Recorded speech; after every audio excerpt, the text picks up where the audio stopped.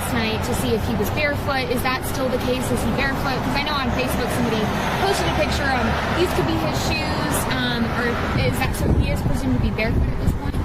What I can say is that his mom says all of his shoes are accounted for at the house. I'm not going to say that he's barefoot. All right. Allegedly! Hello everyone and welcome back to my channel. This is Lady Freedom here coming at you with another raw narrative. Here's a brief disclaimer for tonight's show. Let's watch. That's ignorant!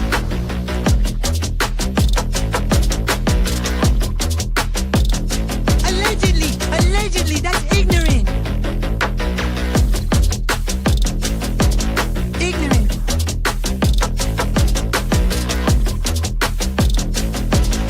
Judgment, Alfred. Boy, you read my thoughts. You've got the shinin. You mean shining? Shh! You wanna get sued? Judgment, Alfred. You just use that shin of yours to call me and I'll come a-running. But don't be reading my mind between 4 and 5. That's Willie time. Hey, yo, Bob. I love him when he does that.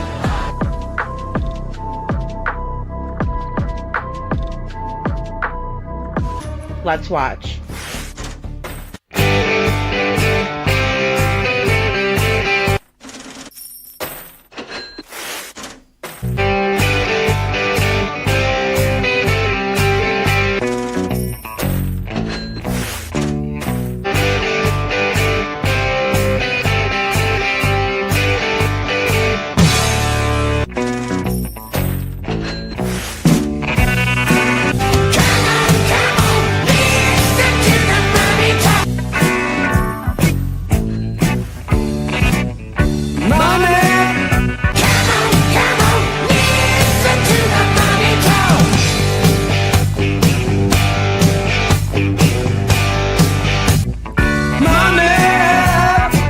Don't get me back to good bullshit.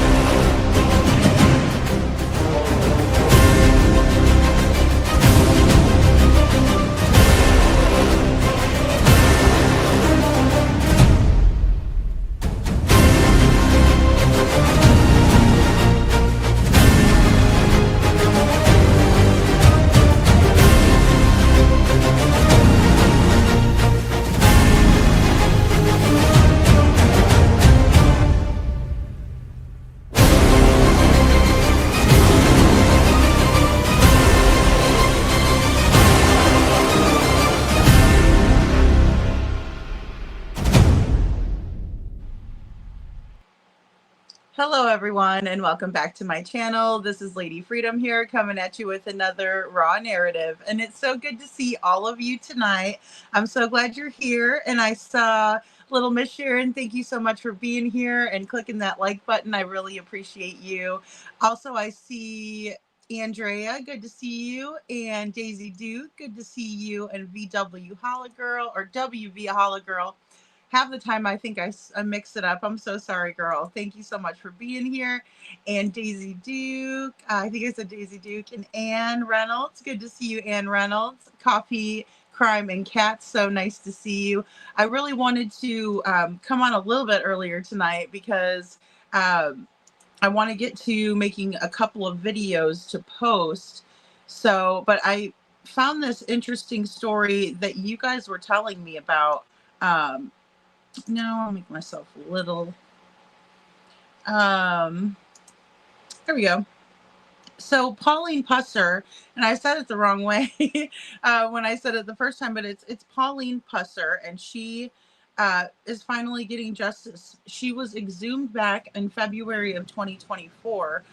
From my understanding, somebody had kind of relayed that message over to me, and I wanted to kind of just go over some of her story, and then maybe show you a few news clips because it is all over Tennessee news tonight. And this is all happening back in 1967.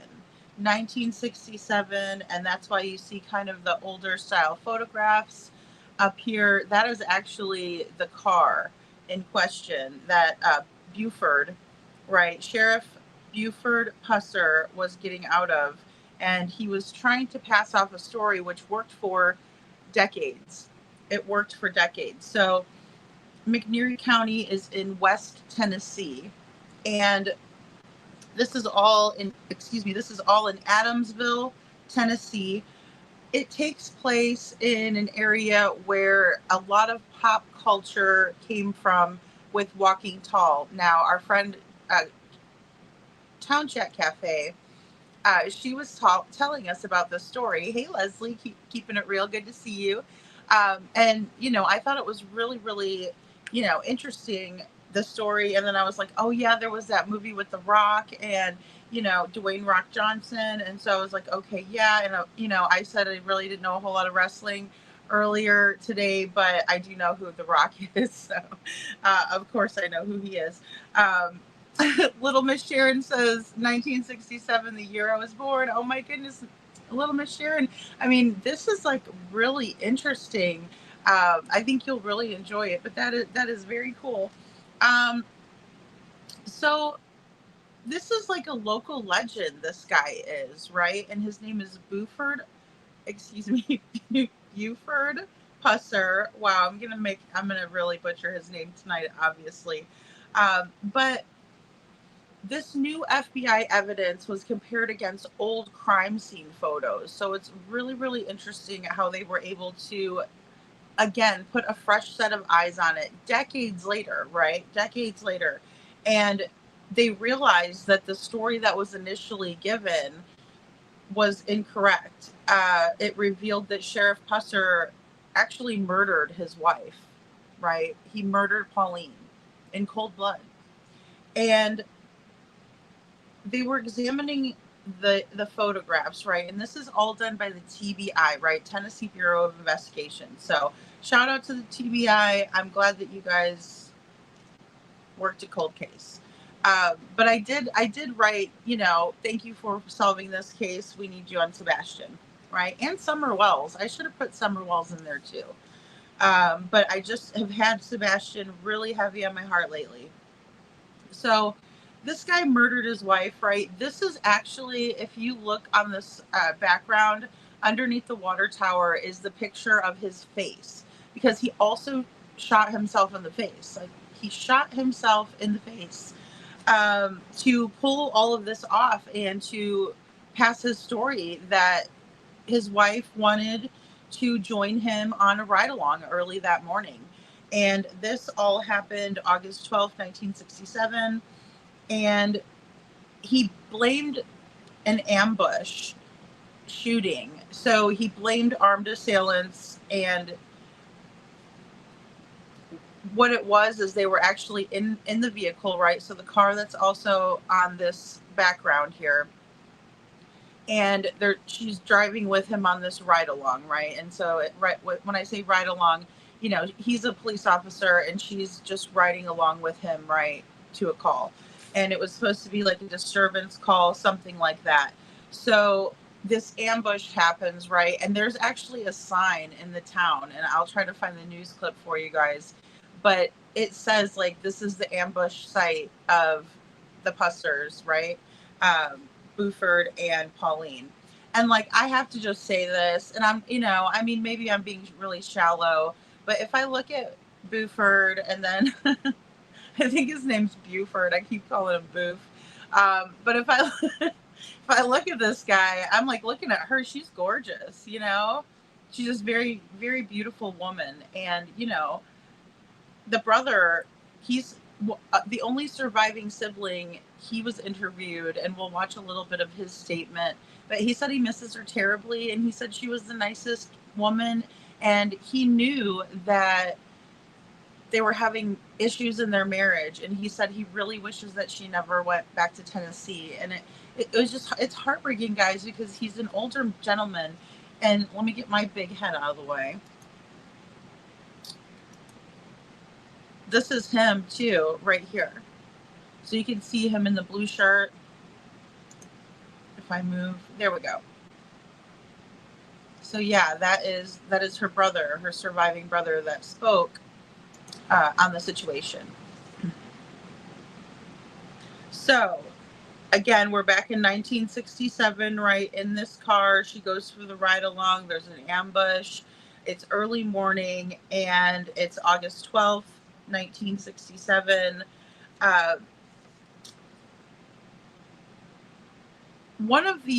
So they interviewed several people, or tried to, right? There's actually a museum that was made into a museum of his old house where he lived for however long, but he's been dead for 50 years. Buford has been. And basically, he wasn't who he was portrayed to be. Like this local legend based on the movies Walking Tall, right, all the way up into the one with The Rock. They were like, he's a local legend. He's for justice, right? He was portrayed to be this person who was all about justice, but it's being alleged that Pauline was about to out him about all of this corruption. And she allegedly told him, I'm going to expose you and tell the TBI on you. And he said to her, quote, if you try that, you won't see the light of day, end quote.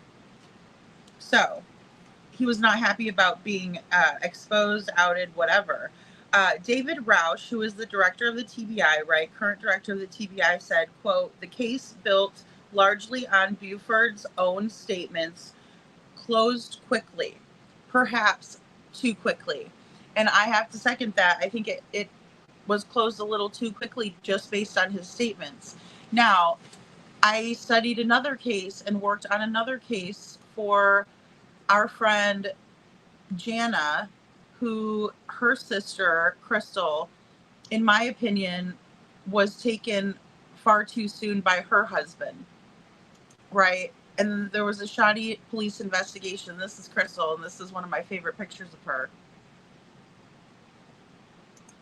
The gunshot wounds were actually located on the opposite side of her head, actually.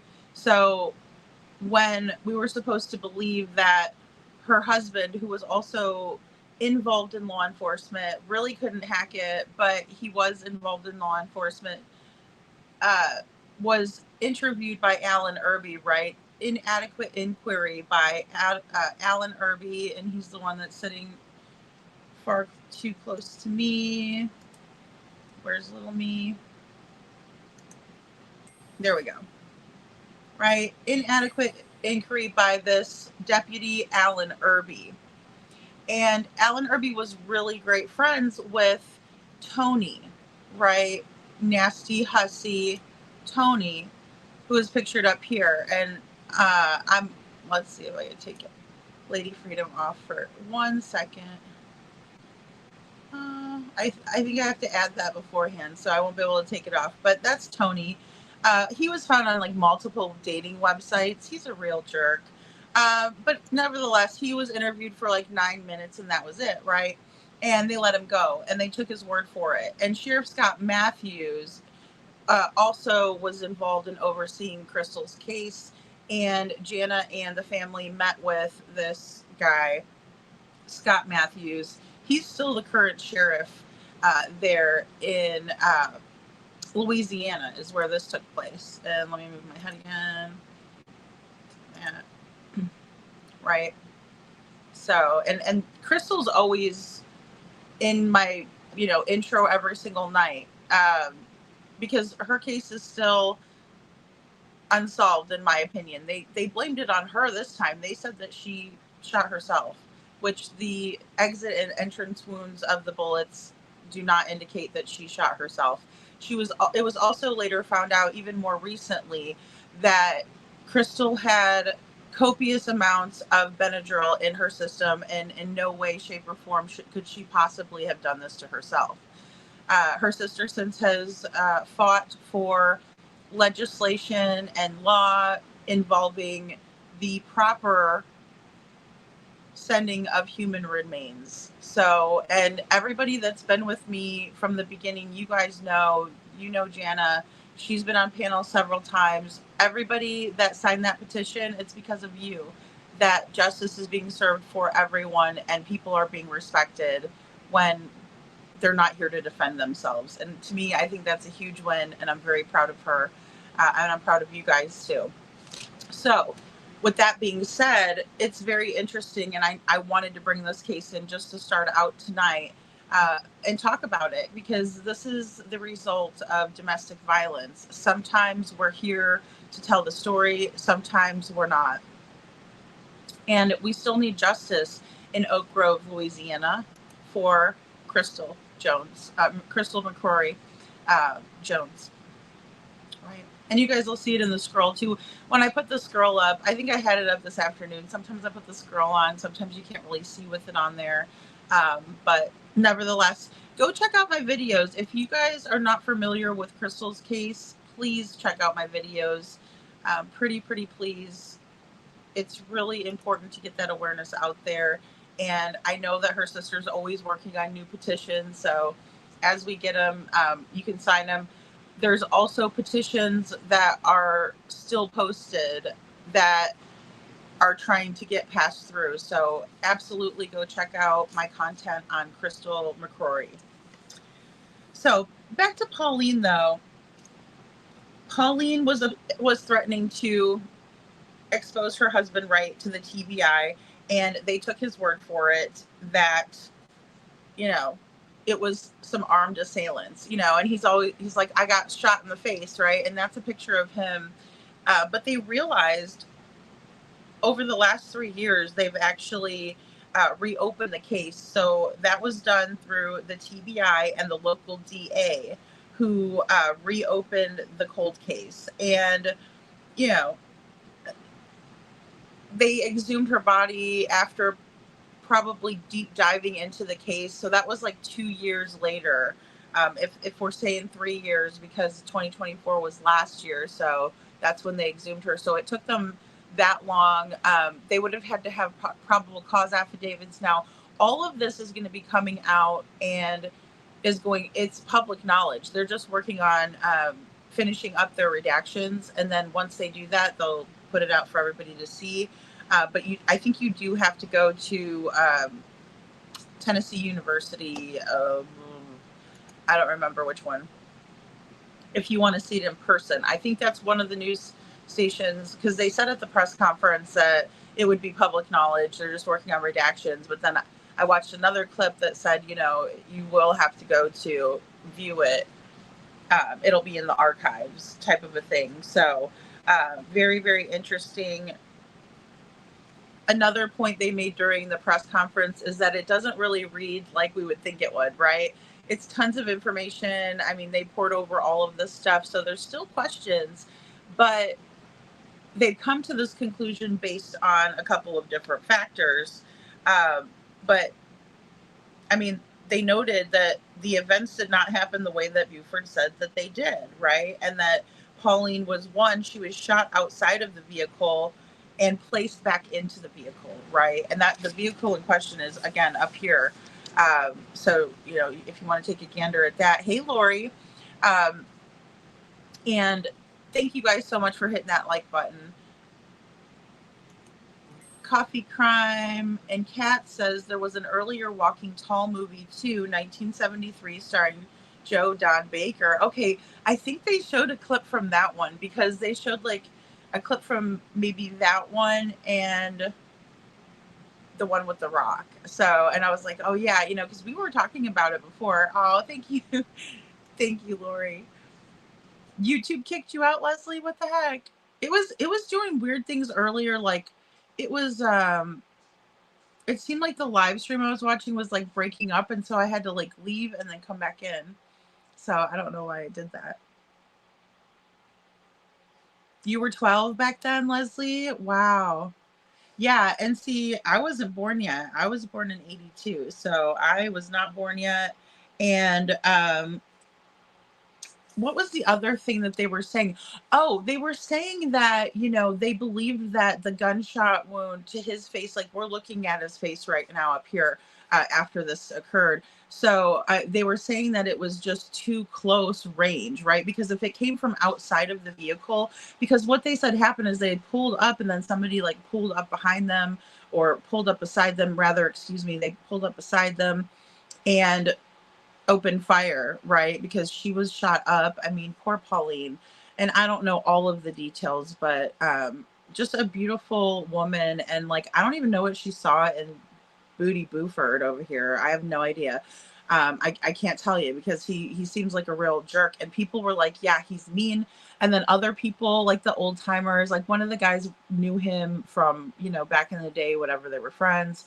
And he's like, oh, no, I don't believe that he did it, But I mean, I'm not going to bash on that little old man. You know what I mean? That's kind of not my thing. But either way, there's mixed emotions. I mean, some people obviously that grew up thinking that he was someone to look up to have to be kind of, bummed out about that. Or maybe they're just like, um, I'm my own hero now. You know what I mean? Like if they did enter law enforcement because of someone like this guy, because they glamorize it in Hollywood. And I mean, it is a really cool job. In my opinion, I think it would be extremely rewarding to solve a case or to save someone, or like that one really great cop that gave his badge to that lady. That was so sweet and heartfelt. And like it would be great in those moments. There would be moments of terror. There would be moments of, it being super hard. Right. So, I mean, everything comes with the territory, I guess, but that's just me speculating.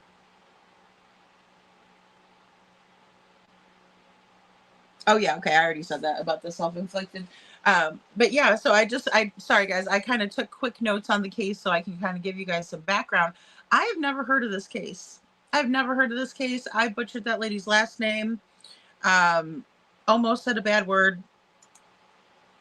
And thanks, Lori. I'm glad she's finally getting some justice too. Coffee, crime, and cats. I mean, I really love stories like this where, I mean, this guy's been dead for 50 years, so it'd be better if we could have like had a perp walk, right? Let's be honest. But I mean, since we didn't get that, it's great that she was able to still tell her story. And I mean, I just want to remind people of that. Like, that's why I say we don't vanish. We don't vanish. We remain here. And especially, the problem in Crystal's case is her husband hurried up and quick and cremated her against her family's wishes. If that doesn't scream guilt, I don't know what is. But if he's not guilty, allegedly, in their opinion, in my opinion, I think he is. I've seen the crime scene photos. I've shared them with you guys. They're horrific.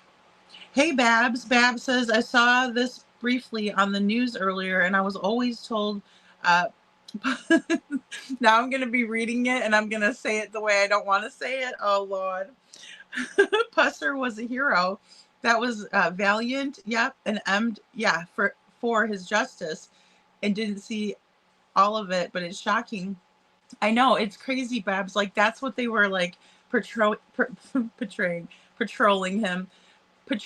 him to.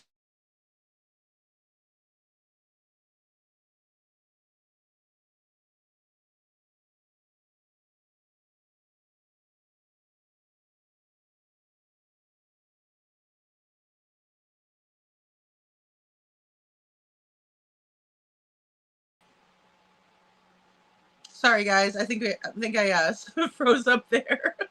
I can't imagine what face I was making. That's hilarious. Okay, so, but no, they portrayed this guy to be someone who fought justice, whatever he could do. Basically, like the end justified the means, sort of like a Dexter, but not really that to that level. Like, because Dexter's kind of crazy with it. He's always trying to hide, the bodies and stuff. But yeah, they totally portrayed him as someone he isn't. And it had a whole ass museum, so it's got to be shocking, especially if you're like little. You hear these stories, right, and you're looking up to him, or you're like, oh my gosh, that's the guy that like I looked up to, and that's why I became an officer, or joined whatever, the pursuit of justice, right? Hello, lady and friends. Carla says hello. Carla, she said, oh, sorry, I already had you up there. Yeah, Buford. I love Buford. This guy's name, you guys.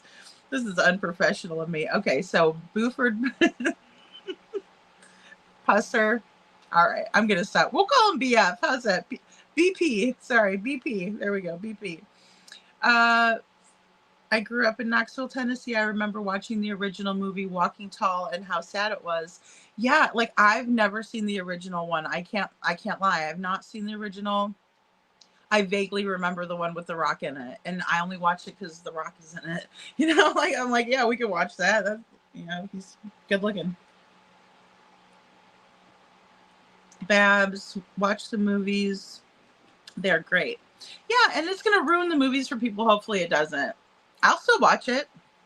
I'm actually intrigued to watch it when I wasn't before. So, Babs, watch the movies. They're great. I wish we had on to go to Craddock. Oh yeah, in Craddock's place. Yeah. And that was funny because we were just talking about that in here actually, because Town Chat brought it up. I saw Walking Tall in the 70s, Babs says. Hey, Deanna, good to see you. Oh, we got another fan here. Loved Walking Tall in 1973. Oh my gosh. So now I really have to watch it. I wonder if it's on Netflix. I mean, I'll definitely go watch the one with The Rock again. I remember it was like a good movie. I don't know. I do like justice movies. Like, even when justice is served, like Man on Fire with Denzel Washington. That's a great movie. I loved watching that. And I mean, I don't like the gore and stuff, but when he was doing that to those criminals, I was like, this is good. This is a good movie. Coffee, Crime, and Cat says, I was always skeptical of his version of what happened. A few years ago, I was reading about it. Yeah, so that's the one lady said that her, father had told her stories and that he was like a mean guy, so like some people encountered him. He was, a great guy, friendly. Some people said, no, he wasn't a nice guy and he wasn't like they portrayed him to be. But the TBI seems to be pretty solid on the fact that he, I guess, murdered his wife in cold blood. And the brother was saying, yeah, if I would have known it was as bad as it was, like he was aware, but he just said that it was probably like the worst thing she could have done was to go back to Tennessee, back to him. Nothing to do with Tennessee, but back to him, right? Because he was the problem, not Tennessee. He's the jerk. Bab says, I don't recall about his wife. I was very young. Yeah, I mean, in like 1967, so that was 3 years after. So if it was, when did you guys say the movie was? 73? Yeah, so 6 years later, right? That they made this movie. And then, wow, that had to really be tough for the family. His wife was killed while in the car riding with him. Yeah, he said that she wanted to do like a ride along, which I was like, that's kind of cool. I didn't realize that like if you're a wife of a cop, you get to go on a ride along. Like I was like, that's pretty neat. But then again, I was like, if it kills you while you're out on the ride along, it's no longer neat. Thank you. It's Buford. It's Buford, Babs, and I keep saying Buford and Buford. just wanted to stop in and say hi. Oh, hey, Lori. Oh, go watch movie night with the husband. Lori's got date night. Yay, Lori. That's so cute. You guys have fun. Aw. Fab says, I remember some of it and seeing the car get shot up and veer off the road into the field. OMG, I was so little and I still remember it. Well, and I found it really, really interesting. They still have that sign up. Like, they showed it and everything. It was like, this is the site of the ambush. And I'm like, oh, Lord, this is some site of a domestic violence situation. Whatever you guys call that in the cop world, 1095 or whatever it is. WD-40, I don't know, but that's what that was. I hope they take that sign down. I hope they do. Maybe they just needed, have the house bulldozed to the ground or something. That'd be nice. The Rocks version is pretty cool, but not actual events. Oh, okay. So Babs, so like the one in 73 was real events, and then the one with The Rock was just kind of like a remake. Is that what it was? Watch the old Billy Jack movies. They are really good. Hold on. Can you guys hear that in the background? Hold on a second.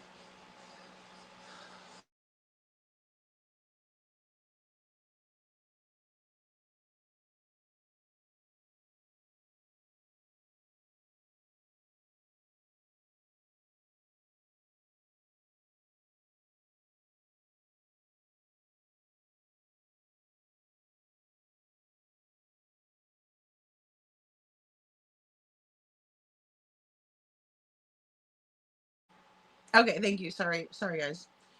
Sorry about that. All right, so watch the old Billy Jack movies. They're really good. Billy Jack. Okay, I will. I'll be off tomorrow. Like I said, I'm gonna make some videos. So I'll put videos out, but I'm gonna be off tomorrow. Hey, Perfectly Imperfect Boy Mom. Good to see you. Ooh, football season. Friday Night Lights. Speaking of shows, I really like that one. Not the movie. Like, the movie was kind of dumb, but where the girl does that whipped cream stuff. But like, the show Friday Night Lights, very good show. Very, very good show. Anne says, I believe that Josh was all three of the walking, or has got all three of the walking talls. Yeah, and I was wondering because you said that he likes wrestling, and then The Rock was in the last one. So very cool. Very cool. Crime Coffee, or Carla says, I love Billy Jack, and I've watched over 100 times. Love the song. Oh my gosh, you guys got me wanting to watch it then. Oh, on DVD, Miss Ann, that's very cool. Pusser was hailed as a hero against crime in that county, though. What the hell? I know. Isn't that weird? And a lot of people still are like, it's very weird to them, because yeah, it's it's shocking. Especially like his wife. Like, look at his wife. She's so cute. Like, she looks little and petite too. Like, she doesn't look like a big lady or anything. And I don't know. He's not very cute with his weird looking haircut and his stupid bow tie. Perfectly Perfect says, who are we talking about tonight? So tonight we're talking about Pauline Pusser, and she is Buford Pusser's wife, and he was the guy that was in the 1973 movie Walking Tall, and then they did that one with The Rock. And so they just reopened her case 3 years ago, the TBI, Tennessee Bureau of Investigation. And this happened in West Tennessee, right? It was West Tennessee, and Adamsville is the town. But he was really, really popular for being hard on crime and, serving up justice. And then come to find out, after they've reopened this, they exhumed her body back in 2024, realizing that the wounds like to her skull, because she was shot, you could see that this is actually like the crime scene photo up there, with the bullet hole in the windshield. And they realized, and that's his face afterwards. He shot himself, allegedly, according to the TBI. But yeah, so we're talking about that. But either way, they just exhumed her body and figured out that everything wasn't matching up, right? They looked at the old crime scene photos. They looked at, the statements. They looked at her remains, and they figured it out that he should have been arrested and charged, but he's been dead for 50 years. So it's justice, but not like we're used to seeing, I guess. Hey, Town Chat, there you are. We're talking about the walking tall guy himself. Who would have thunk it, right? This is so cool. You're talking about the movie. Isn't it amazing how the corruption is still going on in Tennessee? I know. Well, this time it's in West Tennessee, and everybody was thinking he was a great guy. And then we're kind of putting it all together. 1973 is when the original movie came out. This happened in 1967. And so, 6 years later, the movie's out, right? So they had been already working on the movie for a little while. And I don't know how long movie magic used to take, but I'm guessing it was a couple of years. I don't know. I would like to know some more. See, that this is what happens when I get into a rabbit hole. I'm like, okay, so how long did it take for them to make a movie back in that era, right? And I'm looking back, and that's how I lose 17 hours of a day. Yeah, everybody thought he was a hero too. Yeah, Bab says, I always thought he was a hero against crime. So he's not. So he's a criminal and got shot up along with his wife. I'm so confused for real. No. So he's a cop, and he said that early that morning, I'll get my paper out so I can give you guys like some dates, right? I like to do that. So early morning, August 12th, 1967, Buford alleges that his wife wanted to come on a ride along with him. And so they go on a ride, to a call. He was a police officer.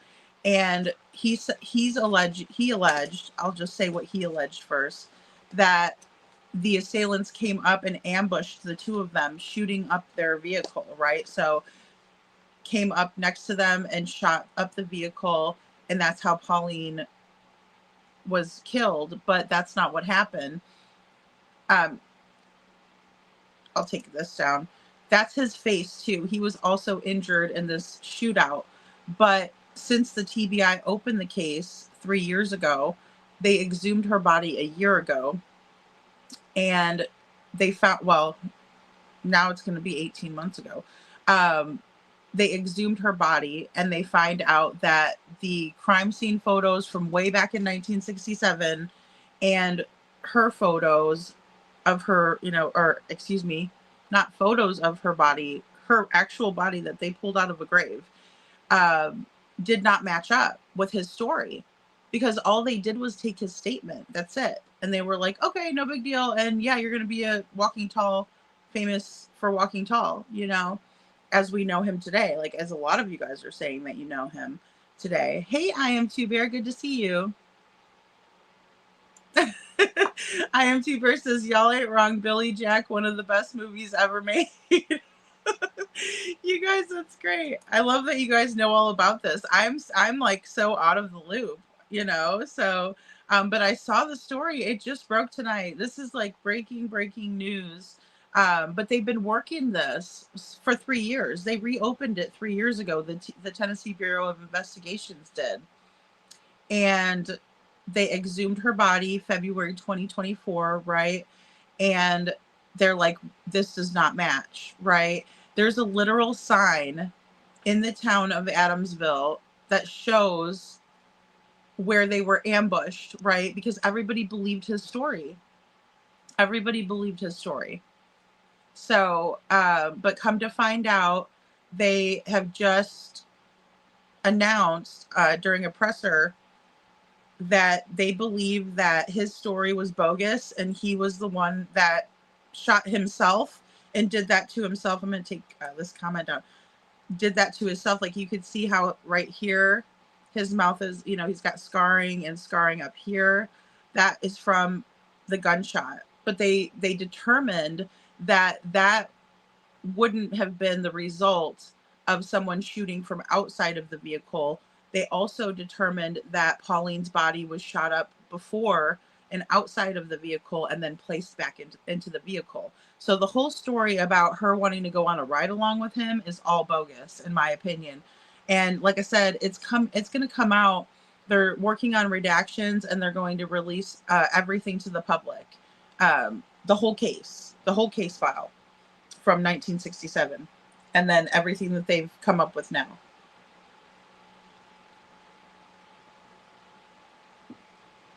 I am too bare. Well, that's the thing. I never saw the 73 one. I remember seeing the Rock one, but I don't even remember like a whole lot about it. I wasn't paying attention. I probably wasn't paying that great of attention. Hey, Mama, good to see you. Bab says, I'm so confused. So yeah. So Pusser survived the reported mass shooting, but his wife didn't. And I thought they both were murdered. No. No. So he's been gone for 50 years. He had extensive surgeries done and everything. Like, that's him after the shooting. He absolutely survived it, but she did not, unfortunately. And then they determined that it didn't happen while she was sitting in a car at all. They just determined that from exhuming her body back in 2024. So it's taken them, when they reopened it was 3 years ago. And then they exhumed her after a year and a half. Yeah, because that would have put it 3 years, year and a half. Then they exhume her body, and then they determined by doing that, and then they re-examined everything, right? They re-examined the statements, but see, there wasn't a whole lot given. Like, this was the quote from David Rausch, director of the TBI, said, quote, "This case built largely on Buford's own statement closed quickly, perhaps too quickly." So in other words, they took his word for it, and they were like, case closed, whatever, go on with your business. And now they're saying they shouldn't have done that, because now when they reopened it and exhumed Pauline's body, they've determined that this was absolutely him that did this, and he shot himself in the face, and he shot her up and put her in the vehicle and then passed off the story, right? Because there were many things within the crime scene photos that didn't match up with the condition of her body, but then on top of that, that didn't match up with the story, right? It all was really bad. And he is beloved, so everyone's kind of like in shock and awe. And like I said, the TBI has been working this for 3 years, according to them. So this is just brand new. That tracks Tennessee's not getting this right. I know, perfectly a perfect boy, Mom. I was just like, when I saw this, I was like, this is really interesting. I'm so glad that she got justice, though, Town Chat says, I was trying to say the Walking Tall movie, LOL, and I was typing. My husband came up and started talking to me, and so I got distracted. I almost typed in The Walking Dead today. When I was typing in for the title there, Town Chat. I really enjoyed the one with The Rock because he's my husband in my next life. Babs, same. But it's a good watch. Yeah, I remember it was like action-packed. It was funny, right? Like, because he's pretty funny. It was good. I remember it being good. I just don't barely remember it, and I certainly didn't watch the older one. I mean, I like old movies. I'll watch any movie. Sometimes you'll watch a movie and you won't even think it's going to be good, and then all of a sudden it's great, or you'll be watching one, you'll be like, oh, I can't get that time back. I Am Bear says, well, the movie tickets were 25 cents on Saturday matinees in 1973. Cool. Oh my gosh, I bet you could get popcorn for a decent price too back then. Now it's like $25 for a tub. I like that part, the next life, right? It's like in my dreams, he's my husband in my dreams. Hey, Joe, good to see you. Good to see you. Yeah, we got it taken care of, Joe. I'm so sorry that I timed you out yesterday. I realized it after the fact. Yeah, guys, if there's ever a time where I either the accidental one shouldn't happen. very often now because I'm not using my phone, and before the buttons were so close. But I'm not batting 1,000. That's for sure. Perfectly Imperfect Boy Mom says, "Don't feel bad, lady. I have no clue on any of this." It's confusing, right? It's so confusing, especially for people who have known a different side of the story, you know? Um, it's just a huge twist and turn in this case. And I'm sure there's a lot of people like back then, like her brother was like, hey, I knew that the relationship was bad. And if she went back, it was probably not going to end well, right? You know, just because people can see those things, you know, from the outside looking in. So I know. Oh, I feel the same way. I am Two Bear. Yeah, I am Two Bear says, sheesh, once I'm dead, don't be digging me up. Leave me the hell alone. I know. Exactly. I feel that way too. I'm like, I mean, and that's the thing that's so sad about these cases. It's like you're like literally having to disturb these people because the other people are lying, you know? Why did they decide to reopen the case so many years later? That is such a good question, Perfectly Imperfect Boy Mom. I don't know. There must have been some sort of flag on it because, you know, thinking about it, it happened so long ago. And then they did all the movies, so he got really, really famous, right? He's got like a museum in town. That was his old home. Like they wouldn't comment on the case or anything, but something had to have been. I mean, I'm guessing they left it as an open investigation, but then again, the TBI says that the case was built largely on his statement and closed quickly. So it couldn't have been open. So I take that back. It couldn't have been open because they said it was closed. So they reopened it 3 years ago. Maybe they got some new evidence. Maybe someone came forward. Maybe someone was about to like kick the bucket themselves, and then, you know, and I'm saying it like that, guys, because, you know, if you say those other words, you won't get sponsors and crap. But which I doubt I'll get any anyways. I'm always swearing. But nevertheless, I think they had some sort of new evidence come in, because if it was closed before, I think that's the only way they would be able to open it, or that's one reason why they would reopen it. But that's a great question. I'm going to have to figure that out because that's a really good question. Poor Babs is like, this is disturbing. Isn't it ever? It's really disturbing, you know? It really, really is. And if he did this, I'm so glad the truth is out. But holy shit, yeah. OMG, Buford Pusser shot himself. Where did the onslaught of bullets come from? So they were thinking that he shot her up outside of the vehicle and then put her in there. So I'm thinking the whole entire thing was staged, you know? And then also they were saying, like, I'm not sure what type of, firearm was used or whatever, because obviously he would have had to get rid of those, right? And I would think that, but they were saying that the crime scene didn't match up at all, and then they just took his word for it, you know, because he was the sheriff. And I don't know if he was the sheriff back then or if he was if he became the sheriff after. He certainly got famous after. But I mean, you could tell, like, even up his eye, down, I mean, pretty jagged. And he had to have several, I mean, all the way down his chin back here. So, like, he had several surgeries, they said, like reconstructive surgeries. But he's still, you can kind of tell. And there must have been maybe an exit wound up on the other side of his eye right here, because that's a picture of him. And I wish it wasn't black and white because it's hard to tell with the shadows. But yeah.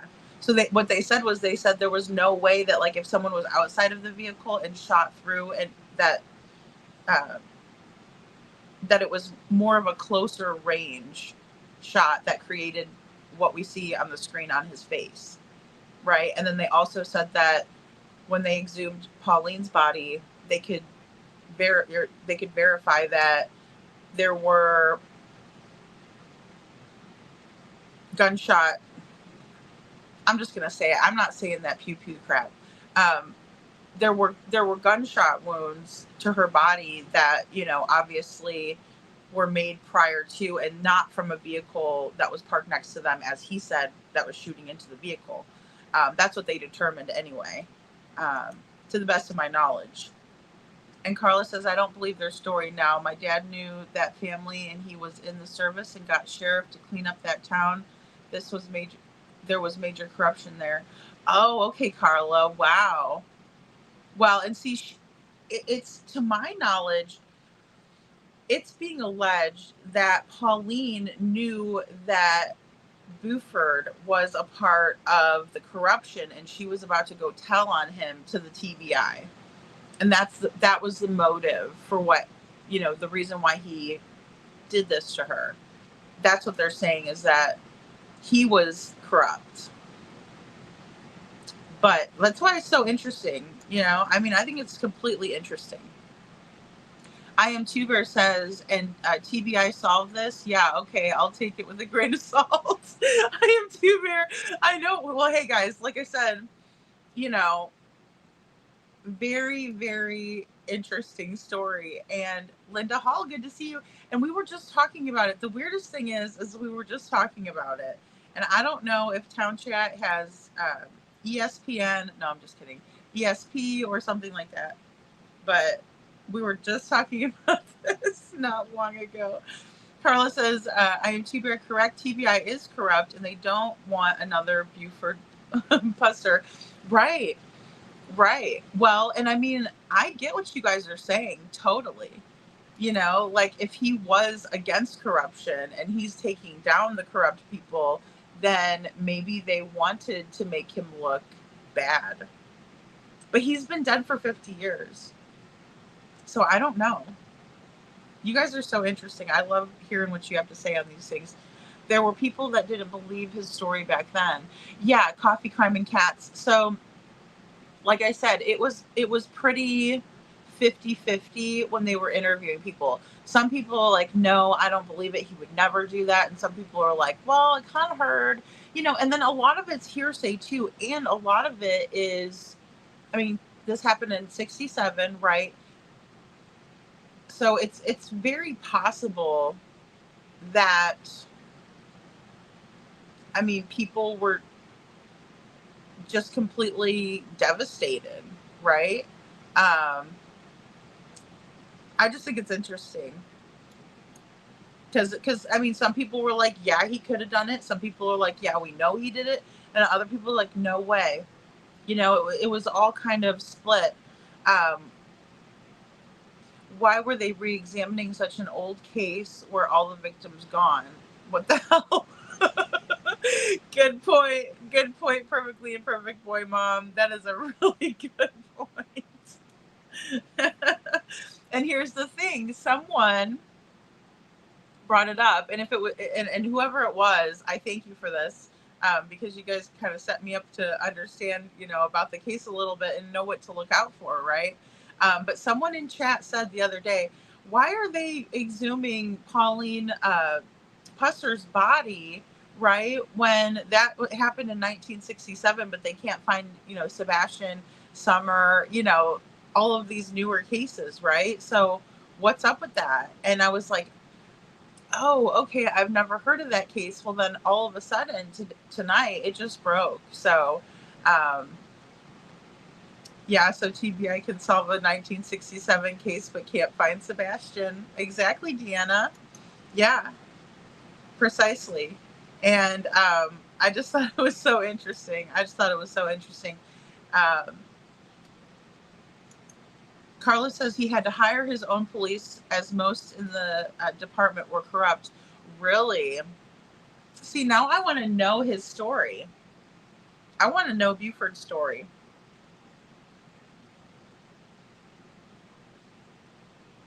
Maybe her family wanted it to be reinvestigated. That's true, Babs, because, guys, this is her, sorry, this is going to get worse. There we go, before it gets better. This is her brother. He's the only survivor in the blue shirt. in the button-up shirt. And, you know, he just was like, I missed her every day, and I knew that there was issues, and I wish she never would have went back to him, that sort of thing. So, you know, pretty conducive with most of the time when people know that their family members are being, or more like in a toxic relationship, or perhaps where there's abuse. Perfectly Perfect Boy Mom says, exactly, Carla, why are they wasting resources on this? I know. Well, and I mean, they exhumed her body. So, I mean, imagine how expensive that is. And then also time consuming. And then with all of the backlogs and stuff like that in the system, and as long as it takes to get back like DNA and things like that, I'm surprised. That's a really good point. I wonder what is, and I'm sure they said it in the news clips that I've watched. Hey, Hope Floats. So we'll have to go back and see if they give a reason. Because they did this, they said 3 years ago. My brother-in-law's grandparents ran the theater where I live, so I got in free popcorn and pop. Oh, that's awesome, Carla.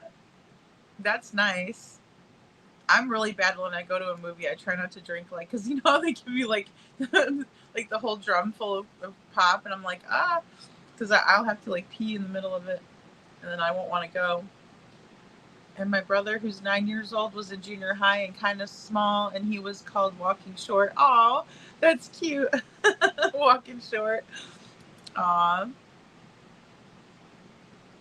Yeah, I was going to say Walking Not So Tall or something like that, and I was trying to play on words there. I was, for the title. Babs, that's funny. Yes, it was on TV. That's where my dad and I watched it. See, it's like nostalgia for everyone, you know? Sounds so familiar to a recent case opened 18 months ago.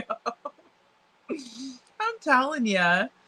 That's how I heard about it, though, that because somebody had said that. They're like, how come they're, you know, exhuming her body and we can't find Sebastian? They're not putting resources towards him. And I'm like, oh, that's a good question. You know, TBI wants to make a hero cop and a bad person, so another guy like him doesn't become the sheriff. Oh, that's interesting, Carla. That's really interesting. Huh.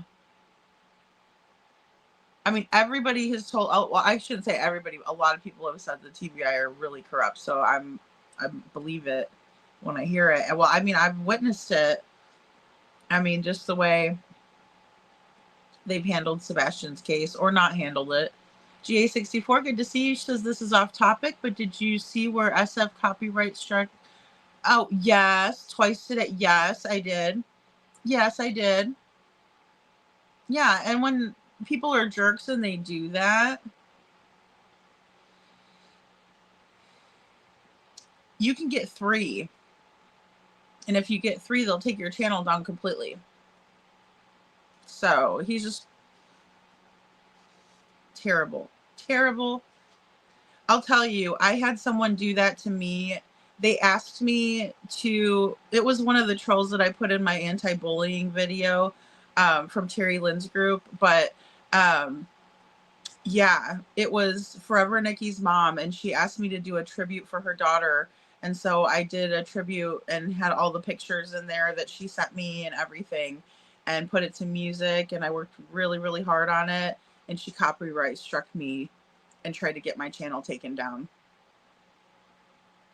True story. True story.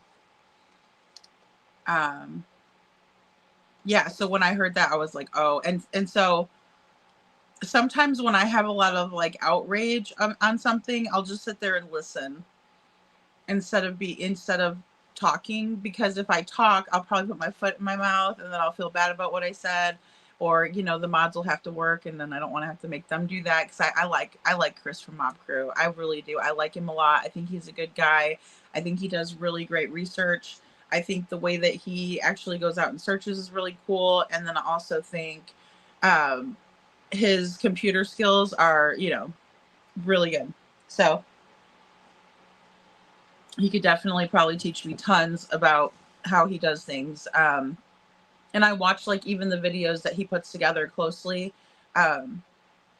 you know, to kind of see it. Once you do video editing, you can kind of like, you pick up on things that you wouldn't normally, like, oh yeah, that's how they change a scene, or, you know, whatever.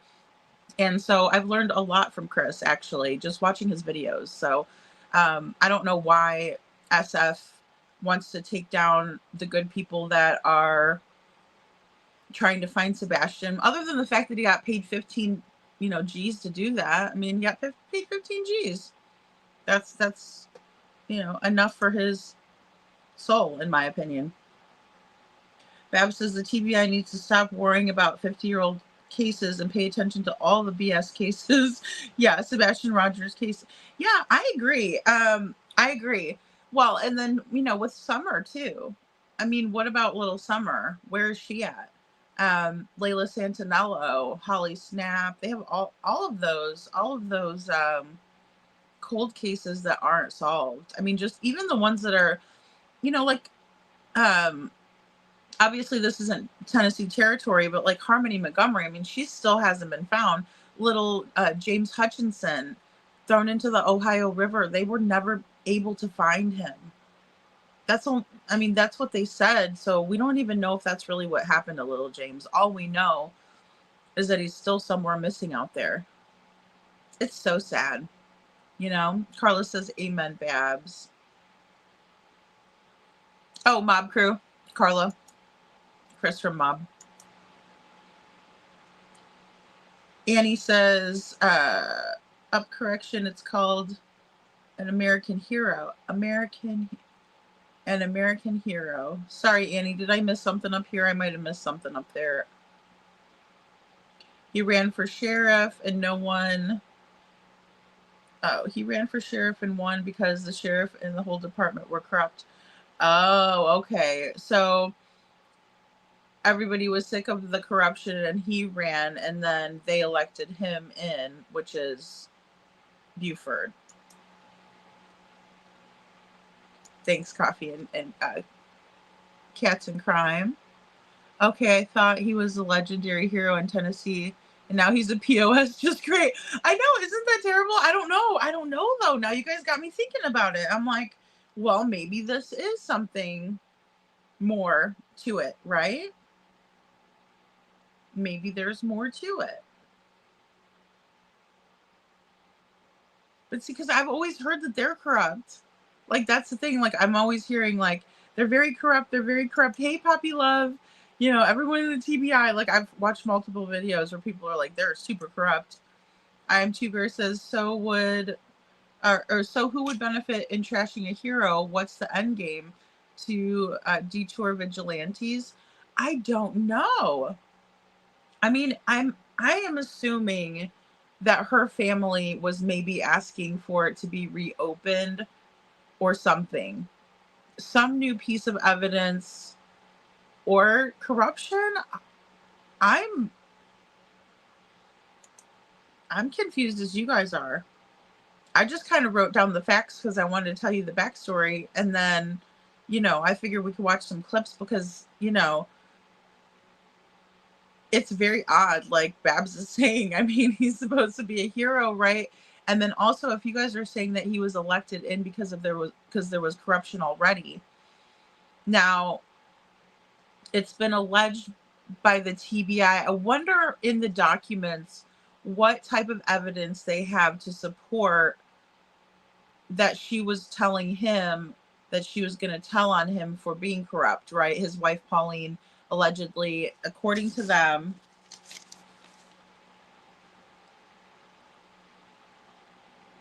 Pauline allegedly threatened to expose her husband, Buford's corruption, to the TBI.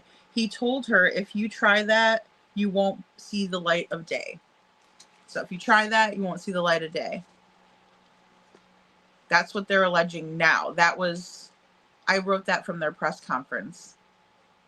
So I'm like, Hey, Jules, good to see you. Turning in from the shift with Canine Gator. Hey, Canine Gator. I hope you guys get some rest. Are you off this weekend, hopefully?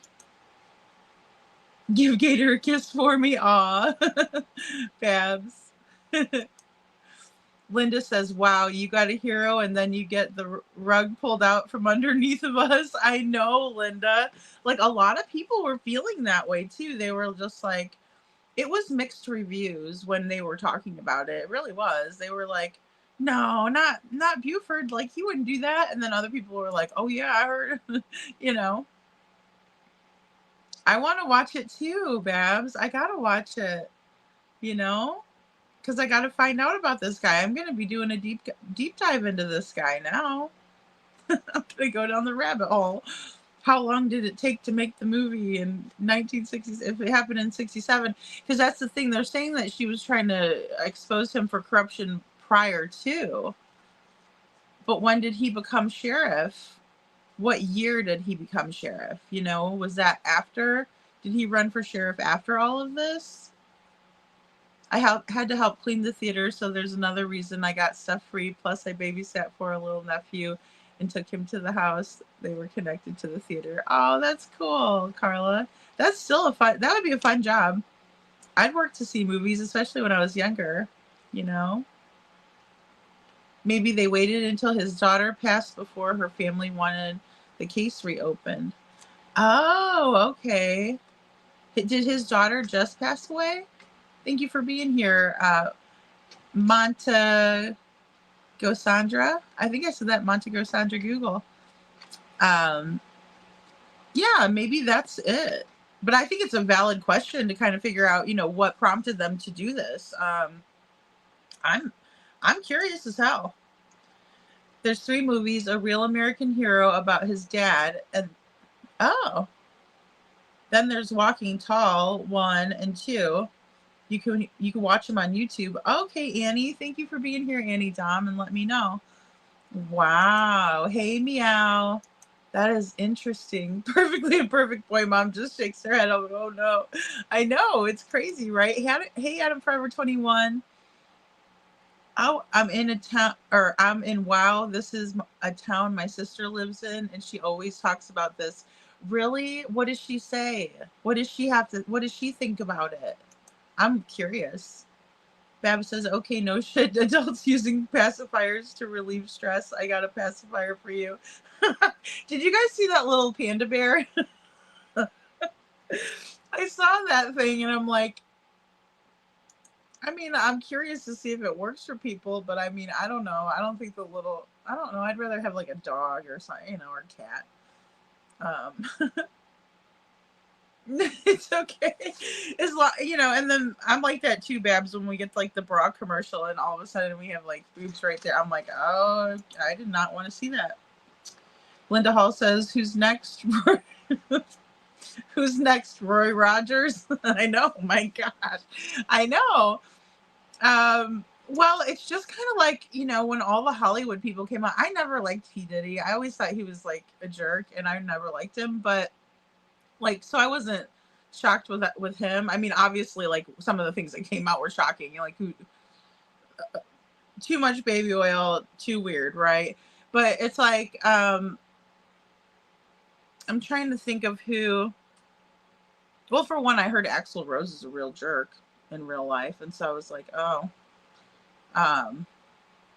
So like that was one. Hopefully, you know, hopefully he's not, but I've heard he is. But, you know, you kind of find out.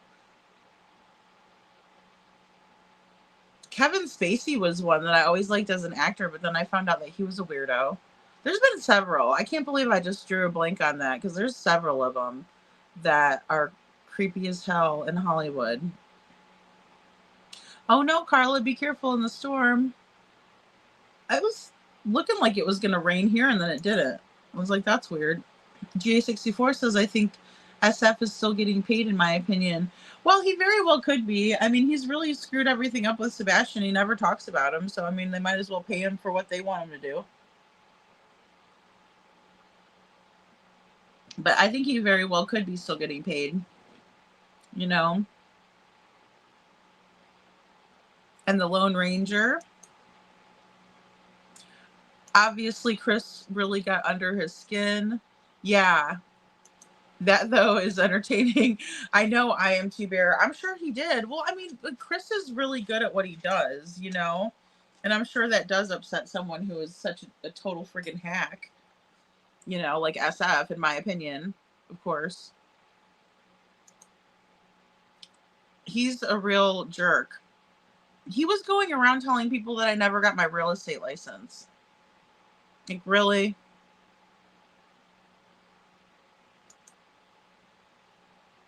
Ann Reynolds says, not to get off the subject, but Josh had a book on astrology and he was getting into astrology. Oh, that's very cool, Anne. I have one it's called Astrology for Dummies or something like that. I love books, though. I have tons of books, and I like all kinds of. I'm interested in all kinds of things, especially when I don't understand something. I think that makes me more interested in it. Right? I want to like learn more about it. Plus, I just love Jen. She's awesome. How could he harm himself the way he did? Is my question. I'm wondering, well, that's a good question, GA64, because what they're saying is that, like, his story isn't matching because apparently he was saying that people, like, had drove up on him, pulled up, opened fire. But I think it's kind of odd. Well, I'll take your comment down just for the purpose, but I want to see the pictures of him after this occurred. Like, I don't care if they're bloody, you know? I mean, I probably wouldn't be able to show them here unless I blurred some of it out. I want to see that, though. I want to see. I'd even like to see this picture better. Because, I mean, you could totally see it's like a zigzag pattern here, right? But he had a lot of reconstructive surgery. Then it goes to, like, the corner of his mouth here, all the way down, boom, like this, like that, right? And then on the other side, I mean, it would be like this side, right? It looks like something. Where's the exit wound? Because they were making it sound like the bullet only grazed his face, and that's why I wanted to put this up here so you guys could see.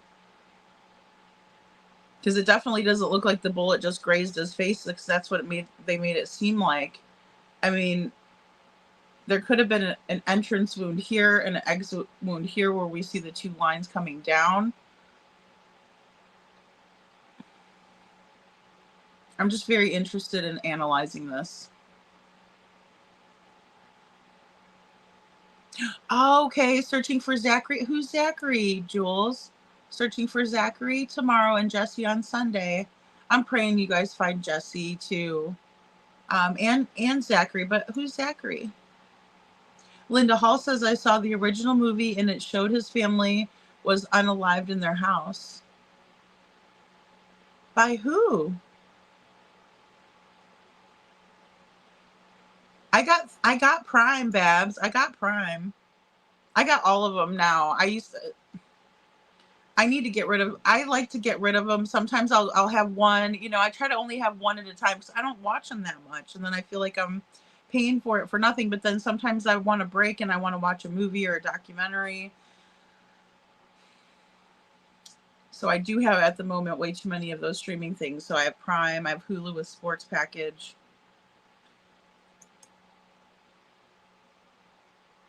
We need to watch Party Babs. I know. I wish they would let us do that. Like, even if we, you know, like, even if I made it smaller or whatever, I wish they would let me do that. Because I want to watch it with you guys. It'd be interesting. I have to stop it. I know people don't like that in the middle, but, or, you know, throughout. His daughter passed a couple of years ago.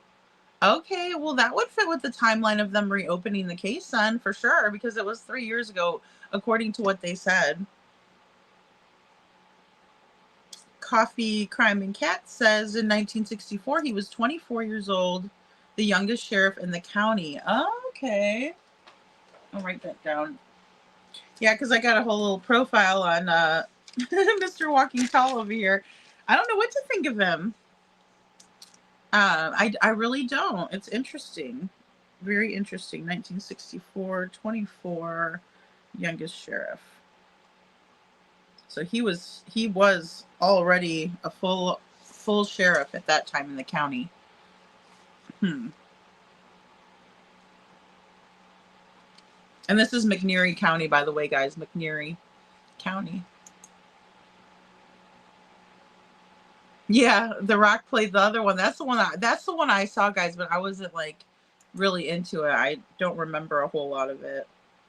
Just like The Rock being his self, his cute self.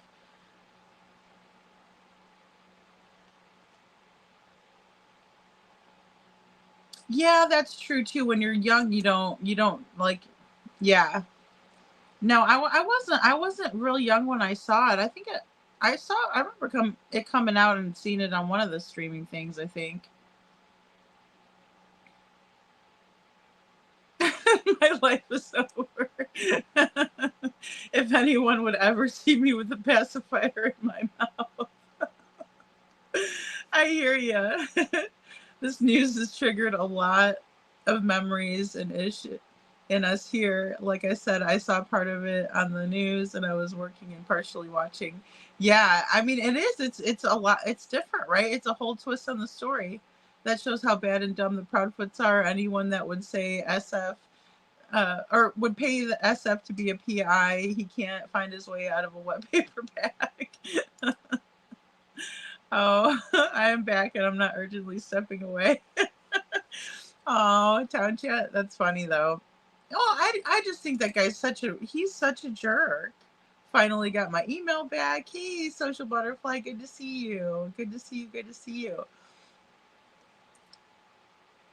Okay, Zachary. Oh, Vidal missing in. Oh, I'll have to look him up too then. Let me put him over here though, because I know I'll start writing all about this, and then I'll say, why did I put him here? Okay. Missing. Where's he from, Jules? Well, he's got to be up in PA somewhere, right? Fish sticks.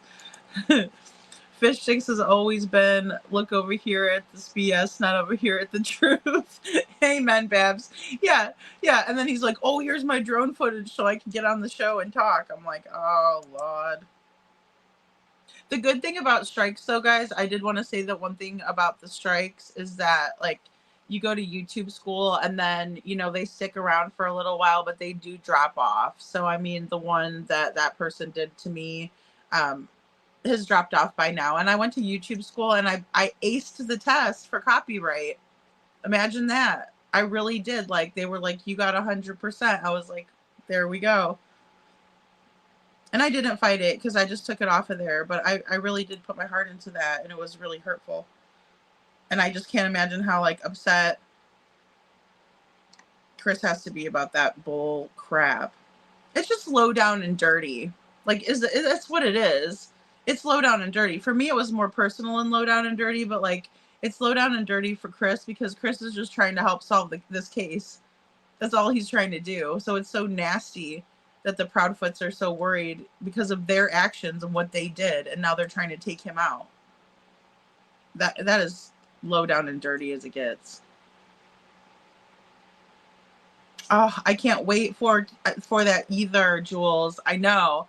I was up on panel with Jen yesterday on MMOs, but I was thinking of Rachel, and that's why I was texting you guys, because I was like thinking of you guys. I was like, virtual hug, you know, because I'm gonna do some research on Jesse.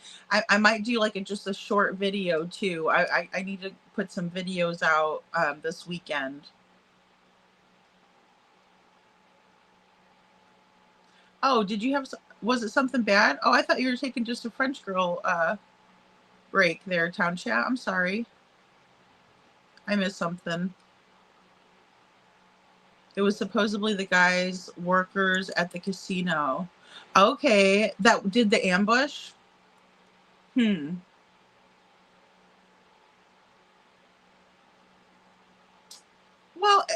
and that's part of it too. Oh, trust me, I have a video coming up for Fishy McFish. Oh yeah, I already planned on doing a video on him just even before this happened with Chris. Because there's just, I don't understand why he is not talking about Sebastian if he's supposed to be working for Sebastian. That's what he told the lore lads. I have it. I'm going to go find it. See, this is the problem. all of this stuff is so convoluted. I know which interview it was. Now I got to go listen to 3 hours of fishy fish sticks with the lore lads. I like the lore lads. They're fine. I could listen to them. But I got to go listen to his fumbling around and ooh, and his dopey looking face.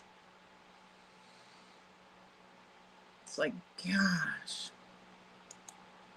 Perfectly Imperfect Boy Mom says, I needed an answer as to why. So I went searching and found something that said they received a tip of the murder weapon. Ooh. Is it in the news clip, Perfectly Imperfect Boy Mom?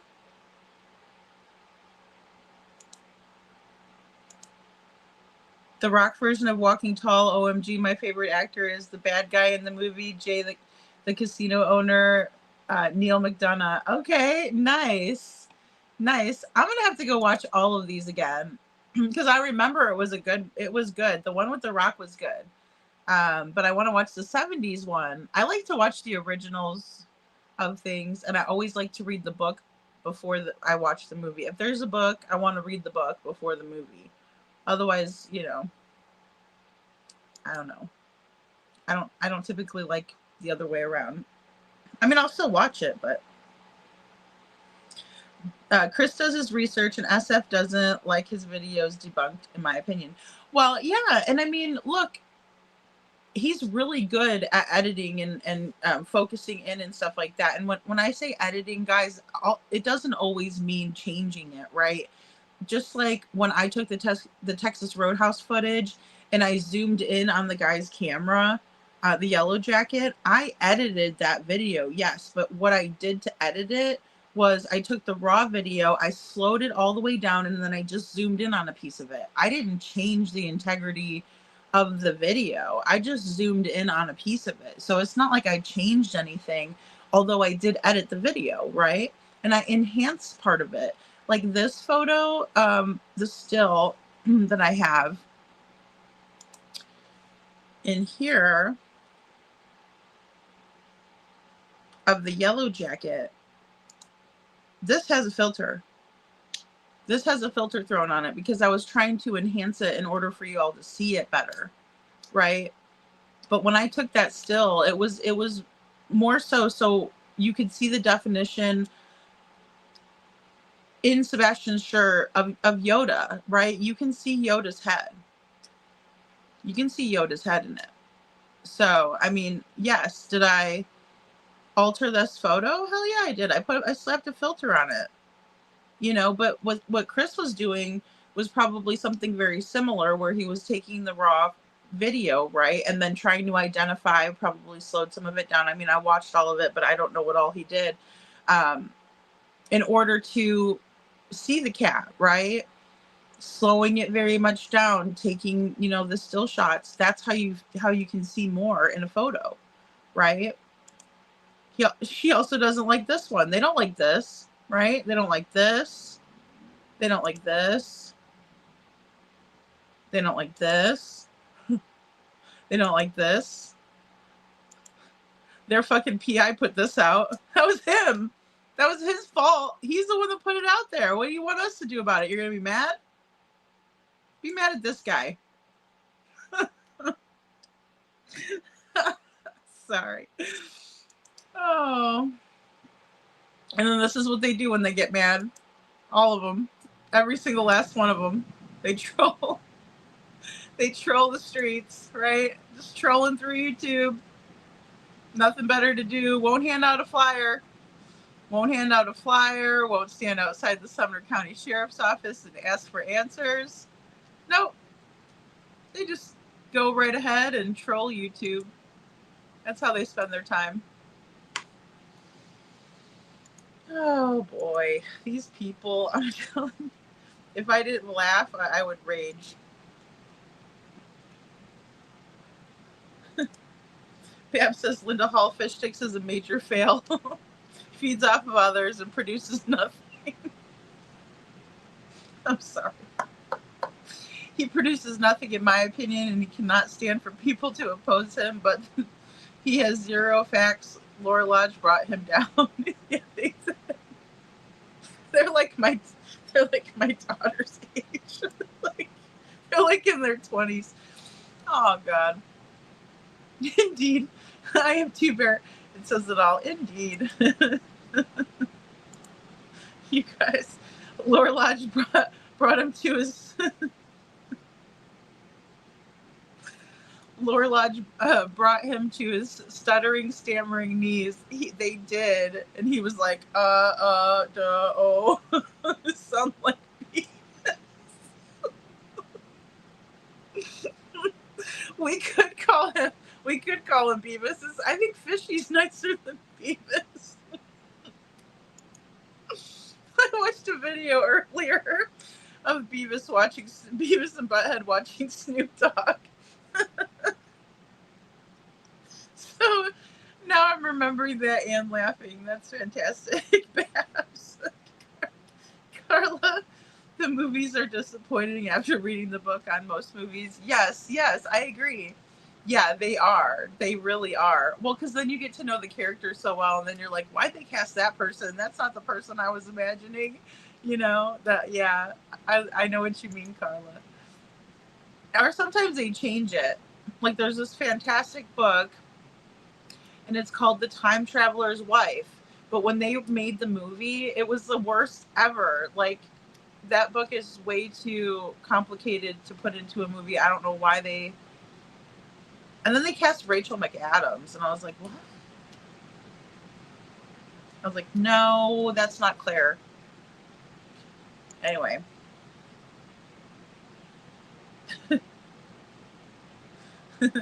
I don't know when they're going to catch it. I mean, I hope to God they don't wait this long to figure this out. But you guys really got me thinking now. I'm really thinking now.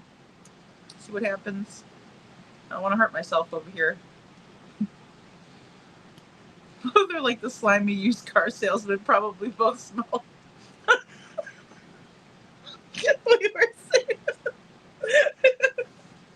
We were saying this.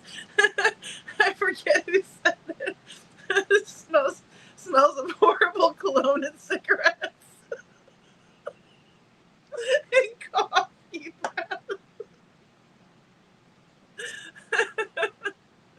The scent of Fishy. Babs, you're killing me.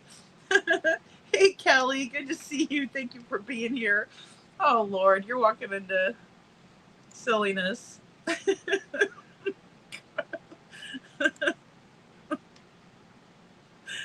Oh, Lord, I cannot see how Chris got 5 wives. They all must have been bad eyesight and almost deaf. I don't know. I don't know. When Chris was like in his navy, when Chris was in his dress blues, I should say, when he was in his dress blues, he didn't look half bad, right? I can't believe I'm saying this, but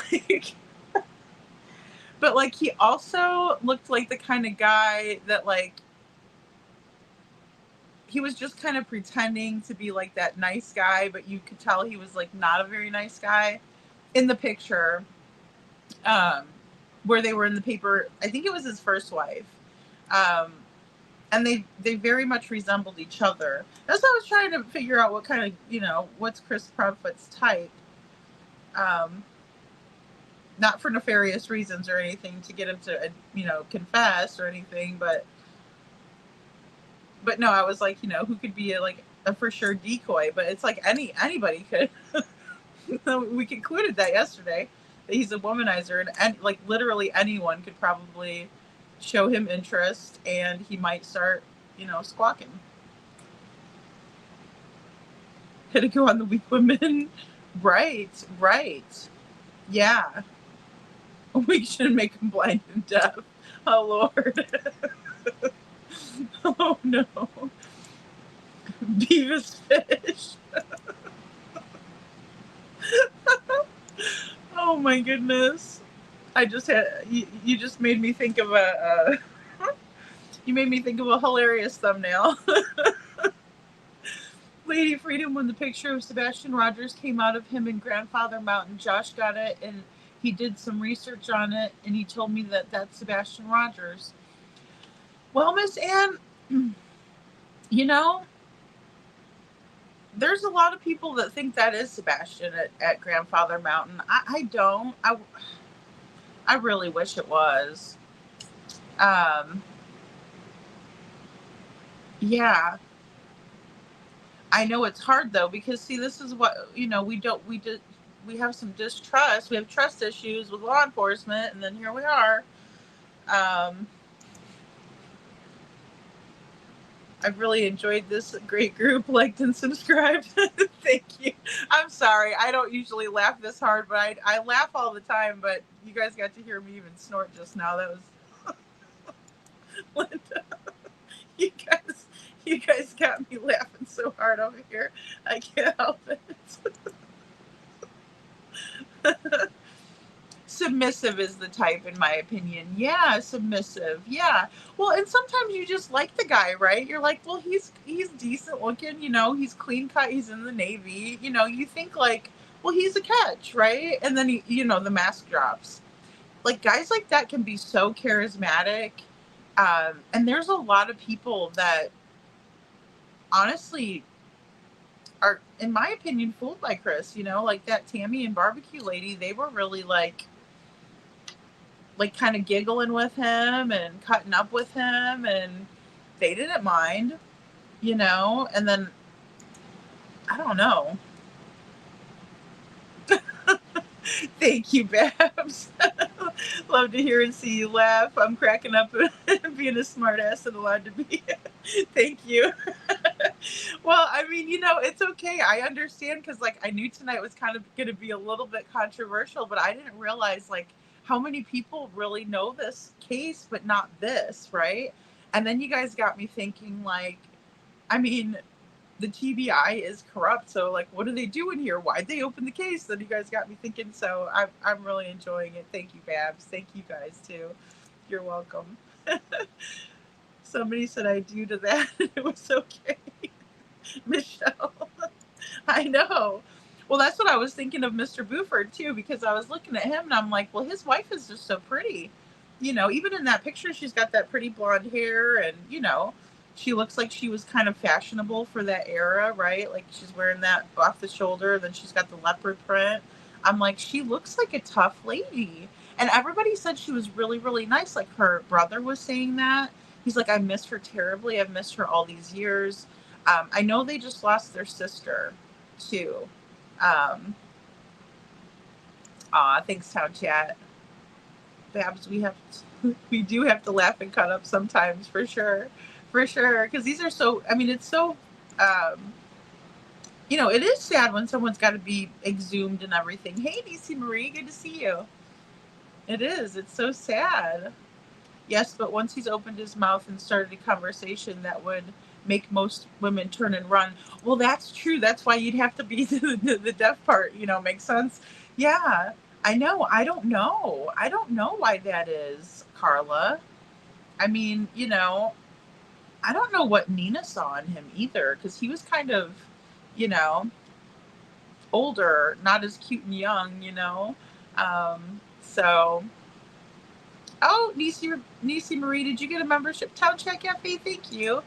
Town Chat Cafe just gifted a membership. I believe it was to Nisi Marie. I saw it turn, so I think. Welcome to the Dragon Tribe, Nisi Marie, and make sure you thank our friend Town Chat Cafe. Thank you so much. Oh, was it Vic? Okay, was it Vic? Thank you, Miss Ann. Miss Ann always sees who it lands on. Thank you, Miss Ann. So congratulations, Vic. Oh, good, Vic. I didn't even know. Oh, I forget though. It can land on people that's not in the chat. So, okay, great. Oh, yay, Vic. I didn't see you, girl. All right, good to see you and welcome. Yay. Welcome to the Dragon Tribe. Yay, Social Butterfly. Thank you. Let's go and look. Oh yeah, you guys, you guys got to hit the like button. If we get to 100, I usually play our little party. We have a Steel Magnolias party in here. It's fun. It's fun. Let me look up these news clips though really quick. Oh, and then of course, guys, they did find bones that may be Travis Decker's. I don't know what to think about that either. You guys can let me know what you think, because I'm thinking maybe.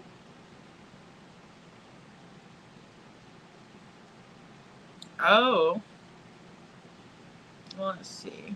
Oh, that's why, because I got to go to YouTube.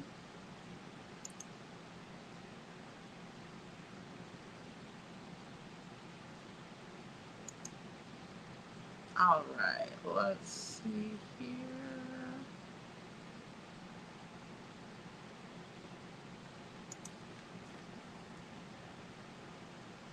I guess I could put her name. I'll just say, I'll put her name in.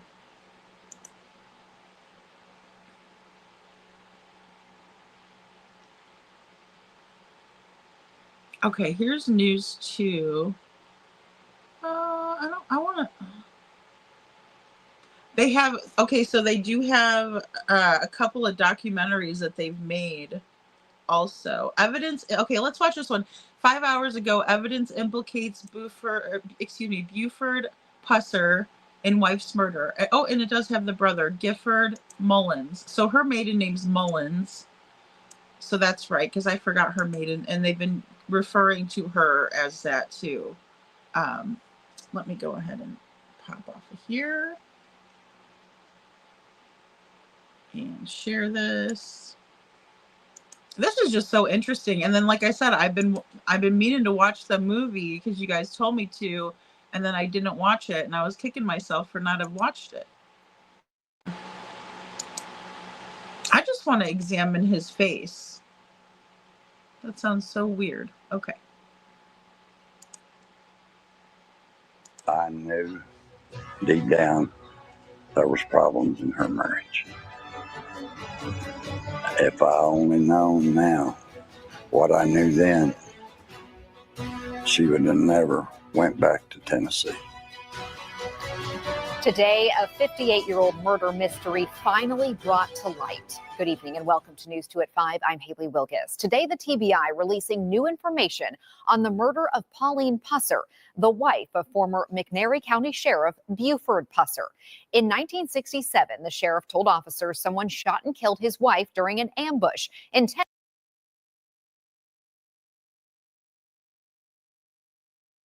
Buford Pusser. In 1967, the sheriff Back on. I just didn't want it to echo too bad. Let me do that. Okay. So the 12th of August, ambush site of Sheriff Buford and Pauline Pusser, excuse me. Hey, Detroit, good to see you. So this is the sign that's there, and there's like a little memorial right there in the town. So I really wanted to show you guys that too. County Sheriff Buford Pusser. In 1967, the sheriff told officers someone shot and killed his wife during an ambush intended for him. Authorities now calling that a lie. News 2's Nikki McGee has more on the findings, leading them to believe Buford Pusser was involved. Well, earlier this month marked 58 years since the death of Pauline Mullins Pusser.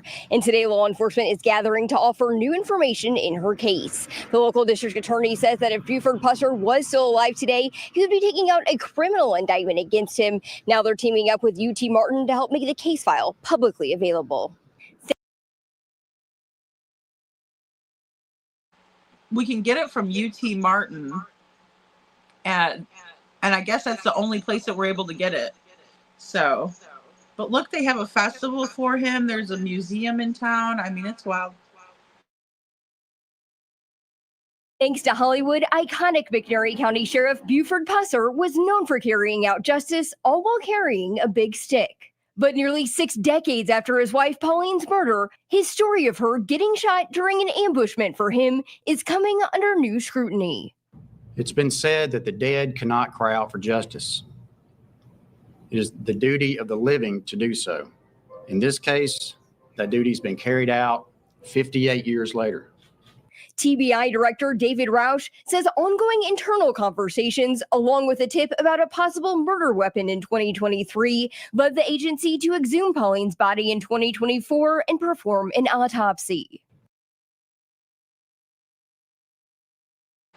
Sorry. So the tip was in 2023 that they got the tip, which led them to exhume her body in 2024, but that still doesn't explain, you know, the timeline in terms of why they reopened the case to begin with, because that wouldn't have been 3 years ago. I'm pretty sure I wrote down 3 years. They said 3 years. I wrote down 3 years. So you guys are making me think about this. This is bizarre.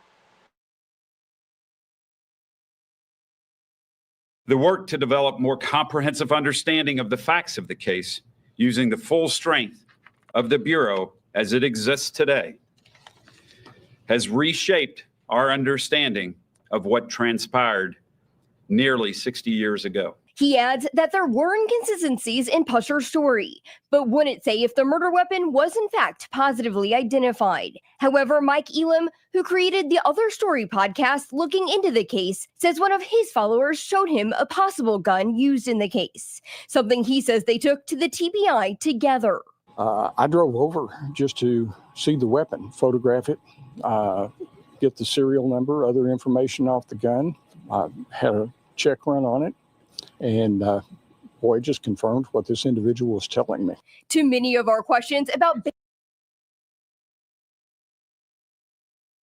So the serial numbers matched on the gun.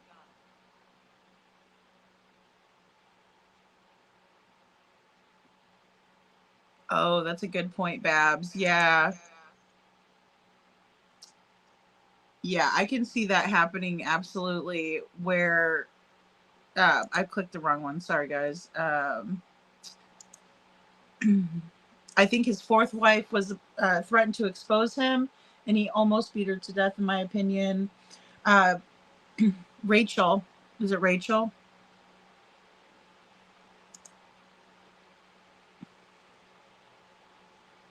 I don't know what to think about the facial recognition that's out. I don't know, Town Chat. It could be but see, weren't they saying that was international? See, I don't know what to think of that.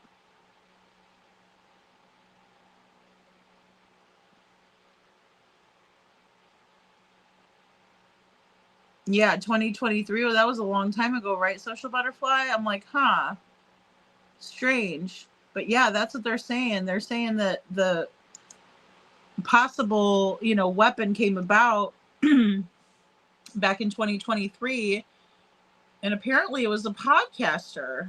That is really interesting. That's enough to make the hair stand up on the back of your neck.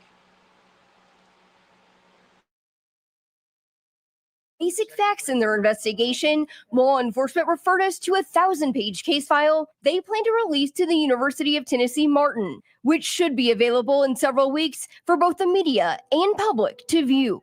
Pauline Pusser's family shared a message at today's announcement.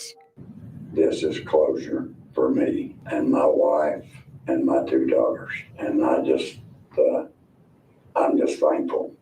The TBI's communication team tells me that the Bureau is still working on redacting the case file, but expect to have it publicly available sometime in the coming weeks. And if you'd like to make an appointment to view that in person, you can contact UT Martin. Reporting in Somerville, Tennessee, Nikki McGee, News 2. Now, the city of Adamsville, where Pusser lived, released a statement following today's news. The city acknowledged the TBI's findings and said in part, quote, "While the legacy of Buford Pusser has been a part of our identity, Adamsville is defined by much more." City. Obviously, they believe it. You know, some of them are. That's a statement from McNair County, city of Adamsville statement. Again, while the legacy of Buford Pusser has been a part of our identity, Adamsville is defined by much more. And I agree. It's not the people in the town. It's the corruption of the officer here, right? And it doesn't even speak for the entire police force. We don't know. I mean, obviously this guy had an issue with his wife. Nisi Marie, thank you. You know, and there was some sort of, you know, discord between them. And his family, their torment, isolation of her and her children, and the intimidation, all approved by Sumner County Sheriff's Office.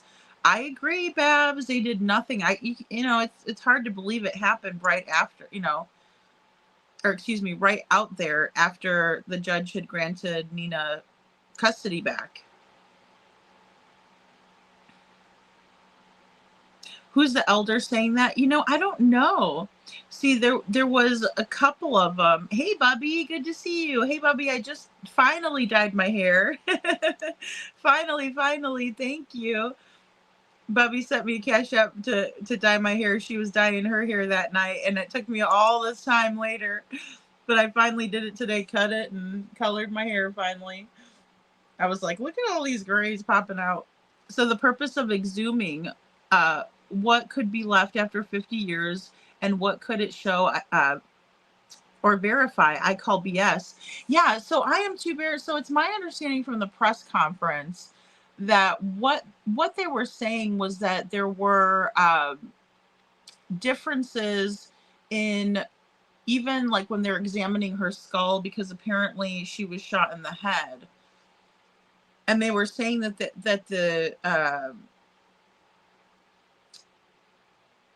the bullet holes, and I'm probably not saying this completely 100%, were showing something different, right? Or the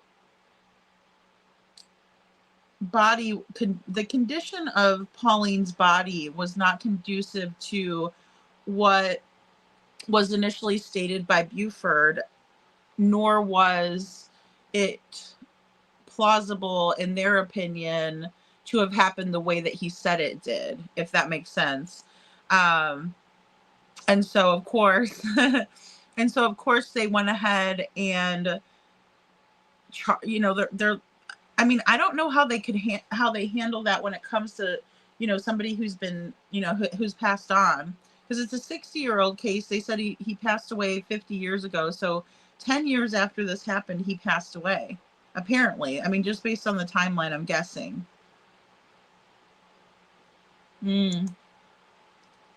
Babs, that's interesting. In 1967, people were buried with more care and preservation. Yeah, I mean, I wonder what the condition was, though. I am very curious about that in terms of what they found. Now, again, they're going to be sending all of this, the redacted case file, which is 1,000 pages. I forgot to mention that, and I didn't write it down, so I didn't mention it. But 1,000 pages of evidence in this file. So, and I mean, that's dating back to 67. And obviously, if they took his word for it, there wouldn't have been a whole lot. But they were showing, like, we can kind of go back and look. Like, here's some of the crime scene photos. 1,000-page case file they plan to release to the University of Tennessee Martin. And I have that one. So that's his old police car. And I have that one on the background here. But that's one of the shots that was fired. So it doesn't look like they would have been lined up right next to them or anything. Although there is one right here. Here's a bullet hole. And then here's another large one. I wish they would show the whole dang picture. I want to see the whole case file. Which should be available in several weeks for both the media and public lady, to view. Look, how pretty. Pauline Pusser's family shared a message at today's announcement. Okay, so here's the exhumation.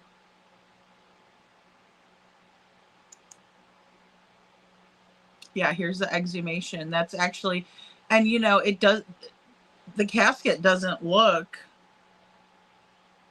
as bad as you would think after all this time, Babs. I mean,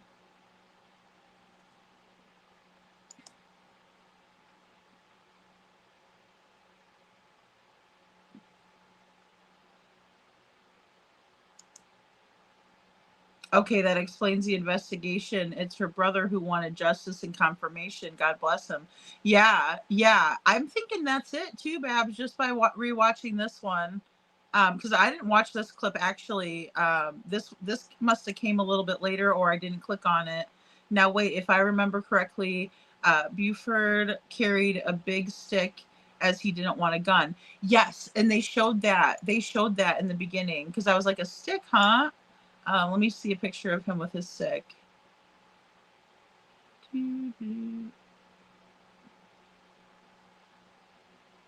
Oh, here he is.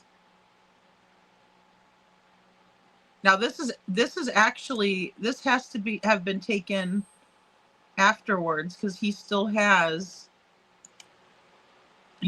those wounds, right?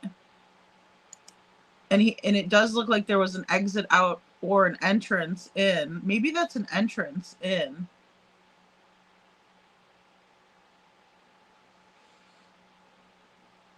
But there's, and again, he had several reconstructive surgeries, according to the one news outlet that I watched.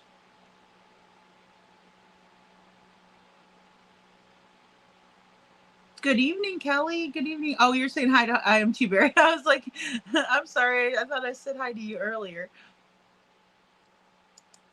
Yeah, Buford was known for using his stick, a piece of timber log. Yeah, it looks like there's writing on there, guys. Like, his name is on there. I can see it like right here, Buford. I don't know what this writing is right here. And then did he go whacking people around? Or, well, not actually whacking them, but...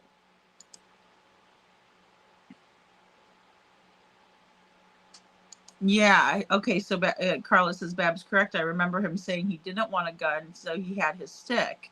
Huh. Interesting.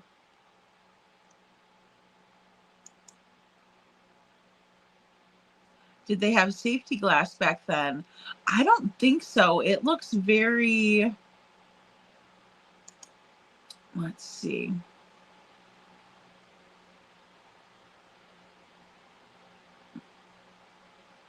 Because, I mean, it's a clean break. There. Oh, here, this is even better. I was looking for this one, actually. However, Mike... All right, so here, oh gosh, look. This whole window's busted up. This whole window back here appears to be the same. So yeah, we're looking at that angle. This is the same. Wow. And that's definitely an old cop car. And I'm guessing this is at the scene. This is just my best guess at the scene. But it says photos of 1967 Plymouth Fury in which Pauline Pusser was murdered. Wow. And it says that at the very bottom, guys. I don't know if you Elam, who created the Other Story podcast, looked... Well, I didn't want to do that. Okay. Oh, and it actually has it's numbered on the bottom, too. Like exhibit whatever. Weapon was, in fact, positively identified.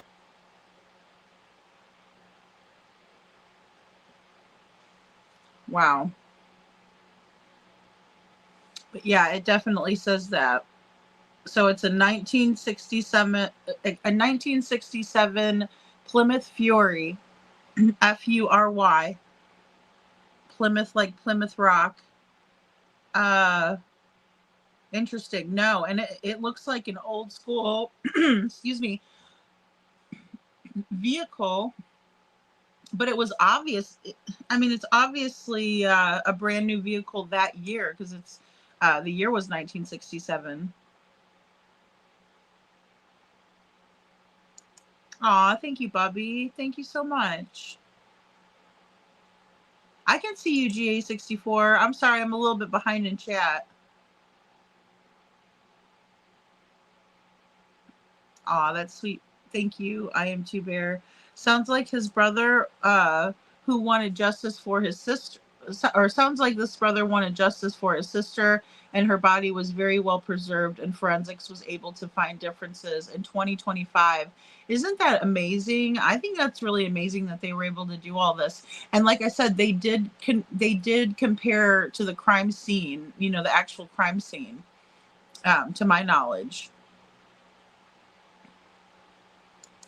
Oh, good. Yeah. And if you guys ever are blocked or anything for no reason, just let me know. Just email me and say, Lady Freedom, You must have pressed something wrong. Lady, that's what he used for a weapon. He didn't carry a gun.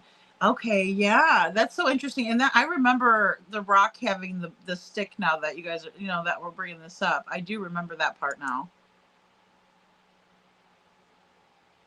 The more I hear, the less I believe the TBI.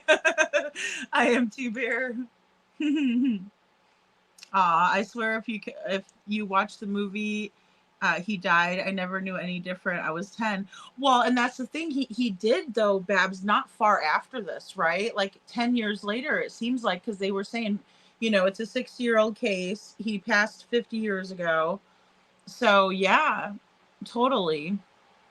Thank you so much, Bubby. That's so sweet of you. I really appreciate it. You're also the reason I know my Cash App works. Well, because I switched it over. I wanted to do something different than my regular one, so that way, if I got a lot of stuff, because I just file my own taxes. They better leave Barney Fife alone, or I will never recover Linda Hall. Oh, I know. Next thing they're gonna say, Andy Griffith was crooked. See, that would really surprise me. That would break my heart. Andy Griffith was a horrible guy. No, not Andy Griffith. Aw, thanks, Babs, for your super sticker. Thank you guys. You guys are the best. Aw. Hey, Cinderella. Cinderella says, OMG, my husband and I were talking about Pusser today. Really, Cinderella? This just broke. I was like, I cannot believe this. This is crazy, right? Back then they had chrome bumpers on the vehicles. Yes, Nisi Marie. Good catch, because look at that. I mean, right here. Woo. They don't make cars like they used to. I'll tell you that. I mean, they may not have the windows, but I mean, they're like tanks, those Plymouths. Really a cool looking car.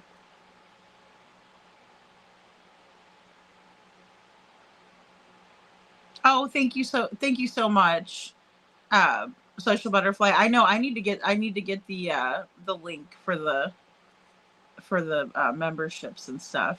I was thinking about doing like a Nightbot thing or something, but I need to do like a link tree. That would probably help.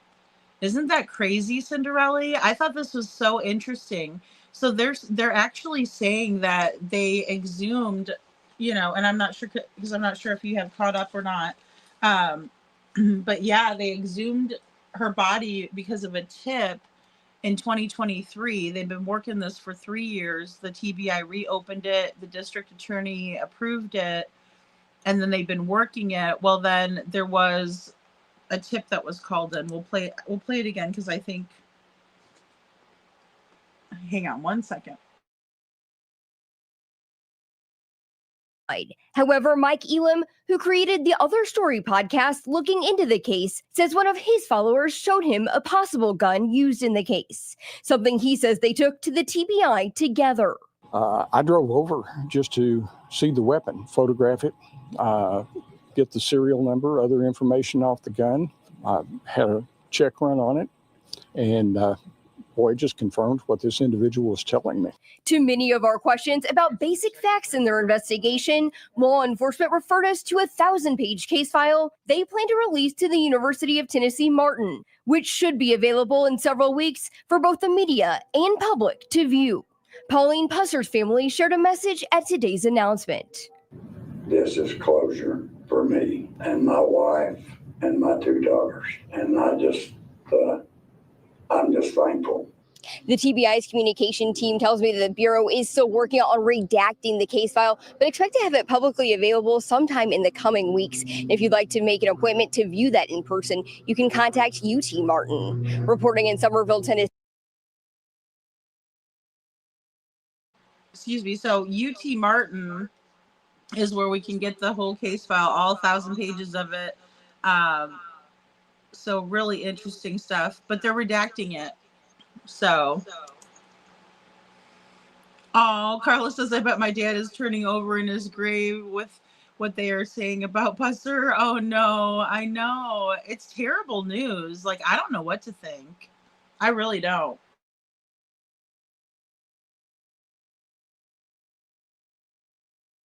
But I absolutely want to see the documents. You know, I'm hoping that maybe, I don't know if you do FOIA. They're saying that you can only go there to view them. So I guess you'd have to go up to West Tennessee. Or is the university not there? Maybe it's... right? Yes. Oh my gosh, I know, I bet. Oh, am I echoing? Oh, sorry, guys. I think it was because I had that other one turned up. Thank you, Bob. Thank you. Hey, Holly S., good to see you. Yeah, guys, so that's it. And then here's a statement. Let me take this off.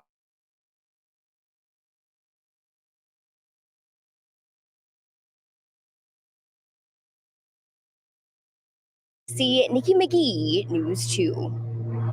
Now, the city of Adamsville, where Pusser lived, released a statement following today's news. The city acknowledged the TBI's findings and said in part, quote, "While the legacy of Buford Pusser has been a part of our identity, Adamsville is defined by much more." City leaders say that they will review the implications of today's findings and decide what to do with the Buford Pusser Museum and other Pusser-related matters in the future. And now you can watch.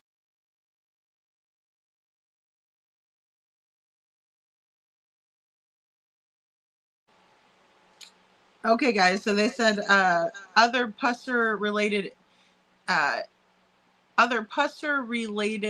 instances or things that come up about him. I wonder if they have more, you know, that they want to share or that they're going to share, because they only did an initial press conference today. Oh, iPhone link. Let's see. How do I do the iPhone link? I know that's always a pain. I wonder, well, I know why, because it's a different operating system. See, that's why when I got a computer, I didn't get a Mac, because I know they're not as compatible. See, I know. Let me see if I can't pull it in from here.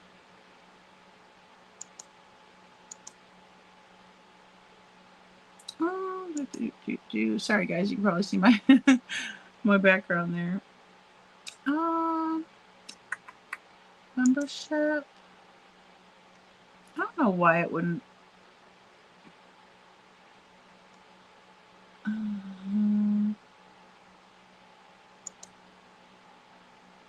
Shorts. See, this version is so different than if you look at it on your iPhone. Oh, this is just giving me.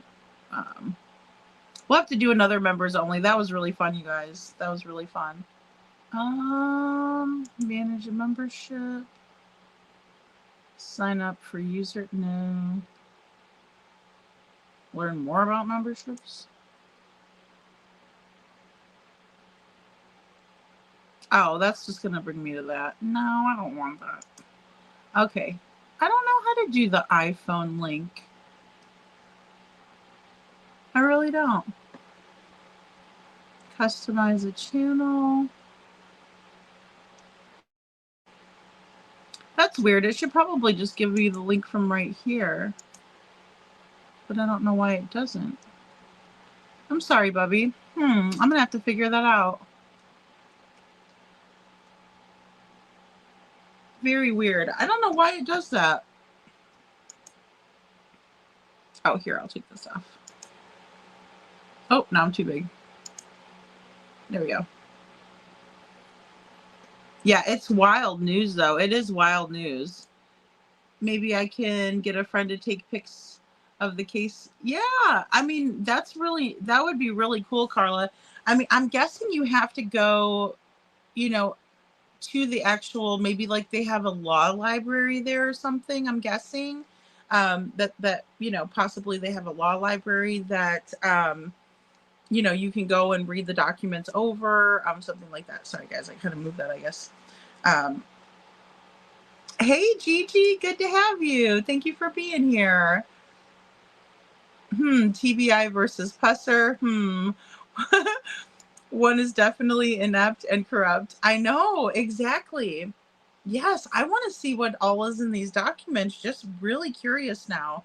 It looks very interesting, right, Holly S? And gosh, I just think that, you know, Pauline is so pretty. She was just so pretty. People need to realize that everyone was only informed about this case by the movie Walking Tall, and we accepted it as truth. Yeah, that's what's so tough. Well, and because we always, like, I love people who are out for justice, you know, and it really makes me feel good. You know, it makes us feel good to know that if there's corruption, there's somebody willing to stand up against it, you know, and then to find out, like, maybe he was all about corruption. Maybe he was the corrupt one. Because yeah, that's another piece I forgot to kind of put in there too, was that he was alleging that it was kind of like the bad guys coming after him, and then Pauline just so happened to be on the ride along with him, and it was like, you know, and I'm sure everybody felt bad for him too, you know, I mean, especially if he's telling the story and people trusted him. Was the guy who's seen the gun for or against the new findings? I think he was for. I think he was for them, if I'm not mistaken. Yeah. I know. I don't know. I don't know how to do the iPhone link. I don't. Yeah, that is weird, Bubby. I don't know. And I was also working on kind of changing. I have to do some more custom emojis and stuff. I'm gonna have to try to figure it out. I wonder, let me see if I could do it on this one. Because this is another iPhone. I just use this as a second one to make videos and stuff.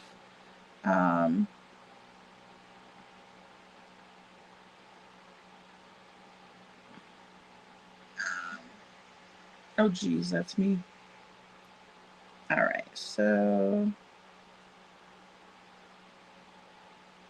Oh, if I don't go there. Let me see if I can't do this. Membership.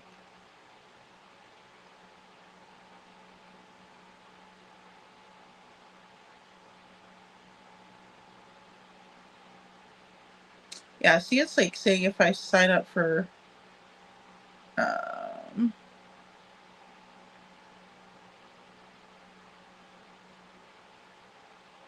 oh, I think I know where to go, actually. Home.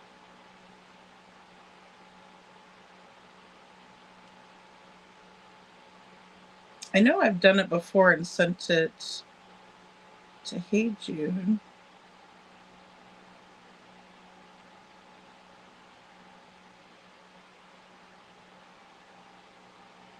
Oh, okay.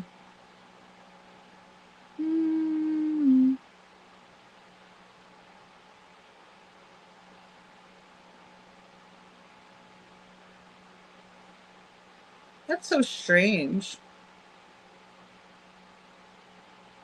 So I know I've sent it before. I'll have to mess with it just a little bit and see. Oh, here's what it looks like. No, that's not it.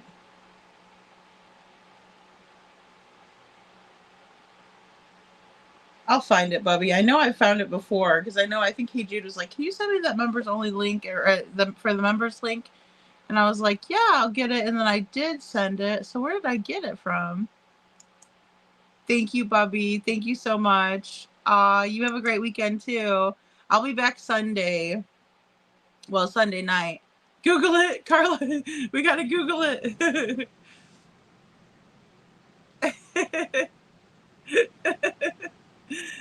We gotta Google it, y'all. We'll find it. We'll find it.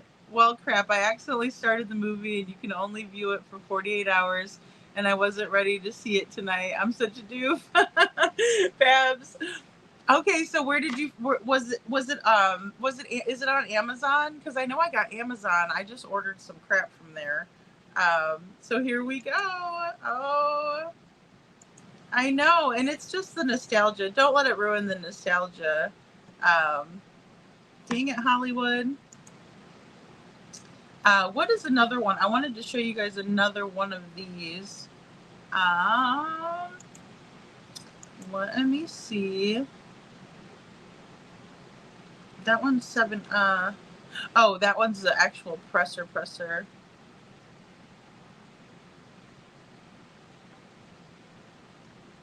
They're asking questions.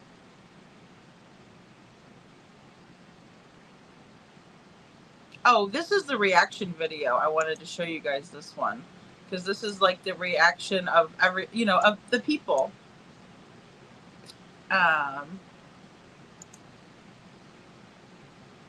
Okay. Let me do that.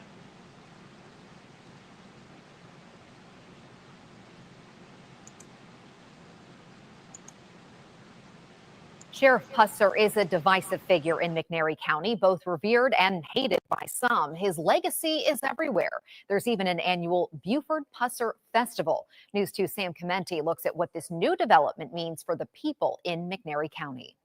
Generations of families grew up hearing legendary tales of lawman Buford Pusser, a sheriff who inspired decades of pop culture.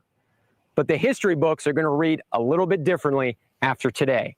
Pusser's home right here in McNairy County is now faced with a new reality, one they might not accept. Their local hero didn't actually lose his wife in an ambush shooting. Instead, he more than likely killed his wife, says the TBI. I don't believe that. I don't think he would have done that. Every May, the town where Buford spent most of his life, Adamsville, Tennessee, holds a festival in his honor, just blocks away from where he lived. The highway through Adamsville and the county courthouse also bear his name. So it's not far-fetched to say that most everyone in McNairy County, even 50 years after his death, know of or have an opinion about Sheriff Pusser. Many people I spoke with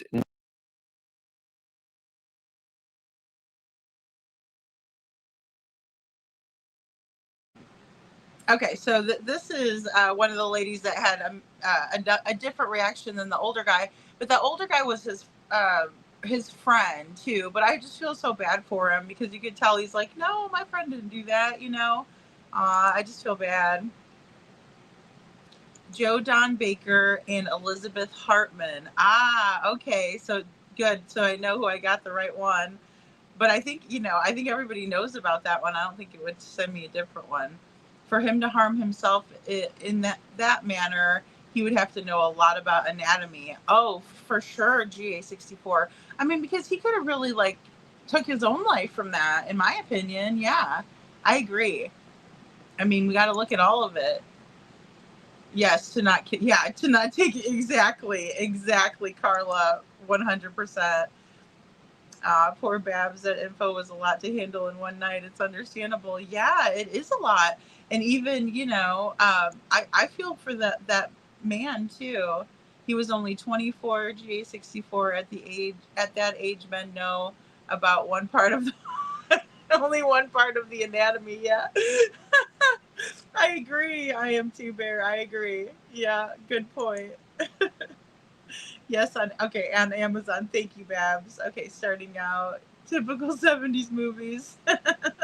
Family in a station wagon hauling a travel trailer. Aw. Oh, gosh. So much for tourism in that town. Oh, wow. I mean, it's crazy because, there's so many people that were inspired by the story. That's what's great. I mean, it's crazy. He's a law and crime legend. Bab says, see? Oh my gosh. I gotta go watch it. I wish we could do a watch party. I'm not gonna be able to sleep tonight, Carla. I'm so sorry. Oh my Lord. I know it's terrible. Well, and now this gal, she's got a little bit of a different opinion. We'll watch her.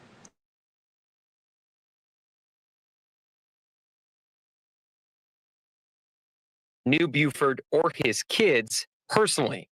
As such, they did not want to speak about the investigation's verdict. I suspected it all along. This McNairy County native That's what I thought. was not one of them. Why?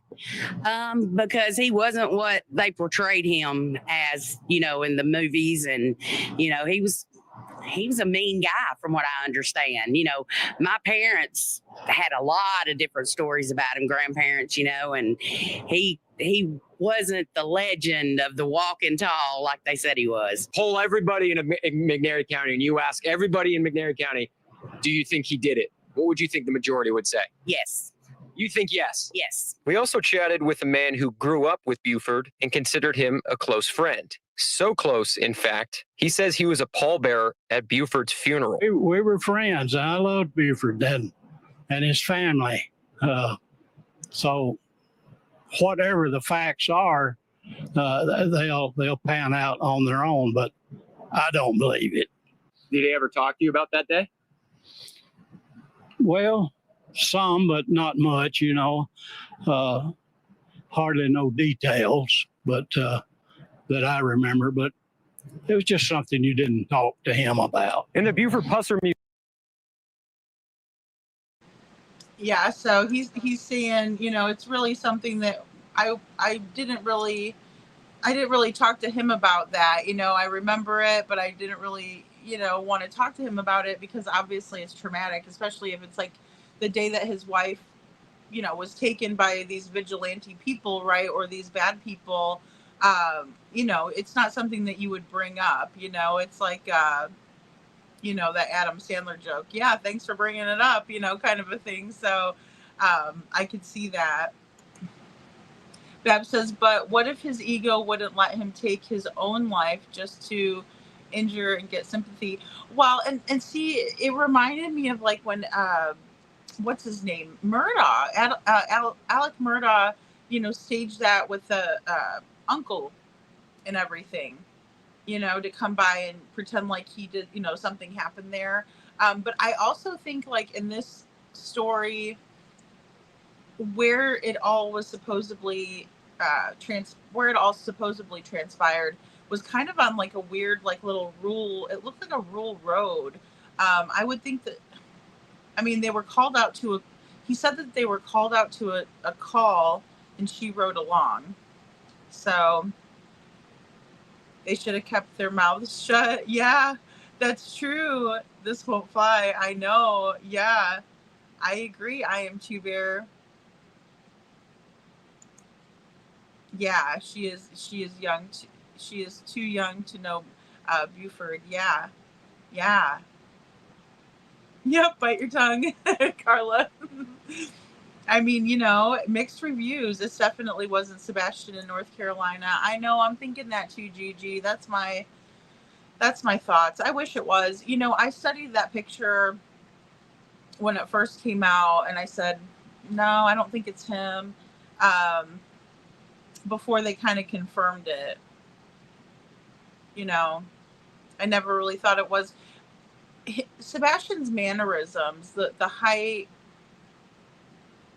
very similar. I can say that one and the one in Missouri where the child was wearing like a green suit, right? I think it was like either, a character, we were all thinking it was maybe Ninja Turtles, something like that.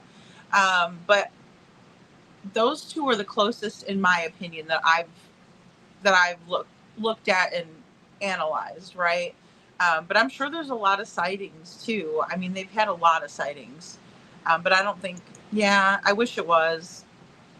Alex Murdaugh was a POS that stole from innocent children. Yes, and a lot of it too. I wonder if everything would have came out the way it did if it wasn't for like all of the financial fraud, because people were upset about that. Buford Pusser was kind like L.E. Elvis. Oh my gosh, Babs. Yes, he was very mean to criminals. I am Two Bear. Was her grandparents making moonshine? Maybe they were doing some prohibition, right? They were selling moonshine. You can make it, you just can't sell it. So they had to have been bootlegging, right? Elvis was portrayed later as a horrible man. Oh, Elvis. I love Elvis. I do. That's one I like, Elvis. Carla says, I thought it was Sebastian when Seth didn't even know. That made me think it was even more. Yeah. Well, and I kind of went over this too, like with the Stevie Stainer case. He changed his hair color and everything. So when I originally looked at it, I'm like, well, that kid's got dark hair. And then I thought, well, they could have dyed his hair though. They could have changed his appearance, because obviously they're going to take him out in public. And that's what that Kenneth Parnell did. He took Stevie out into public, changed his name to Dennis, right? And, had him going out in public to places. So that's why he changed his hair color and his name and everything, even had him enrolled in school. And this was way before, shot records were a requirement and things like that. But yeah, I'm wondering that too, Babs. In my opinion, Sebastian was gone on 2/25/24. Yeah, I'm always so hesitant, because even in the letter that I sent over to Wink News here in Florida, I put Sebastian Rogers went missing and on the 26th, but then later on I explained in there that the last time we've seen Sebastian was on the 25th at leaving the Texas Roadhouse with his mother. So I know it's so tough, because he was reported, and I used to always be very diligent in trying, like when I just make the videos, I would say Sebastian was reported missing on February 26th by his mother, Katie, 6:30 a.m., that sort of thing. But I think it was even more like 6:38 a.m. Elvis can do no wrong. La la la la la. Can't hear you. I am too bare. I know, right? No, don't kill all of our heroes. My thoughts are they dressed him like a girl and flew him out of the country. Oh, they very well could have done that, Carla. And I don't know what they're doing with the recognition stuff, guys. I'm not too keen on that at all. Okay, here's this next little.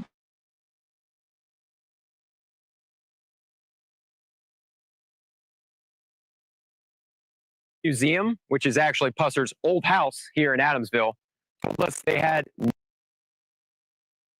Remember, but it was just something you didn't talk to him about. In the Buford Pusser Museum, which is actually Pusser's old house here in Adamsville, told us they had no comment about today's announcement, and then they asked us to leave the establishment.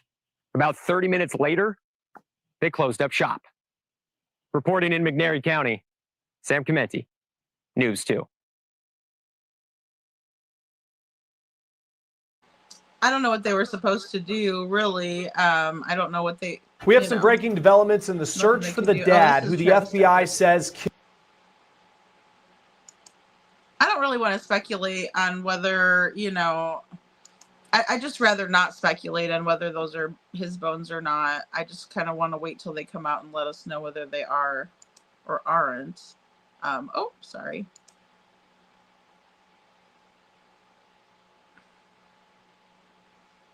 Yeah, Sebastian wouldn't have ever gone for that without a fight and asking questions, etc.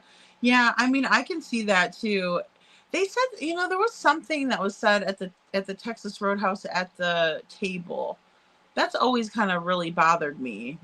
And it also really bothers me that Sebastian seemed like so well behaved, and I don't know. No more bad stuff about I won't say any more bad stuff, Carla. Oh gosh, but I do want to see this, but I completely understand. Oh, somebody gifted me a membership for somewhere. I'm sitting here on a live. I just gotta.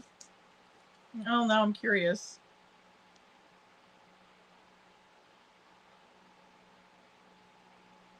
Oh, I got one for Lab After Dark. Yay! That's cool. Aw. Nice. I wish they would tell you who did it so I could go say thank you. Aw, that's sweet. Okay. Poor Carla. I'm so sorry, Carla. But you guys were telling me about this movie, remember? And Town Chat Cafe was telling us, and we were talking about it the one night, and then here we are. And then someone, I can't remember who, and guys, come yell at me in my email and say, Lady Freedom, that was me that told you about the story. But somebody said if they could exhume Pauline Pusser and, find out what happened to her, how come they can't find Sebastian or Summer, or, And so I'm like, that's a great point. I don't know if he made it home either. I Am Two Bear says, I don't think Sebastian made it home, and the Sox played a huge part, in my opinion. Well, and then I know, like, people have been asking lately about, does anyone even know if he made it home? Like, was he caught on the Ring doorbell camera from across the street? Like, can you see, you know, someone coming, you know, all right, I'll just back up because I'm getting ahead of myself. If her Infiniti was driving down Stafford, that would put her in the driver's seat on the side where the Ring camera was, right? So if she pulls into her driveway and they pull into the garage, it's probably extremely difficult because you would catch Sebastian on this side, right? And the passenger side would be facing the street at that point when she turns in, but briefly, you know, and very, you know, because you pull in and then pull into the driveway because it would go like an L shape, right? So it would be extremely difficult to make it out. And then also someone did take the trash out, right? But then everyone that's saw the trash can, or excuse me, the trash video, trash can video, taking it to the end of the driveway, everybody says it's too grainy, it's too dark, you can't see who it really is. The only person that has confirmed that is Katie. And Katie said, oh, the FBI confirmed that was Sebastian taking the trash out. So, let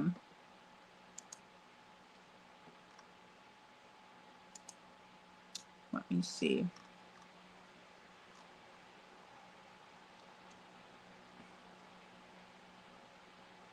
I want to show you guys this really quick. Just to bear with me.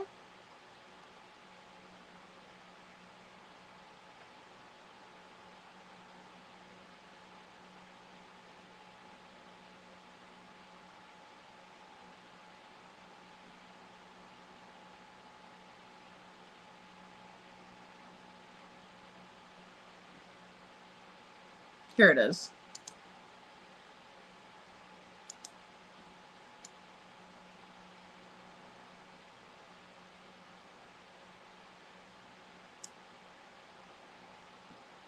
All right, bear with me here. There we go.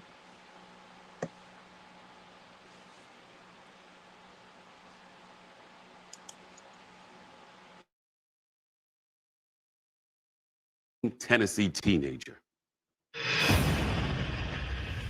During the early morning hours of February 26, 2024, 15-year-old Sebastian Wayne Drake Rogers disappeared from his home in Hendersonville, Tennessee. That's about 20 miles north of Nashville. He's not been seen or heard from since. And Sebastian is now the subject of an Amber Alert. Joining us now is Sebastian's mom, Katie Proudfoot. Katie, thanks for being with us under what must be very difficult circumstances. First of all, how are you and your family holding up? I would say that this isn't a tragedy that we would wish anyone to ever experience. We're keeping our faith and we're praying every day that we're going to find Sebastian. What's the latest on the search? So law enforcement is exploring any and all possibilities. They're communicating daily with us about updates and the statuses.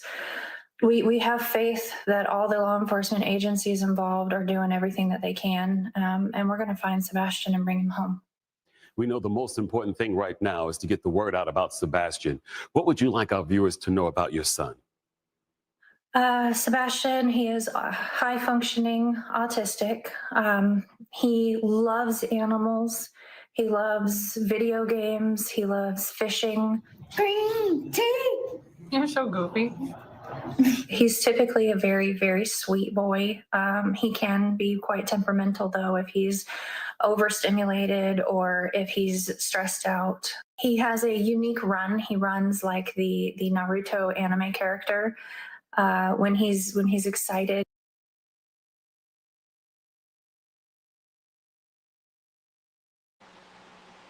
Okay, guys. So I just wanted to pop in here. This is the first time, and correct me if I'm wrong, because I could have missed it someplace else, but this is the first time that I ever heard that Sebastian runs like Naruto.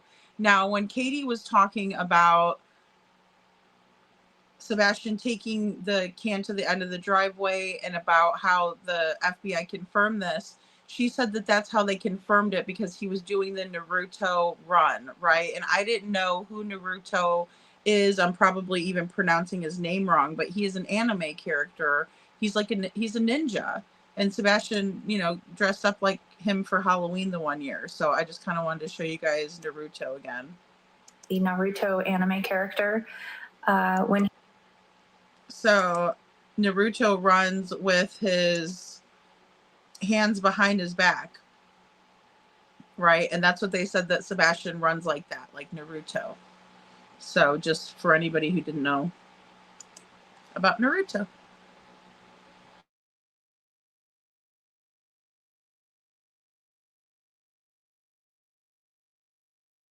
when he's excited, he likes to dab, and he loves music. He loves to dance. That's all very helpful information. Now, if Sebastian is out there watching, what would you like to say to your son? I would say, Bubba, we love you. We all love you so much. Wherever you are, just know that we are not going to stop. We're going to keep searching. We're going to find you. Wherever you are, just know that we are not.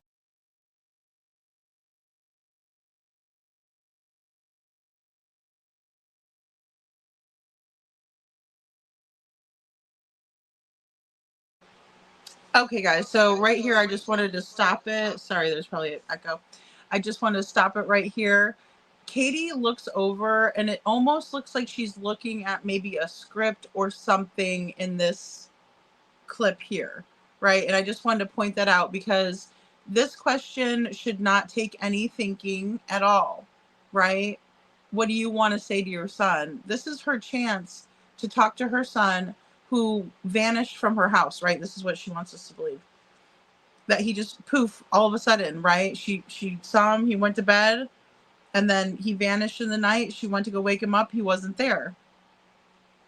Why is she looking over? What is she looking at? She told Nancy Grace that she was looking at a picture of her son, right? But I'm not really so sure about that.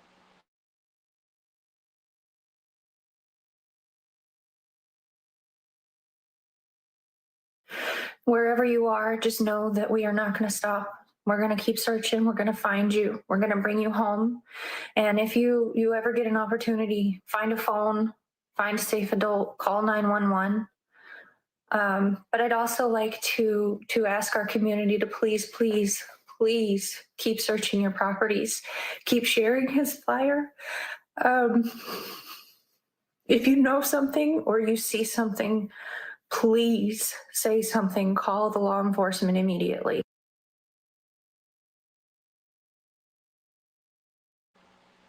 Okay, guys. And I just want to point out here that this right here reminds me of Jaden Spicer's mother, Felicia Gross. Do the right thing. What about you doing the right thing, Katie? Right? See something, say something. Tell us what you saw. Okay? You know, I mean, I'm sorry. This is how I feel.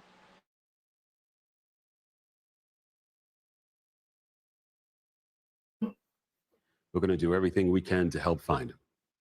Thank you. Now, let's take a good look at Sebastian.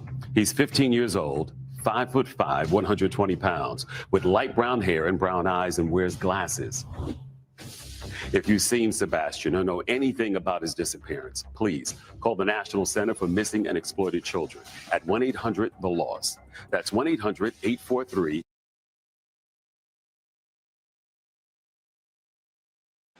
All right, and I just wanted to leave this up there just so you all can see it, because we did read something the other day about if there is corruption suspected, that we are able to call the National Center for Missing and Exploited Children, 1-800-THE-LOST, also translate 1-800-843-5688.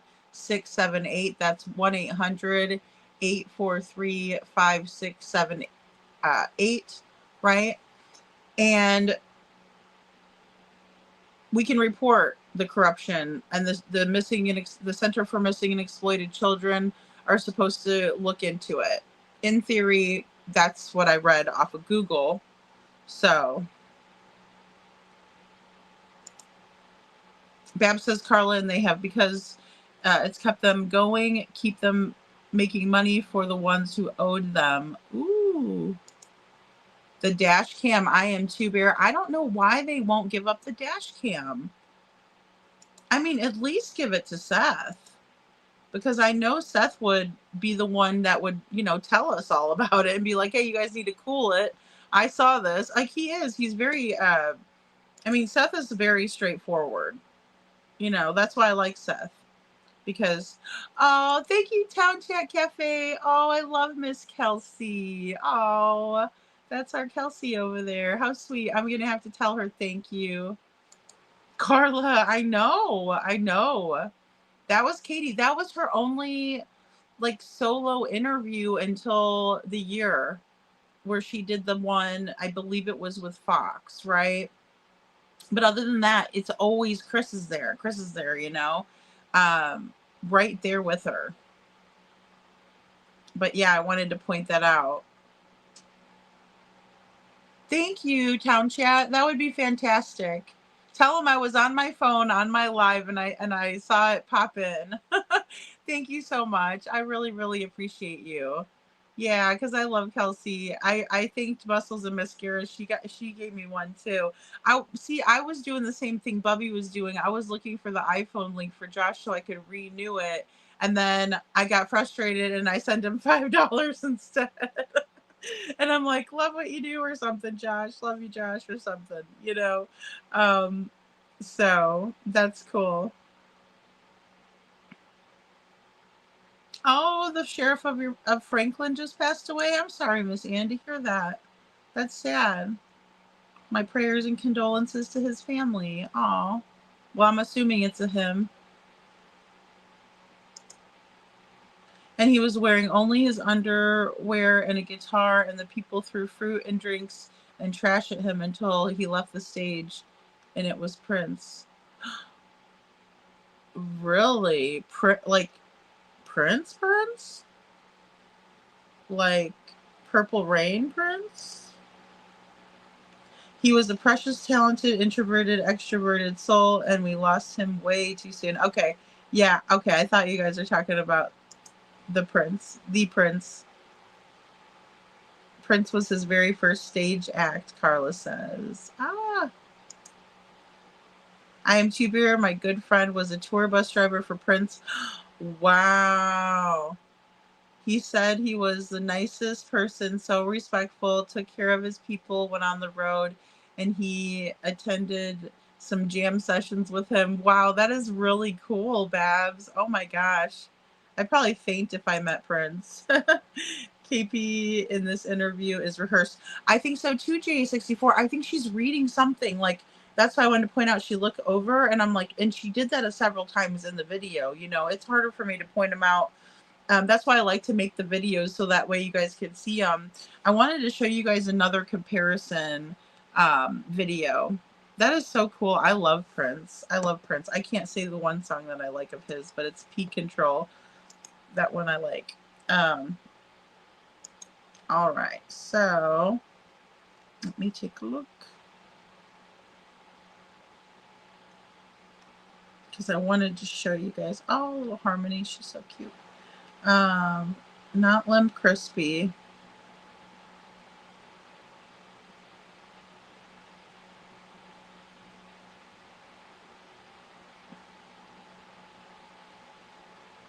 Oh, here it is. Okay, I want you guys to watch this one.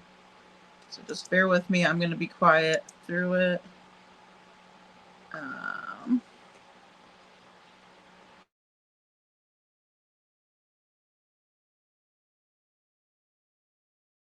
TBI when Sebastian went missing, and it was what a lot of us thought to be the Texas Roadhouse.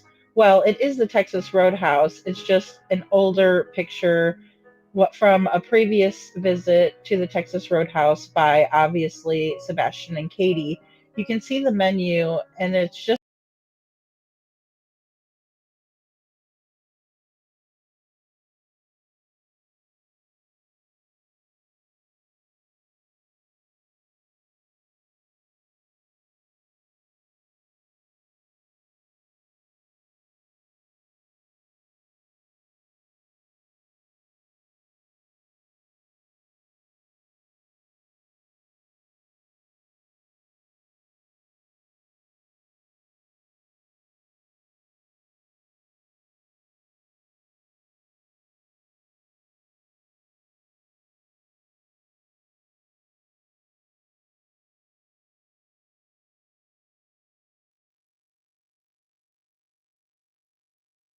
guys. I just wanted to pop on really quick because while I was off, I had some time to do a deep dive into this research. And this is the picture that was logoed by the TBI when Sebastian went missing. And it was what a lot of us thought to be the Texas Roadhouse. Well, it is the Texas Roadhouse. It's just an older picture what from a previous visit to the Texas Roadhouse by obviously Sebastian and Katie. You can see the menu, and it's just a small piece of the menu, but I did look it up online, and this is what I found. So if you can notice here that it's the same type of spots or cow print in the images. And so it was, in fact, from the Texas Roadhouse and not from, as I believe Seth said, from the Red Robin. You can also see here what appears to be macaroni and cheese and salmon, what he was reported to have eaten. And as you can see here, this is the photograph from the Texas Roadhouse on February 25th, 2024. Sebastian is wearing a Grogu t-shirt, and he did have a big bowl of what is presumed by me, in my perception, to be a bowl of pasta and not the same supper that he had in the previous photos. They have done this the whole time, giving different photos, older photos, and passing them off to be Sebastian. What do you all think? I also want to share with you something that Unnamed True Crime Channel sent me, and you can definitely see the image is more pronounced in this enhancement. It looks like two heads to me. What do you all think? Special thank you to Unnamed True Crime Channel for making this enhancement.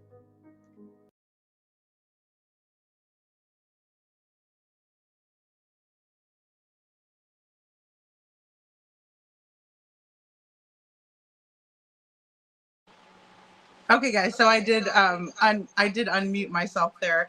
But you guys were able to hear that though, right? Like where the TBI obviously gave us that one happier picture. There we go. No, not that one. Hold on. This one. Okay. So you can see Sebastian. And I think I have an echo. Hey, KJ Mac.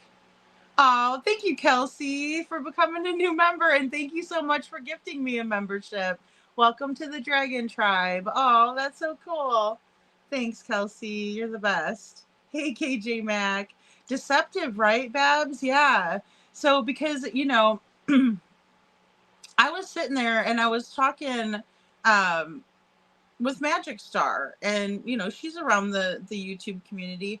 And I was like, I know that that's at the Texas Roadhouse. And she's like, well, I thought Seth said it was at the Red Robin. And I'm like, no. And I Googled the Red Robin, and I'm like, see how it looks different? And then she's like, well, why don't you Google the menus, right? So we're telling each other, Google it, y'all, you know, back and forth. And then I do, and I'm like, oh, I'll be darned. There it is. You know, there it is. So I was like, that's, you know, I got to do a video on it. So I don't know why the TBI didn't just give us, I could pull this one in because this is quick. Give us this one.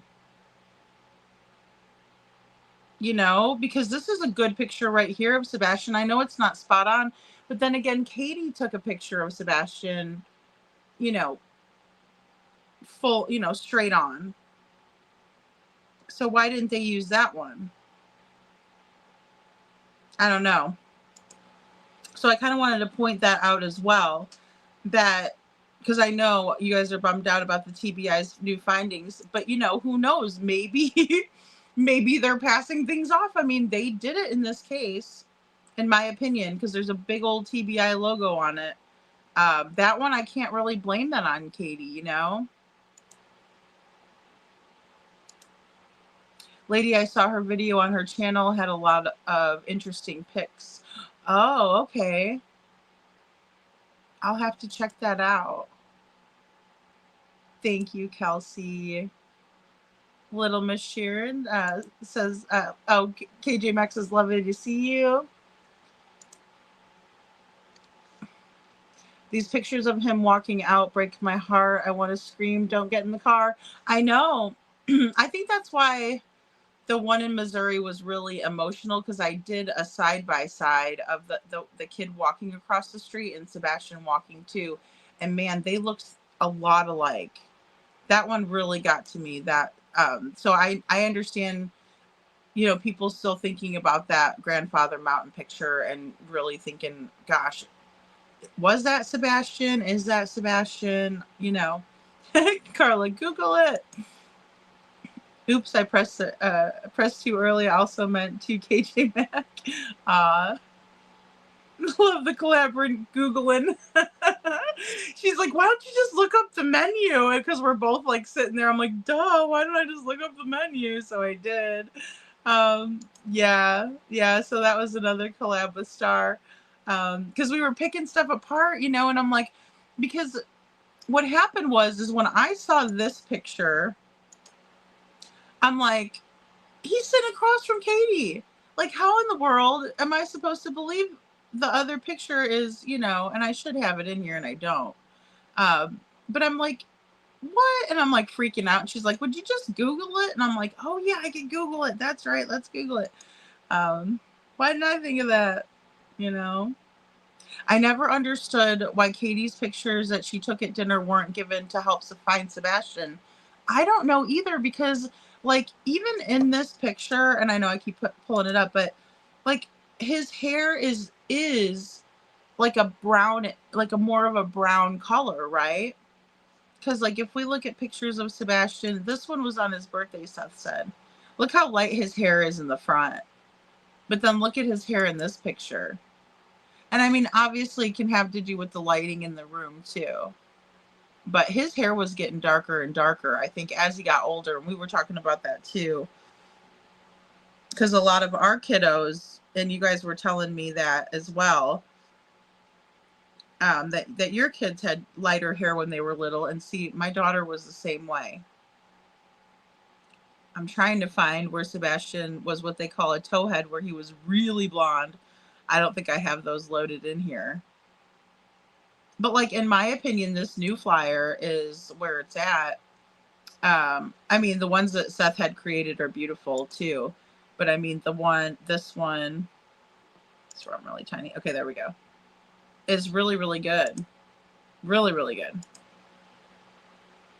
It's got the $500,000 reward. It's got picture of the Texas Roadhouse, the picture of when Sebastian was getting the boots, right? When Seth bought him boots. Oh crap! There we go. When he and then even in the this one right here, the third picture over, really, really dark hair, right? But in the brown collared shirt. So this is a really, really good flyer, in my opinion, to be putting out. But, you know, Craddock wants us to put out, like, the old TBI flyer. I don't get that either. Because that's what he was saying in that message to Lolly. Or, excuse me, Blue Eye Jules. I don't know, Babs. Why were the young pictures put out of him on the posters or on the website? I don't know. Because I don't really believe the Optimism t-shirt picture is a newer picture of him. No, I think that one's older. But even in this one, with his hair spiky, he was very like blonde, very blonde and cute in that picture. I mean, he's just cute as he is anyway. But I'm just saying, he's adorable.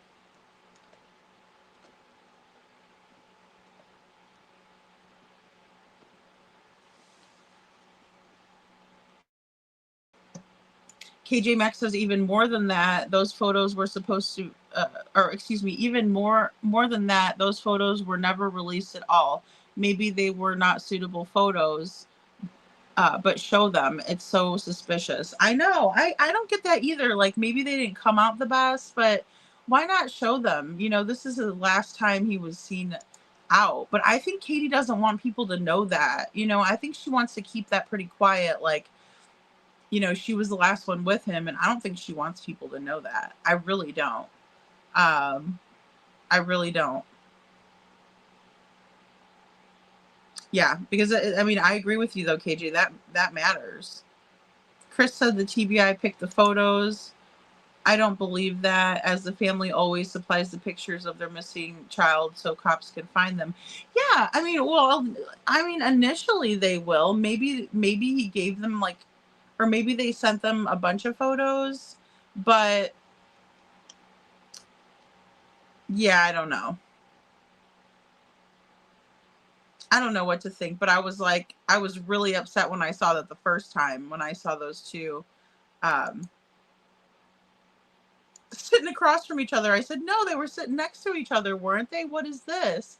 And then I'm like, oh, wait, they got a totally different setup on the table. You know, I was really surprised when I saw that, especially with the TBI logo on it. I'm like, oh, Lord, what is going on? You know? Little Miss Sharon's like, I got to go grab my glasses. Yeah, Bab says bottom line is that they didn't want him found ever. Yeah, wherever he is. I know. Well, and that's still where I'm super stumped, because I'm like, okay, I think I know that they have, you know, quite possibly were the ones, right? The car. I show that all the time. But then it's like, but then what? What's next? What you know, what is going on here? What's next? All the pictures that KP gave to LE were from when he was younger, very deceptive. Yeah, I think so too. Now, this spread of pictures is great. I think this is Sebastian closer to, obviously, that was the day that he went missing on February 25th, right, 2024. But, you know, all of those pictures are from that year, I think. The most recent pictures, anyway. KG Beck says, good point, Carla. They chose the photos they used from what the family does provide. Yeah, I agree. They can't use what the family doesn't give. Good point. Very good point. Yeah, and that's where we get frustrated, right? Because it's like common sense, logic, you know, reasoning. You know what Judge Judy says? If it doesn't make sense, it's not true, Katie. Nothing Katie does makes sense, in my opinion. I agree, Little Miss Sharon. And then they get so upset with us. Why are you bashing us? It's like, I'm not bashing you. I'm seriously not. Like, I have no vendetta against Chris and Katie. I really don't. And like I said, I don't like Chris. I will say that. But I mean, you know, it's just because of the things that he said, you know, in the past. Carla says Bab's correct. That's the only reason you would supply the pictures. Yeah, I agree with that. How he does not look anymore. And I mean, it's important to get a good grasp, especially now that we're 18 months in, right? Because we have to be considering that Sebastian is going to be a different person, right? Looks wise, you know, he might have the mustache, like Katie was saying, he was getting a mustache. Well, he might have a mustache by now, right? Or he might have a goatee or a beard, or however. I mean, that's what Seth has. He might have decided to grow his hair long. You know, we just don't know. His hair might be very, very dark. So Babs says Sebastian was okay at first at the dinner, but then he became nervous. It seems, why was Katie taking pictures of him eating dinner? You know, she said that it was because he never ate salad dressing before, but he did have salad dressing. And so she snapped a picture, she said for his dad, but I think that she was talking about Chris. And then Chris said that he did receive the picture. And I don't think Seth received it. You know, and that because she's done that several times. Like on Queen Bee, she said, I want to be a crane operator like Dad. And that's how she said it. You know, she really did say it like that. And so, you know, mocking Sebastian as if he said it like that. And I don't think in my opinion, from what we were told by Mr. Chris himself, Sebastian didn't call anybody dad but his dad. You know, and I'll just say this. Typically, unless kids, you know somebody, and it's not every single case, everybody's different, but like, you know, if you come into a child's life and they're 1 or 2 years old or even 3 or 4, you know, they might call you mom or dad or some kind of a nickname, an endearing term, right? But typically if they have their own mom or dad, you know, and you're their step parent, they'll call you their step parent. They'll call you, you know, Linda or, you know, Joe or Steve or, you know, Sally, whatever, right? Sometimes they will call you mom. Sometimes if they don't have a mom or if they don't have a dad, yeah.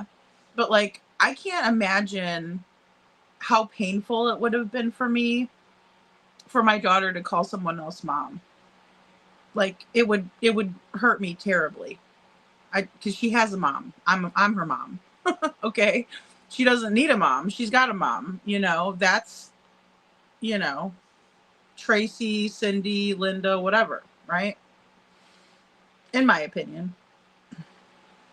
So I don't see Sebastian saying that because he has a dad. He has a dad that loves him. And Chris said that too. He said he doesn't call me dad. He doesn't call me stepdad. He calls me Mr. Chris. And he said, just don't call me late for dinner because that ain't happening or something weird. A true light blonde after age 20 is rare. In my case, Lady Clairol has done me right for 35 years. Right? I am T-Bear. I know. This is like, yeah, I just dyed my hair today. And I got the one with like the blue tint, but I dye it like super dark, right? Because like you guys have probably saw it the last couple of days. My hair's a dark brown. You know, it's dark brown. And then you see the grays, you know, coming in up there. But, you know, this is black, jet black with like a blue tint in it. So, I mean, it's not natural. And I use the Garnier Fructis stuff or whatever. Yes, and I believe foul play in her disappearance as well. They neglected those kids and Madeline passed, in my opinion. Oh, Maddie Soto. Are you guys talking about Maddie Soto?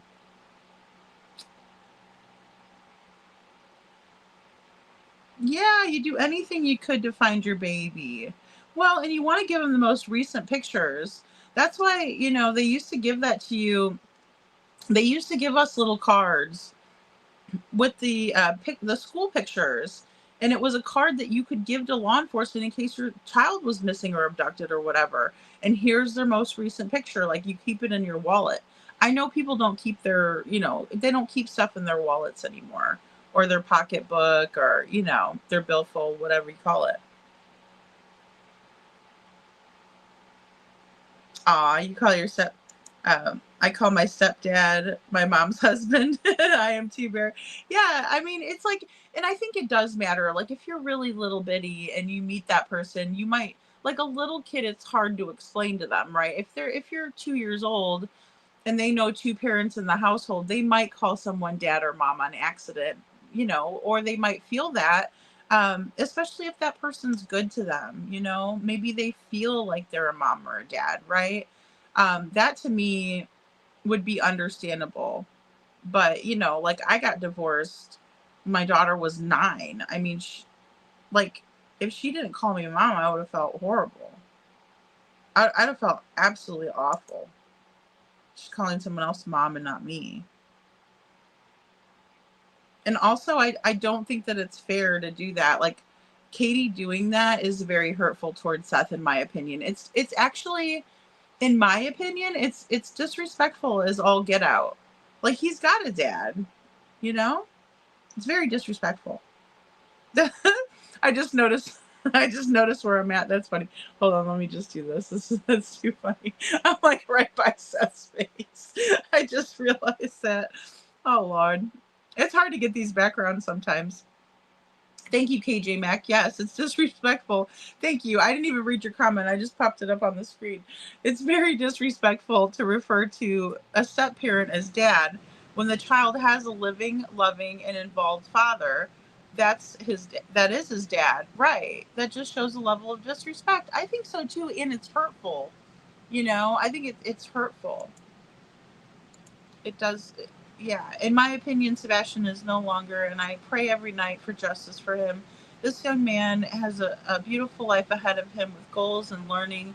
I hope they're so disgusted with themselves. I hope so too, Babs. I do too. Yeah, Mr. Chris. Yeah, Mr. Chris.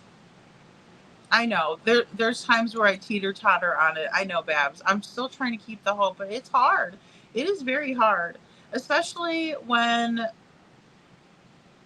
we see these other cases, especially when Katie doesn't even come out and help. Like, I really thought that maybe she might this time. You know, maybe she wouldn't want to hear her complain, and so she goes out there and makes an appearance, you know. And I told her, I said, I'm not going to give you any hell if you go out there. I'll support you if you do it, you know. Not that she cares what I do or say, but I'm just saying.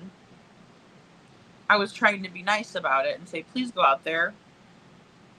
I think that would have really mended a lot of fences and it would have been a big bridge. And Chris could sit his butt in Memphis or wherever he's at. You know?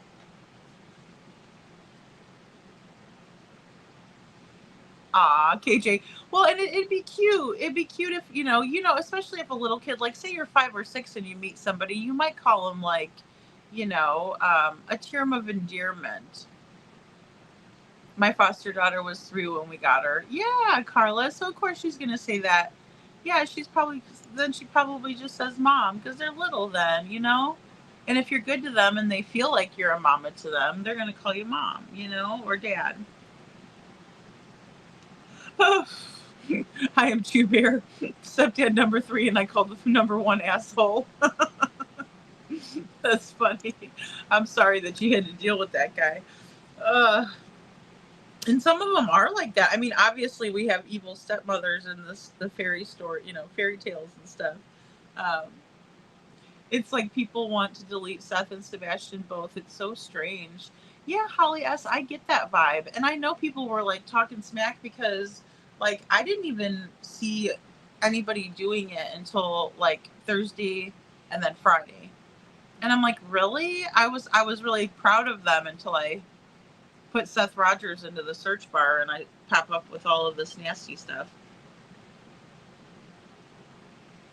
Yeah. When they earn their name, it sticks. KJ Mac, you're always on target. Hey, Lil Redo, good to see you. And at 3, she called me Clara Mom. Oh, how cute. Or, excuse me, Carla Mom. That is cute. On her own, as I was in her life mostly.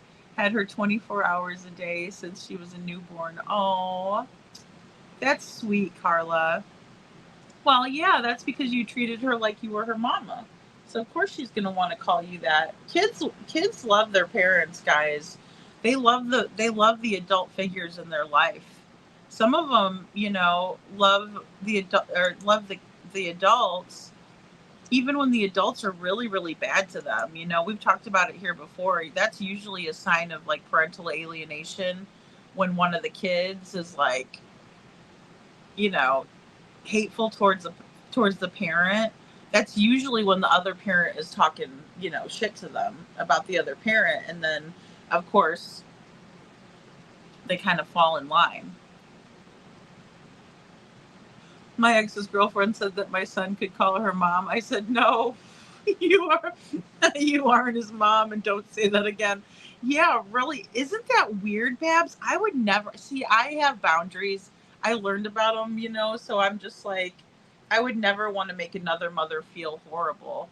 Now, if the kid didn't have a mom and they wanted to call me mom, I think I would be okay with. I mean, I wouldn't tell them no. I know I wouldn't. That I know I wouldn't. But I would never encourage that, because it is disrespectful, and I would never want to, drive a wedge between that relationship. That is such a strong and a very important relationship, a mother-daughter, mother-son, father-son, father-daughter relationship. You don't get in the middle of that. Which, I mean, I don't know, maybe that was the point that Chris was trying to make, but he made it horribly. Mr. Chris, because then it just sounds a little bit too, well, not only a formal, but asshole-ish,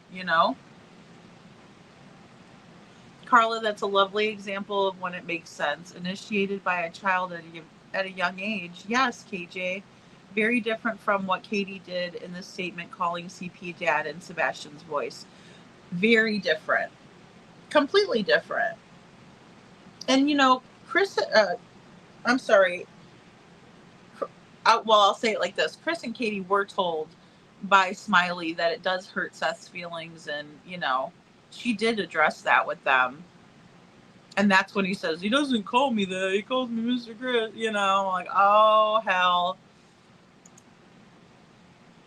KJ Max says, number one was the reason I was single for 20 years while raising kids. No stepdad for them. Nope. Yeah, I know. Well, it's tough, right?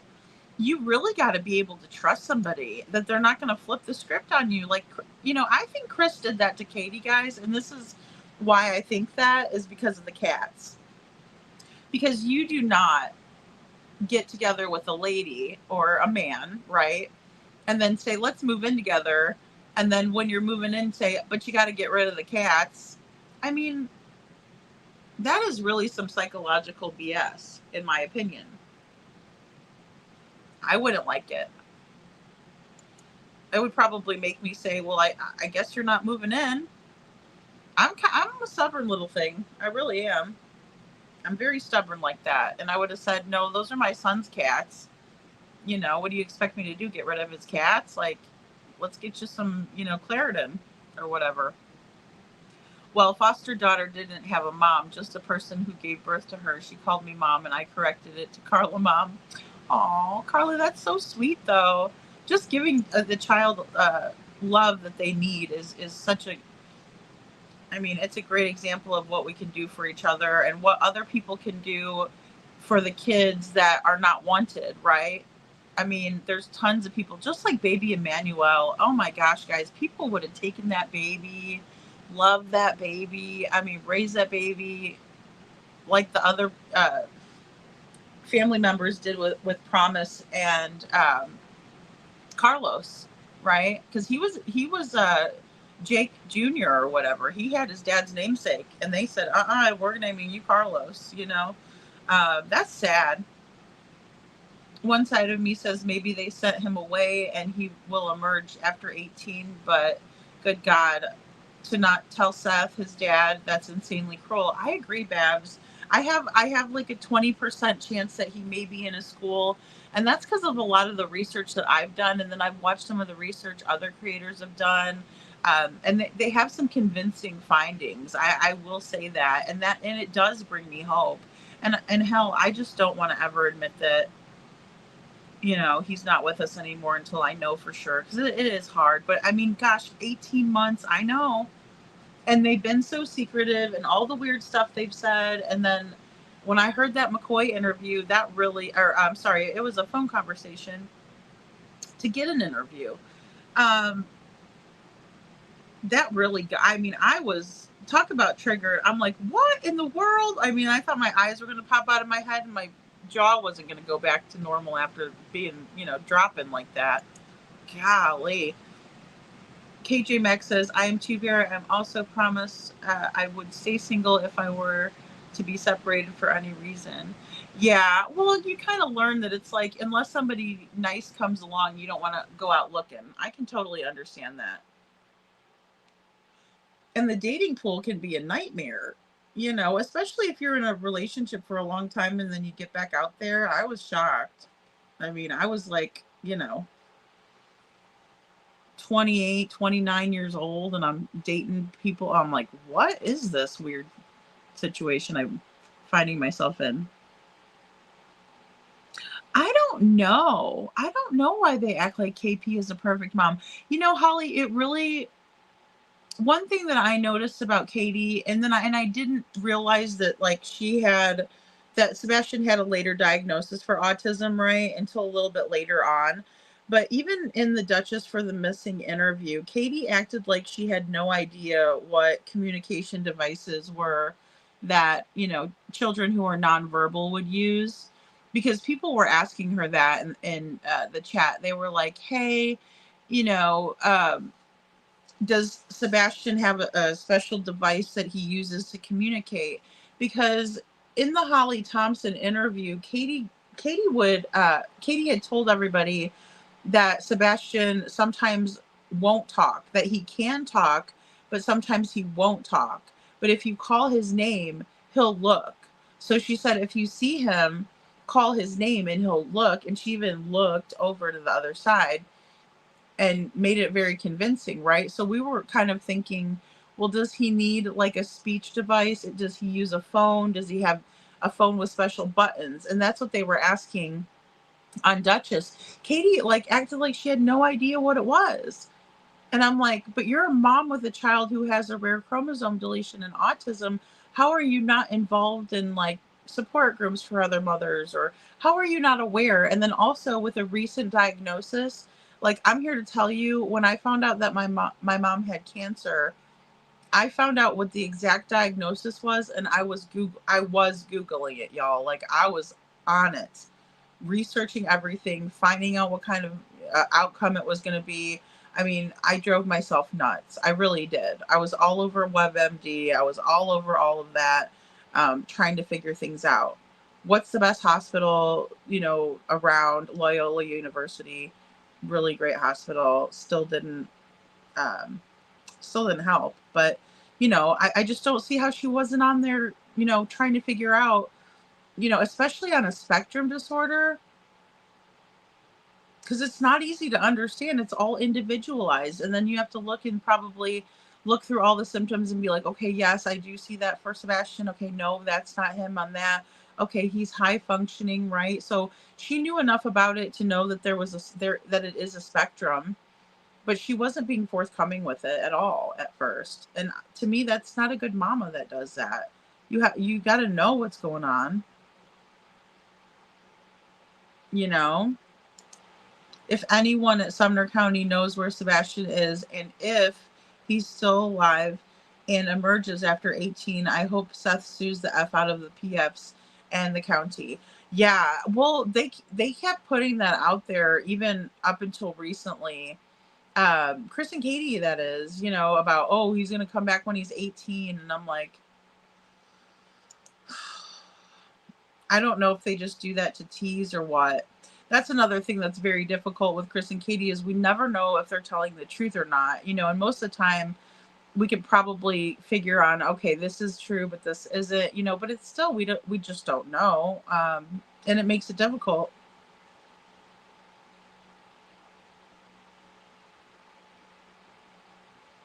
I still tried to show respect to the woman who gave birth to her by correcting her when she said mom to me and said Carla mom, so that woman wouldn't get upset. Oh, that is sweet, Carla.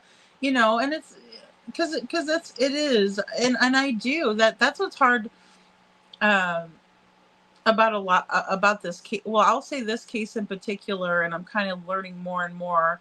Not that I ever thought oh, moms are perfect and dads are always the one to do it, right? But Justin had shared a statistic about, 9 out of 10 times, men are the ones that are committing these crimes, right? Of murder and stuff like that. Only, 1 out of the 10 times it's a woman. And I said, wow, that's really staggering.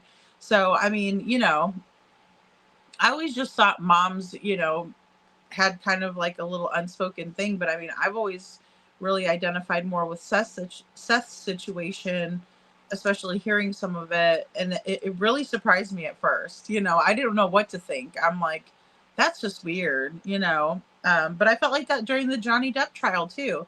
I was like, wow, okay. Roles are reversed here, you know, something is going on. But then we find out later that Seth was taking care of Sebastian, that he was there with him all the time, right? He did create that bond. And I always tried not to fault Katie for going out and, you know, following her dreams.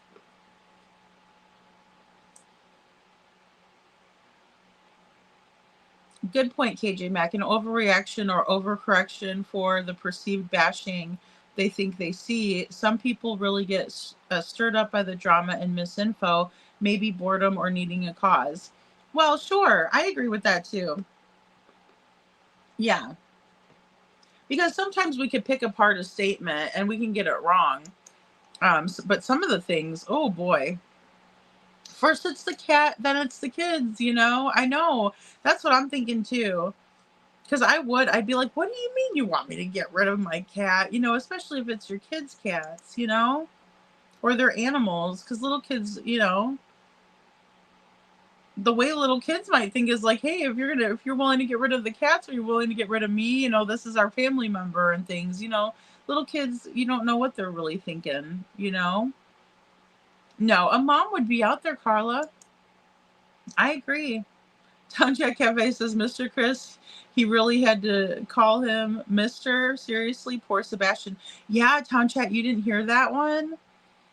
Oh boy. Let me see if I can pull that in. If you guys don't mind talking amongst yourselves, I think I can find it really quick. It was from Smiley's interview.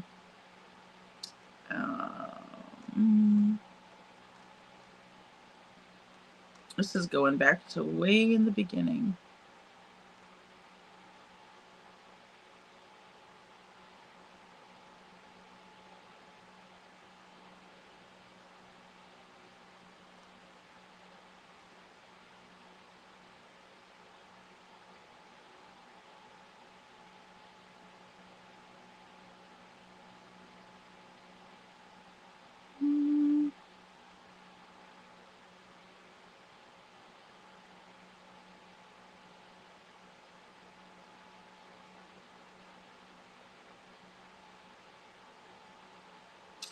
Yeah, let's see. Would have been part 2. Let me see here.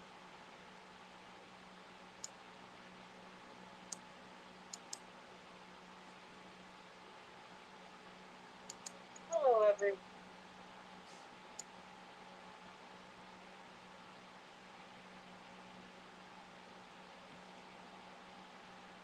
Oh, that's Nina. Okay.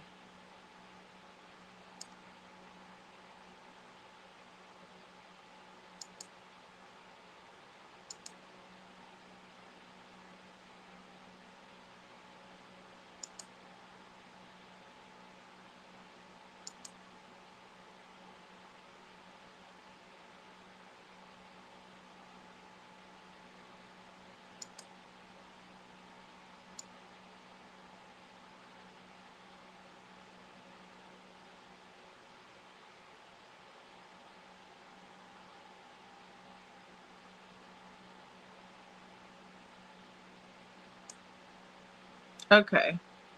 I'll show you guys this one while I watch for the other one. So just bear with me here. Let me go ahead and take this off. All right, just bear with me 1 second, guys.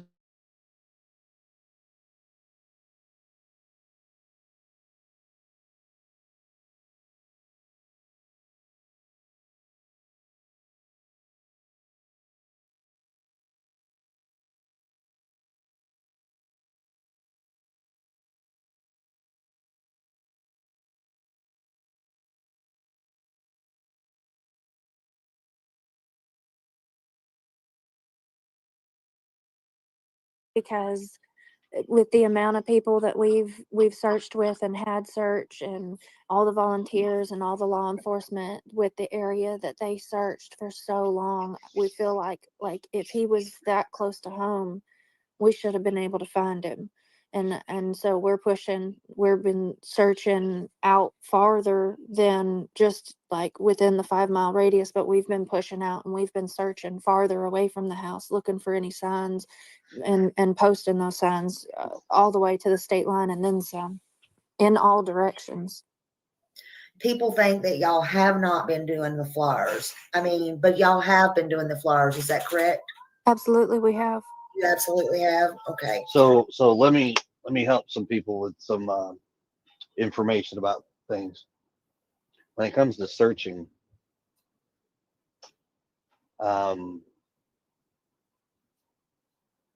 flyers, those signs that people have taken pictures and posted on Facebook that say missing, the yard signs. Yes.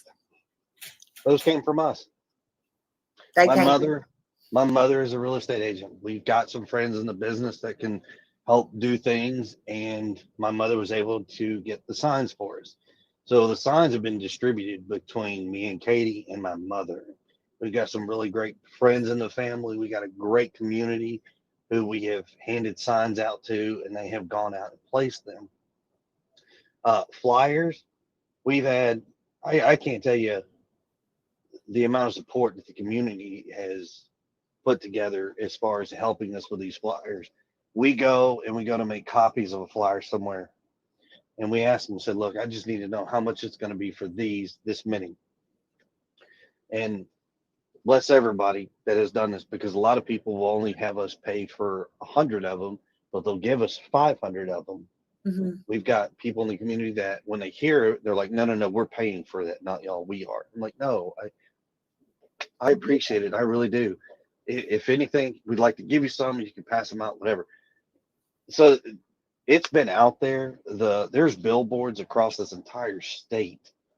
I can tell you personally, from Memphis, Tennessee, all the way to Nashville, going down 40, between 240 and I-40, there's at least 7 billboards that were out there posting Sebastian. There was some in Rivergate, some in Madison. There's some out toward Knoxville. I mean, the reach that we have gotten put out there, we've gotten a company that will have in Spanish and in French. Oh, that the flyers are being pushed all the way up into Canada. Mm-hmm. I mean, we're reaching out. We've got great family and friends and blessed people out there. Like I said, if we never meet you, and I am sorry, I wish we could. I wish we could shake everybody's hand and give everybody a hug, regardless of how you feel or what you think. But the fact that you keep his name in the public view alone, we can't thank you enough. And I will keep his name and everything out. Well, if you don't mind me, so I don't know how to say this any other way, and please forgive me. You're fine. Say it. It's going to sound very jerkish, but I don't want softball questions. People wanted to ask me the hard questions. By golly, let's get these hard questions out. Sorry, but I just.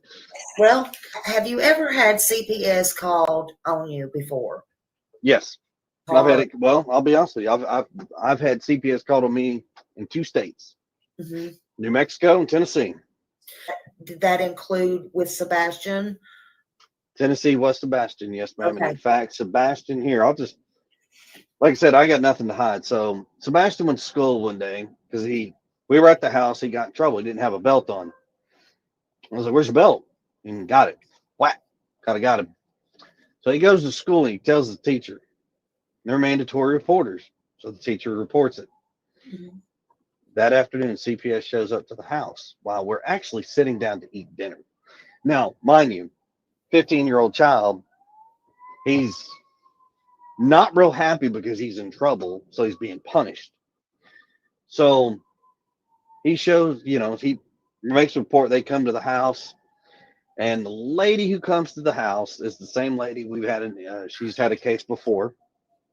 Now, the case that was before was something that didn't even happen, and it's like 3 stories that was shoved into one. And when they finally got it debunked, they were like, "Oh, he he got so mixed up in telling one story, it mixed into three and it caused a commotion. Well, they canceled that out. So the one on me, she shows up, and I said, "Hey, how you doing?" It's her again. She's like, "Oh, hey." She goes, "Hey, I already don't." She's like, "Don't tell me anything, but I'm gonna tell you what I know happened." And I said, "Okay." She goes, "Blah blah blah." She told me exactly what happened. I said, "Yes, ma'am." She goes, "Oh my God." I said, "Yes, ma'am. This is how it's been." Sebastian thought by telling on me, making it sound like I was so horrible. There you go. Okay. That I was going to get in trouble over something stupid. And I was like, "No, Sebastian, you got punished, man. You got punished." And he was like, but, and I was like, "You got punished." And the lady took him outside. She goes, "Sebastian, just because you get in trouble and you get punished, you need to understand when you go and you say things about people and you lie and you fabricate things and you make it sound worse than what it is, sir, you can get in trouble for that."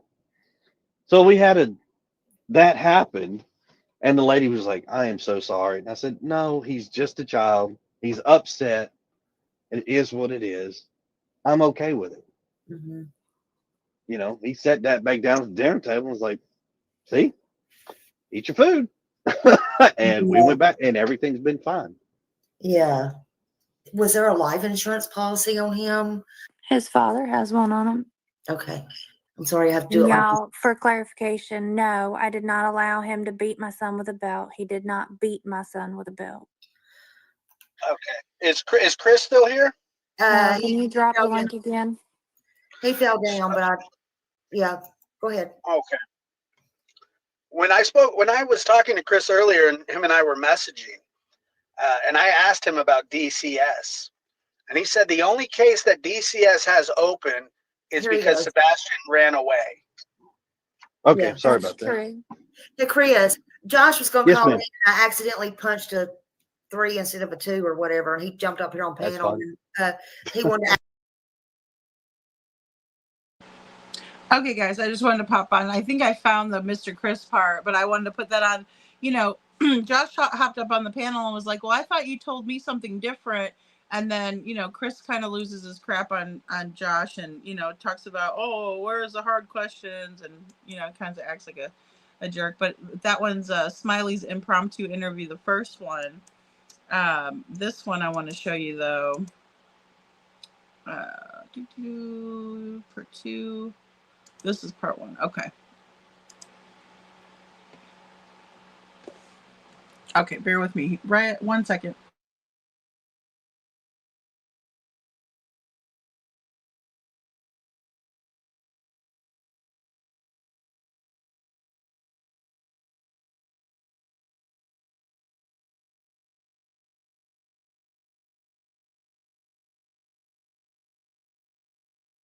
That's not my business personally. Okay. Yeah. Last time I checked, they were not married, but my daughter refers to him as daddy. Now, what does a child calling a person got to do with anything? Because as long as a child is being correctly raised and not hurt and loved, then what does it matter? He's my stepson. He does not call me dad. He does not call me father. He doesn't say it. He calls me Mr. Chris. I have always left that open for him. He does not have to call me anything he does not want to, except for late for dinner, because that ain't happening. Okay. Even Seth calls Chris his dad, his stepdad. So his mother has her opinions, and that's that. You know, and unfortunately, I hate that family disputes. And I don't care if what it is. When something in your life becomes so publicized and it's so dramatic, people find a way to turn and find ways to just make it the worst thing even worse. Just because, and it sucks. It truly sucks. I personally think we should all be working together to find Sebastian because Sebastian is an awesome person who deserves to be home. Sunday night, when you said there was a noise, what type of noise do you think that was that you heard? I'm not honestly sure. It sounded like he was messing with stuff in his room, which was not uncommon, which is why I said, hey, I don't know what you're doing in there, but you're supposed to go to sleep. Okay. So you didn't check on him at that time, but did you check on him at midnight? Did you flip the light on and look to see if he was in the bed at midnight when you got up to go to bed? No, and because I didn't have any reason to. You know, when he was little, I used to check on him all the time, but he's older now and he's 15, and y'all can figure out why a mother may not want to necessarily pop into a teenage boy's room unexpectedly. Seth said that when he came, that everything was in pristine condition except for his room. Like, I know that the LE was there, and he said that the LE was there. Well, I mean, what did he mean by that? Was that just like the bed was unmade, or, you know, where you looked under things, or was it like, what did he mean by that? Sebastian's room is always a little bit messy, but even more so with all the people coming in, all the law enforcement coming in and looking through things, me looking through things, like everybody was searching everything. So I have a question then real quick. So Yeah. you're asking that question, is that because there's somebody's trying to insinuate that we tried to cover something up because the house was clean? Or No. please understand why I'm asking that question, because whether my house is dirty or clean really doesn't matter. But okay, I'm just trying to understand this. Okay, well, I'll explain it to you. It's Okay. because I have a son that is autistic. He's 28 now, but I know it's all different types of children on the autism spectrum, but they like stuff in order. Right. So me asking that question back is Mhm. because you've got a lot of viewers. I'm not saying your viewers. So let's make that super clear so that viewers don't get that construed with anything. But there's so many people out there with their insinuations, and because you asked that question, it would not surprise me to see a comment, well, that's because they cleaned the house before the cops got there. Trust me, we have seen it all, heard it all. People are putting stuff out there that is completely obtuse from the truth, and it is ridiculous. Or tell me about the snake. I Okay, understand so right. more. So to answer your question about the snakes, I'll start at the beginning of the snakes. So long time ago, I actually used to breed reptiles, snakes, gargoyle, reptile, all kinds of stuff. You name it, just about reptiles. I used to breed it. Love reptiles, one of my favorite things. Mhm. In California, we actually had a snake. They had a bearded dragon. It died. But we wound up getting a snake. Well, Sebastian liked it. They is me and Bubba. We had a beardy. Yeah, I'm sorry. Right. But we had a Samantine boa. Sebastian liked the idea of having a snake. Well, Oh, he loved that thing. he's never had one that was his snake, his own snake. Mhm. Now, mind you, when I do something, I go all in. I don't half-ass do it. So, I purchased. However, I've got friends that are in the world still that are in that business, and we all chit chat and I wind up coming across. Basically, I had like about 30 snakes at one given time. All of them were ball pythons. I didn't have anything retic. I didn't have anything massive, poisonous, or anything like that. Well, Sebastian was infatuated with one of the snakes that one of the breeders I deal with had. And it's the picture that the snake that you see in the picture that's wrapped around his arm. That is his personal pastel ball python named Brownie. That is his personal snake. He loved them. The downside, like it got to a point with mom's work, my work, and I told Sebastian, I said, you know, having a snake means responsibilities. You're Mhm. going to clean it. You're going to have to feed it. You're going to water it. You're going to do all that stuff. And he If you actually don't, did. He what, Katie? I said, and he did for a little while. And then he stopped. yeah. And Yeah. and parenting is, and I think everybody understands this. When you're a parent, you're not your kid's best friends. You're not. That's not what your job is. Your job is to be a parent. And I told Sebastian, if you don't, she's gone. And he thought I was kidding. Nope. So when I got rid of one, I got rid of them all. Now, when I say got rid of them, a friend of mine, local in Nashville, he got them because he's a good breeder, great guy. And he's like, if you ever want him, come get him, blah, blah, blah. I was like, all right, man, appreciate it. But right now, he's not doing what he's supposed to do. So right now, we're not just hang tight with him. So we got rid of the snakes. So did his dad not want them, or you couldn't take them to his dad's or anything so he could see them when they're there? I just wondered. No, his Well, dad couldn't take them. Well, his dad wasn't going to take 30 snakes. I mean, because 30 snakes, you're talking a big old rack, all kinds of stuff. I mean, and you've got to deal with the food, which is going to be rats and things like that. People don't want to deal with that. Yeah. I mean, to this day, I call my buddy.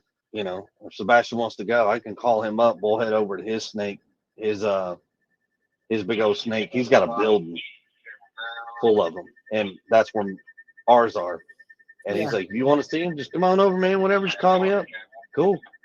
I mean, It wasn't like he would never get to see it again. It was just right. Lessons have to be taught. I'm a very firm believer, you know, it is what it is.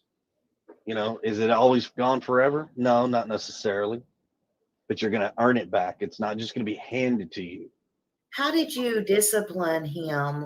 Sebastian in general? Yeah. Well, that depends. The punishment has to fit the crime, so to speak. I'll give you an example. Cleaning his room, and people are going to make me sound like I'm so horrible, but I promise you, folks, you try this with your kids one time, and you won't ever have a problem with this again.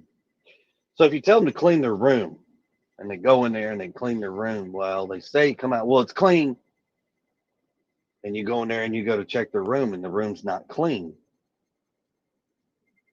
Okay. Thought I told you to clean this room. You told us the room is clean, did you not?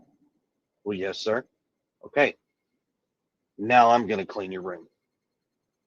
And you know exactly what that means. I go in and I go grab a trash bag. I walk back in that bedroom. If it's on the floor and it's not supposed to be on the floor, it's not picked up and put in the right places, goes in the trash bag. If it's not important enough for you to take care of and pick up, I'll take care of it for you. Throw in the trash bag. Tie it up. I've done this to him twice. One time, Mom talked me out of it. The other time, Sebastian, here's the bag. Go put it in the trash can. And then you're going to take the trash can to the street. And after that, Sebastian, did you clean your room? Well, your mom told you to clean your room. Did you clean the room? Yes or no? Well, yes, sir. Is it clean the way it's supposed to be? Well, no, sir. Then I suggest you go back in there and clean it, or I'm coming in there in the next 10 minutes and I'm cleaning. Yes, sir. Hauls butt to that bedroom, and by God, that room is clean the way it's supposed to be. Now, it sounds crazy, but I promise you, you try it with your kids, man, your kids are gonna be like, oh my God, they ain't kidding. It works amazing. Okay, guys, I played it a little bit longer than usual because I wanted Town Chat to hear that part. I didn't know if she heard parts of that interview or not. I'm cutting out early tonight. I'll be going. I'm going to be loving y'all. Good night. Good night, Town Chat Cafe. Good to have you here, hon. I just wanted you to hear that one little part anyway. But I kind of kept playing it because I'm like, oh, here he goes on about the trash, about just being a bully, and it really did remind me of Full Metal Jacket. The sound of CP's voice is puke-inducing. Scranton, I know, guys, I know. I was like, well, we're going back. We're going back to Smiley's. Because she did a really good job with them. Just asking them, these questions, right? And I mean, he's divulging a lot of information in these. This was a 3-parter that I did of the Smiley interviews, but I mean, just showing, that they weren't putting up the flyers. She told Smiley, they sat there and went on and on and on with Smiley about how they were putting flyers up, right? And they weren't. So it's just too bad, I mean, they expect us to believe all this, and and it's just not true. But if we don't believe it, they get mad at us, they get mad. So I agree, Holly S. He is a sadistic bully. Yeah. For me, it's hard to hear the contemptuous stress on certain words and the disdain he's carrying in his voice. It's awful knowing Sebastian was immersed in that. I know. Well, and especially with his chromosome deletion, right, and then the autism, because typically you don't want to start yelling at a person with autism, right, because it can cause them to melt down. It's very stressful for them, or they're going to start yelling and screaming back. People who are on the spectrum, they seek out that sensory input, and so sometimes it can be a very negative thing to get them used to that, and and then they find that as a way of coping. It's very interesting because people who are on the spectrum are not like everybody else. They're a little bit different in the way that they handle input and situations. So it can be very difficult for the parents, right? Obviously. And I never wanted it to come off like, oh, I'm the expert. I know everything. I know how to handle your kid better than you. Never that. But there are ways and techniques that you can help people on the spectrum to acclimate to social situations, like even something small that we take for granted, like making eye contact with people, right? Like I do make eye contact with people.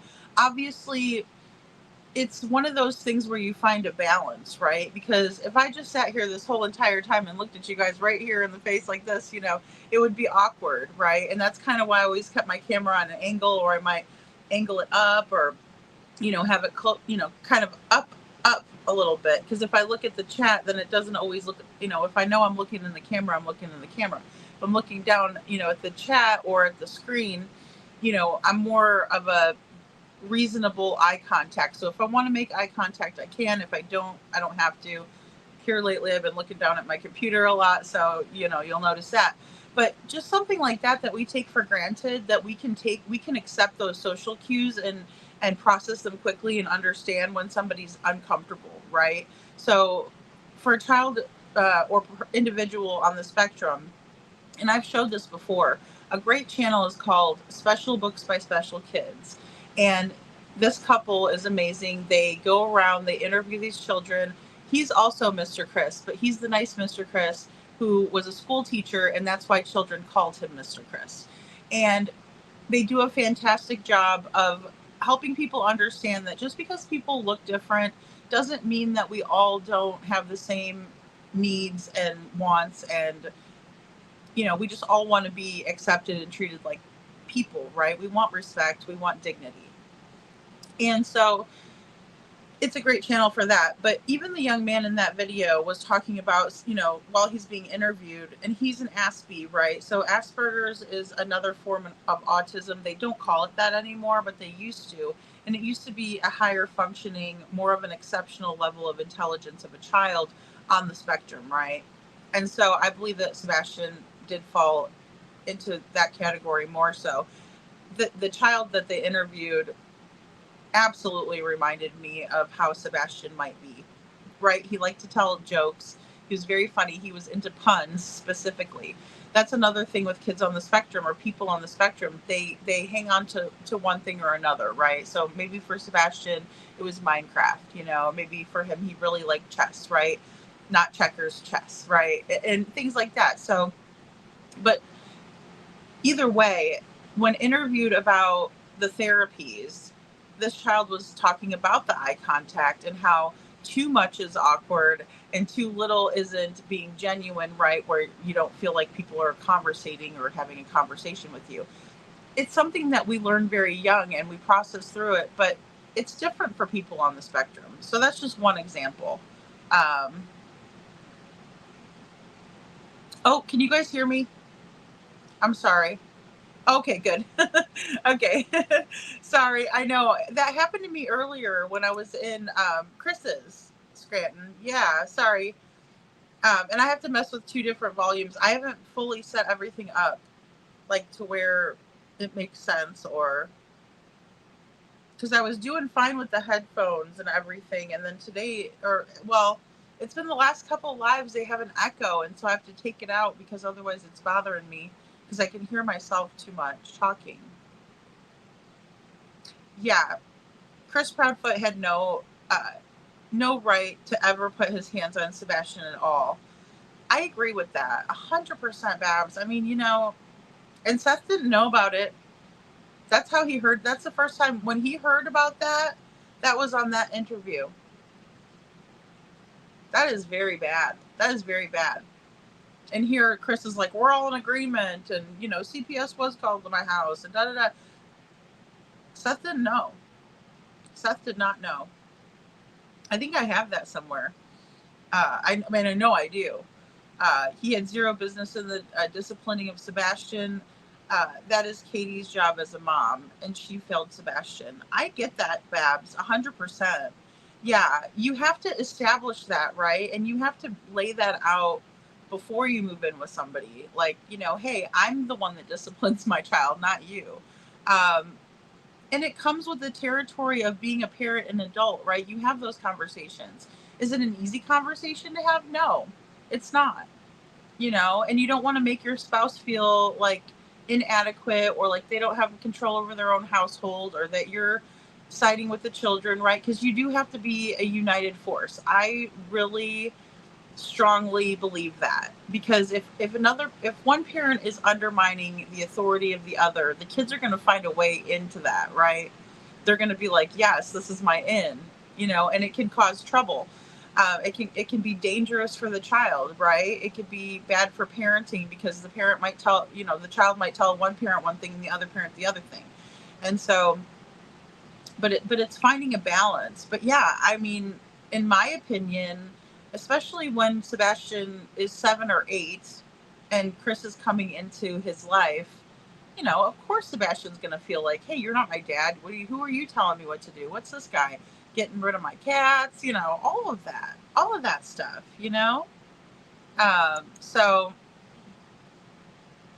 KJ Mex says, I know step parents who don't discipline and leave it to the bio parent to avoid any confusion or misunderstanding. Sure. I mean, and plus, like, putting hands on your stepchild, I wonder, like, who does he think he is? Like you guys were saying, where does he get off? Why does he think he has the right? Not at all. Bab says, my son was diagnosed with Asperger's at 4. Yeah, and he still deals with many aspects of the spectrum at 24, and he's highly intelligent, but it's like a child in other aspects. Yeah, I get that, Babs. I understand. one thing that I thought was really cool about the kiddo and the YouTube video, he has a YouTube channel and he does like video gaming and stuff like that on there. I think it's really important to find things that they do enjoy doing to help them, you know, even make a career out of something that they like doing, you know, because their brains work so much differently than ours in terms of like processing information, that a lot of times they're like really awesome at computers and they have like a deeper understanding of how it all works because their brains operate differently, you know. So I don't ever think they have a disability. I think it's a different ability, and they see the world differently too, you know, which is really cool. Thanks for sharing that, Babs. You know, and I mean, it's like when you know that from 4 years old, it's always better than when you learn it later on too, because, you know, they say more little girls are later diagnosed than boys. I've learned that too. Yeah, one visit by CPS is one too many. But, you know, I will say this, Babs, like, if it was like, if he had a brother or something like that, like, I know there's situations, and also, like, if they heard Chris and Katie fighting, then that's not necessarily, and, you know, they called to make sure everything was okay. You know, I'm just putting a scenario out there. Then it's not necessarily maybe between, you know, being a situation of child abuse or neglect. But also, like, say it's two little boys and they're, you know, wrestling around or something, and then the one little boy falls and hurts himself. Like, a lot of times, like, if there's a broken bone, they have to call CPS. The hospital will for mandated. So some of it is not as bad, right? But I agree with what you're saying. In this situation, like in Little Summer's situation, if you're getting called out for that sort of abuse, neglect, it's too much. They should just take the kids at that point. And it's not like don't ever give them back, but make sure things are okay before they do. Even little Josh McCoy, he was in, I believe it was Idaho. Either way, the CPS had been out to the house plenty of times. There was feces all over, roaches, prescription bottles all over the place. It was such horrible living conditions, just that part, you know what I mean? And they should never leave a child in that situation. If that's bad already, like, that's usually what they come and check for too. They'll be like, do you have food in the fridge? Is your house clean enough, right? And they're not talking about messy. They're not going to take a kid because your house is messy. They're going to take a child when your house is dirty and unlivable. And, you know, really, I mean, when there's mice and stuff, there could be all kinds of bad things, you know. The plague, you know, comes from mice. So, oh, good. Okay. Oh, good, Scranton. Good. Clearly defined roles require a lot of intentional and responsible discussions. Yes, well said, KJ Mack. With oneself and awareness, I agree. I'm not sure there are a lot of self-awareness there. I don't think there's self-awareness, and I don't think that Chris and Katie necessarily understand how to read a room. Because there's been so many times when Katie has really put her foot in her mouth and she doesn't really even notice.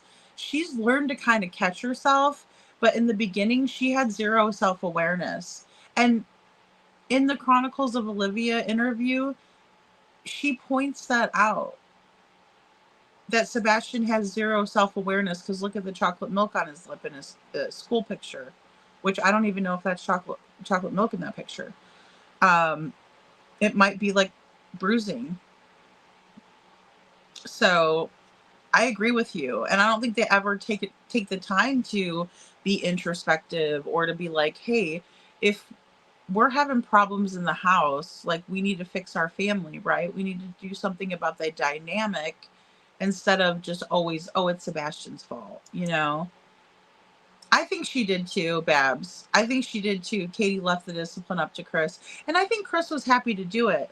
I think that he enjoyed disciplining, punishing Sebastian. Oh, well, we're going to have a punishment for this. He tells, Nancy Grace what he told Sebastian. Because Katie was trying to cover for him in that interview too. She's like, well, he gets in trouble for lying, excuse me. Chris is explaining why he would pop Sebastian on the bottom for, with the belt to Nancy. And he gives the reason that Sebastian has social and emotional dysregulation issues. And so because of that, he pops him on the butt, causes problems at school. And she goes, or lying about doing work, whether she's talking about homework, chores, whatever. She's sticking up for him. And she also was telling Nancy that the pop on the butt with the belt was years ago and it was only one time. And then she was also upset and indignant with Nancy, with Smiley, when she said, and he didn't beat myself, or excuse me, she was being that way with the chat. He didn't beat my son with the belt, And it's like, well, he definitely took his belt off and popped him a good one. I got the belt. I know what it feels like. Okay. It's not like, I would rather somebody spank me with their hand than pop me with the belt. I mean, that's just me. I don't think KP was into corporal punishment. Yeah, I don't think she was either. I think she's a lot softer. But gosh, he was so well behaved with Katie. At Texas Roadhouse, he was so well behaved. I couldn't believe it. Especially when they were talking about how he needed like disciplinary schools and stuff. I'm like, what? He's being so good though. Don't get me wrong, my son is a math major at college. It blows my mind. So proud of him. But if he was with his dad, he'd have been held back and had been in a weird situation. Well, yeah, and that's the thing too, Babs, that's really important to understand and recognize, because it's all about the environment that these kids are in when they're on the spectrum, right? It's really nurture instead of like putting them in unpredictable situations, or understanding that they're not being naughty because they're having a meltdown. They're having a meltdown because they're overstimulated, they're overwhelmed, and it's not anything to be naughty or be vindictive, right? But see, this is what Chris, in my opinion, put onto Sebastian, like, oh, you're such a naughty kid. Like, this kid is out of control.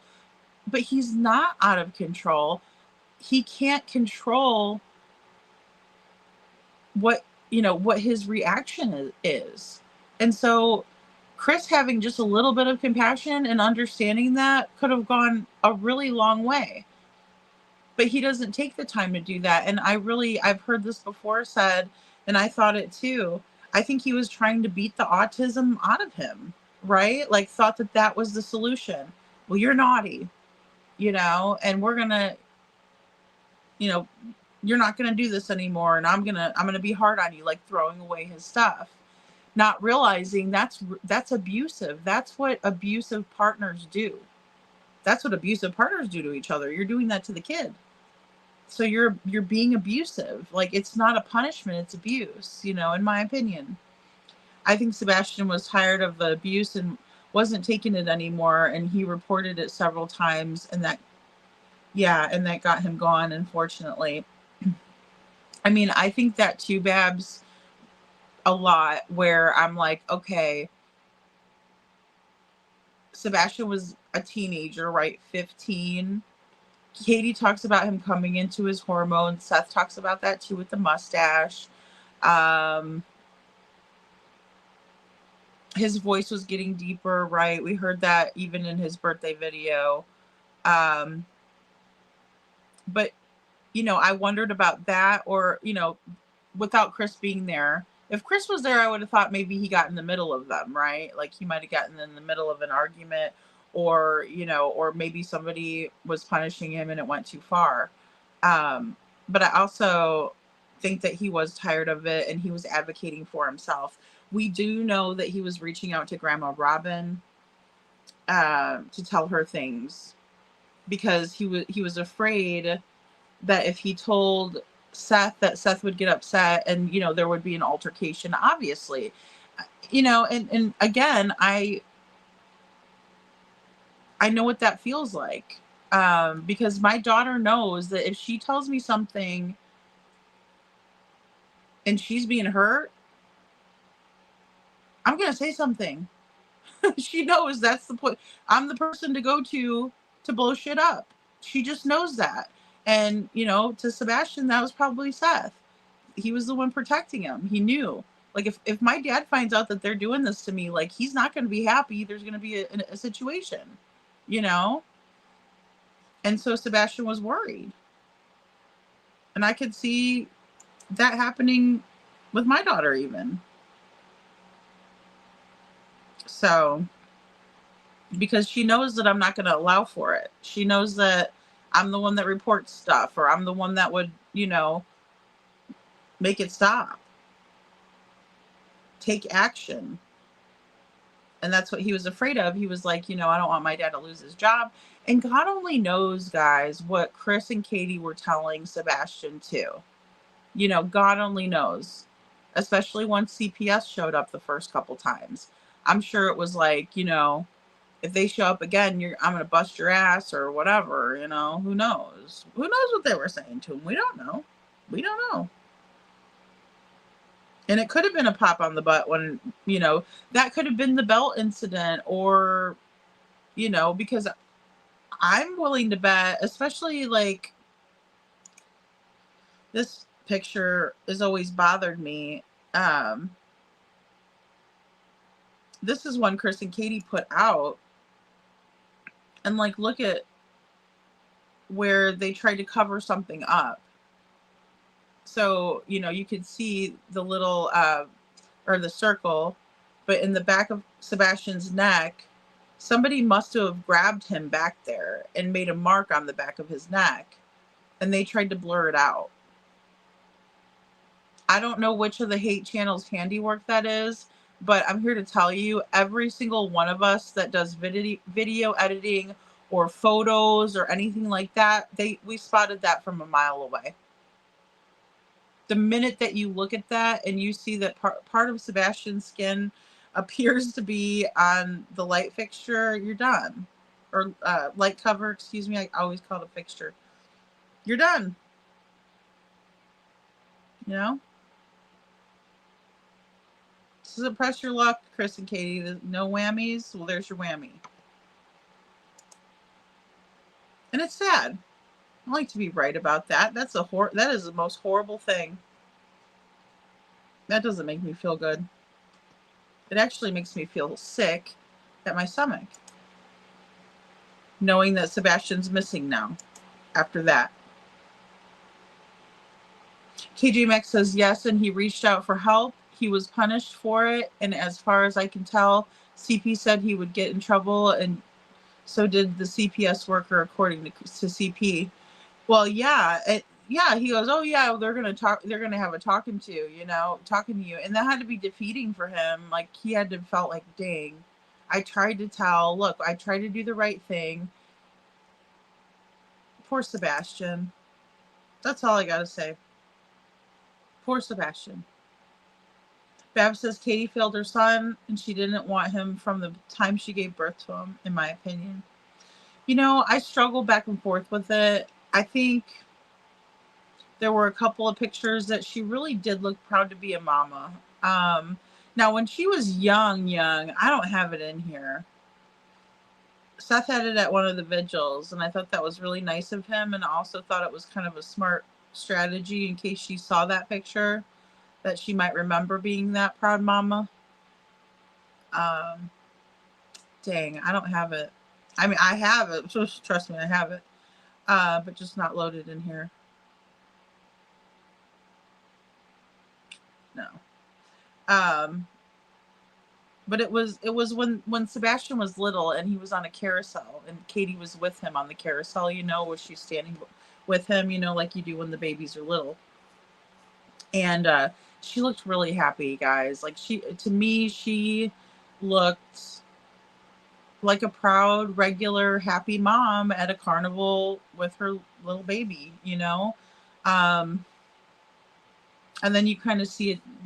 We do see a difference, we see a difference. So, I mean, I can notice it. Seth said that she wasn't always like that. I think it really probably was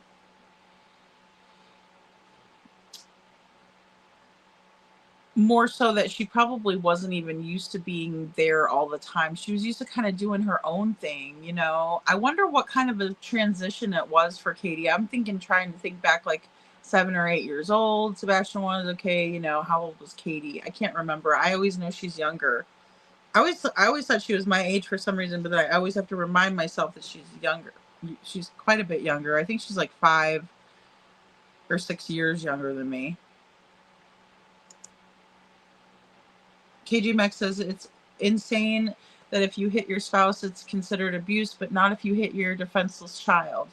Yeah, I feel that, KJ Mac. What is this world we live in? I know that's true though, because like an adult to an adult, or even and that's why I always get upset with guys, especially when they're the big old guys and they're like beating the hell out of a little tiny lady. It's like it's sick, or a big man beating up a little tiny child. You're right though. And they don't have very strict laws on it either, that's what's kind of crappy with either one. And poor baby Emmanuel. Ugh. My son's dad still doesn't believe that our son has a disability or issues. He sees his son maybe 2 times a month and lives about 100 yards away. Go figure. Oh, Babs, my gosh. Well, and that's interesting. Some people are in denial, right? Like that sounds like he's in denial, in my opinion. Not to psychoanalyze him. I don't know him, but yeah, because and that then you're never going to meet them halfway or where they're at. Actually, we got to because that's what a lot of the parents were talking about in the video. They're like, yeah, we have to meet our son or daughter where they're at, not necessarily where we're at. Have them. We can't expect them to meet us halfway, kind of a thing. But Sebastian was standing up for himself, and he probably could have kicked Chris's ass or was in the middle of Katie and Chris's drama. Well, and yeah, I mean, too, we got to figure the way that, Chris likes to fly off the handle and stuff. Like, Sebastian could have said, like, a smart-ass comment to him, and he could have gotten, all up in arms and, oh, you can't be disrespecting me. Well, you disrespect him all the time, and I mean, I'm all for, like, kids not disrespecting adults, but then again, I also have feelings that we need to empower kids to be able to stand up to an adult when the adult is doing something wrong, right? Like if they're touching them in inappropriate ways or any of that kind of stuff, kids should feel comfortable that even if that is your elder, that, you could kick them in the crotchal region, and scream, run, and whatever, like that's not an elder that you respect at that point. Because a lot of us grew up that way, and which is a good thing. I'm glad that I grew up, to have respect and stuff. But sometimes it would allow for some of these behaviors to be, accepted by the child because you think I'm supposed to do what the adult says, right? So that's where I kind of, I'm a little bit more about empowering kids, but always be respectful. But you hate to see a kid that's like running their parents, right? You're like, you don't let that kid talk to you like that. You don't let that kid, like, that kid just schooled you. Like, what just happened? You don't let that happen. But there's a fine line too. So scorched earth policy on those that harm children, motherly instinct. I know. I feel that because I mean, it's like, you hate to see these kids ever be in a position where they're being hurt. It is so sad. That is so sad. And it's any kid. Like, yeah, it's hard to watch. And people are more about see something, say something nowadays too. Like before it'd be like mind your own business, you know, or if you told somebody that you were having trouble in your marriage or something, or, you know, family life wasn't going well, you know, people would be like, don't air your dirty laundry, you know. I mean, oh my gosh, that's how I grew up, you know. Which makes sense to a certain extent. It really does. I mean, I'm not going to say, but again, you also have to realize that, you know, sometimes you do have to tell people when you need help, or, you know, as like if you're in an abusive relationship, or if you see like or hear somebody getting hurt, call the police. And I mean, at least they can iron it out. At least you did something, because it is tough. But I think we're getting better on that front as a society. KJ Max says, when someone grabs you by the back of the neck, it's because you are fleeing, or, yeah, something I won't speak. Well, exactly. And you can see it like right on the back, and that they covered it up. Like they took like one of the blurring tools, or they might have taken like, it's so bad that it looks like they might have taken like the peach colored, like crayon. You could take, I'm doing this because you take your finger and like make the little marking on there like that, you know, with the color. And it looks like that's what they did. And then they got it on the light socket cover. And I'm like, you do realize that that's really, really bad and noticeable. Like, whoever thought that that would pass. And I want to see the original photo then. I want to be like, well, what was on Sebastian's neck and how bad was whatever the mark was. I want to see what it was. Because, I mean, it could have been a pinch mark to the back of the neck. Like, so, you know, like they came and pinched him. I mean, oh my God, I don't even. Because the Optimism t-shirt, he's got a mark right here. I mean, we see all these marks. It's terrible. Lady, no, he just a D and does a perfunctory things they feel that he should do. Right, just the bare minimum. I got you. Like having dinner with him 2 times a month for an hour, but yeah, other than that, nothing. Oh man, I know. And see, that's,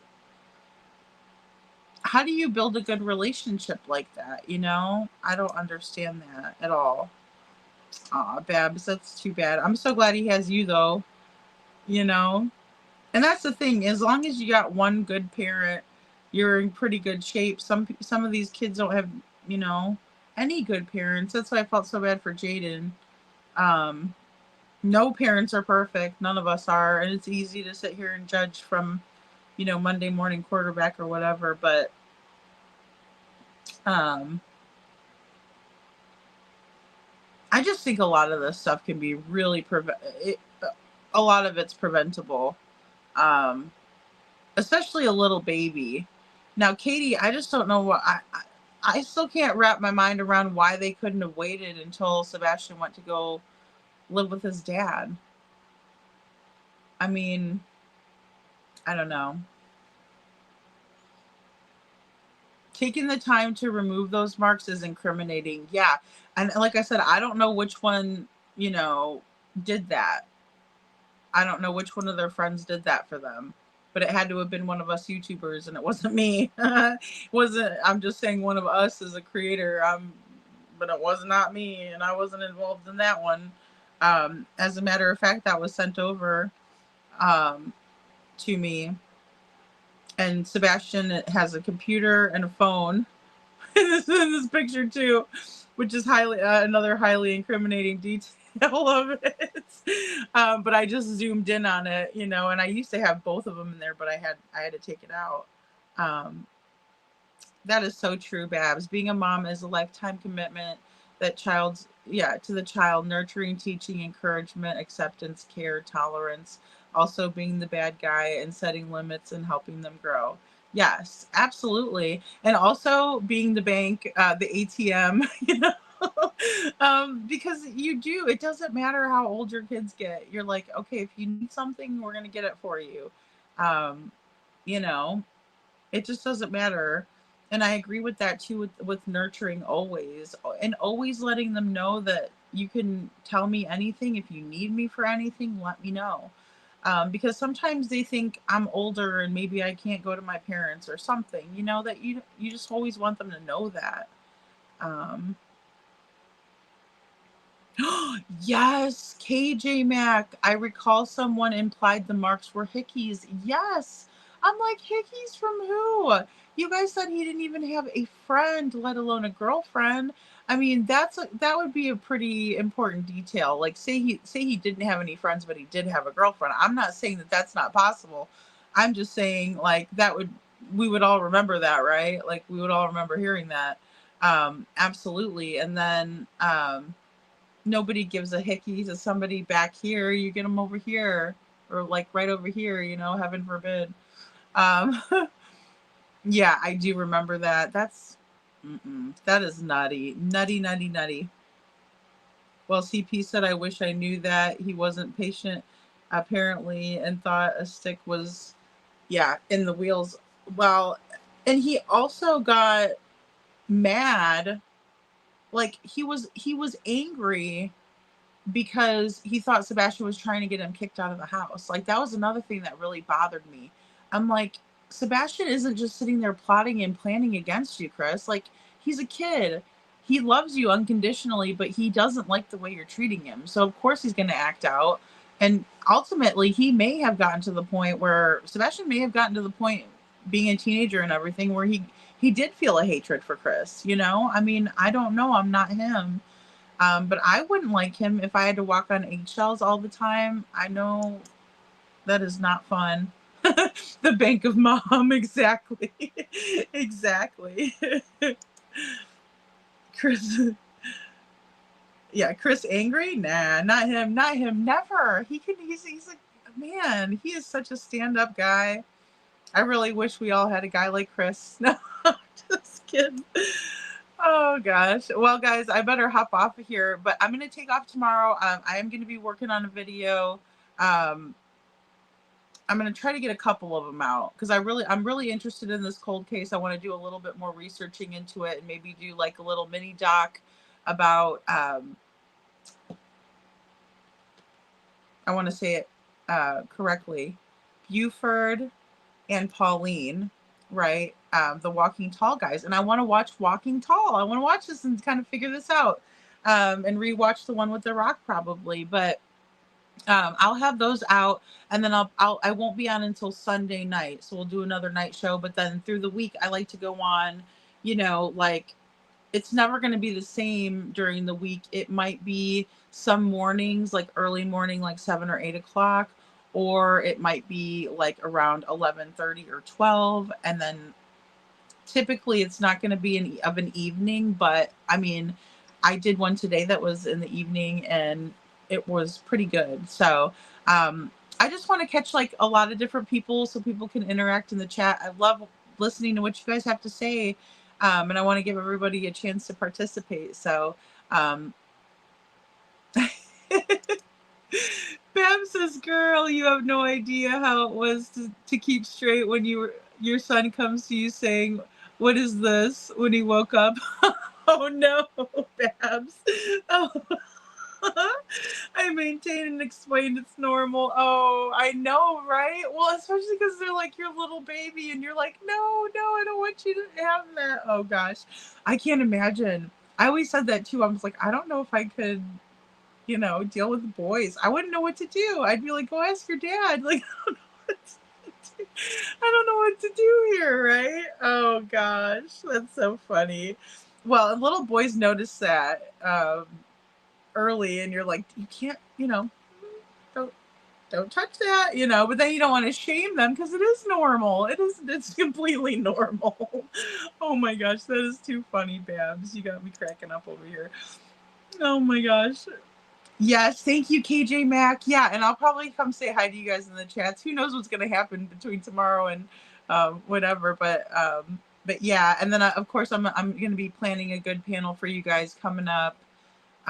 Couple cold cases, so I want to try to get a quick video out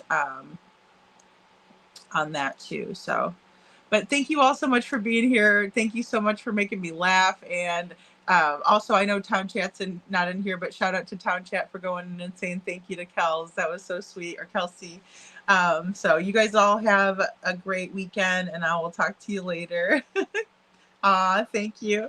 I did a little bit, Babs. I finally changed my nails over and did my hair, so I'm trying to. Thanks, Babs. You guys have a great rest of your night. KJ Mac, thank you guys. You guys are great.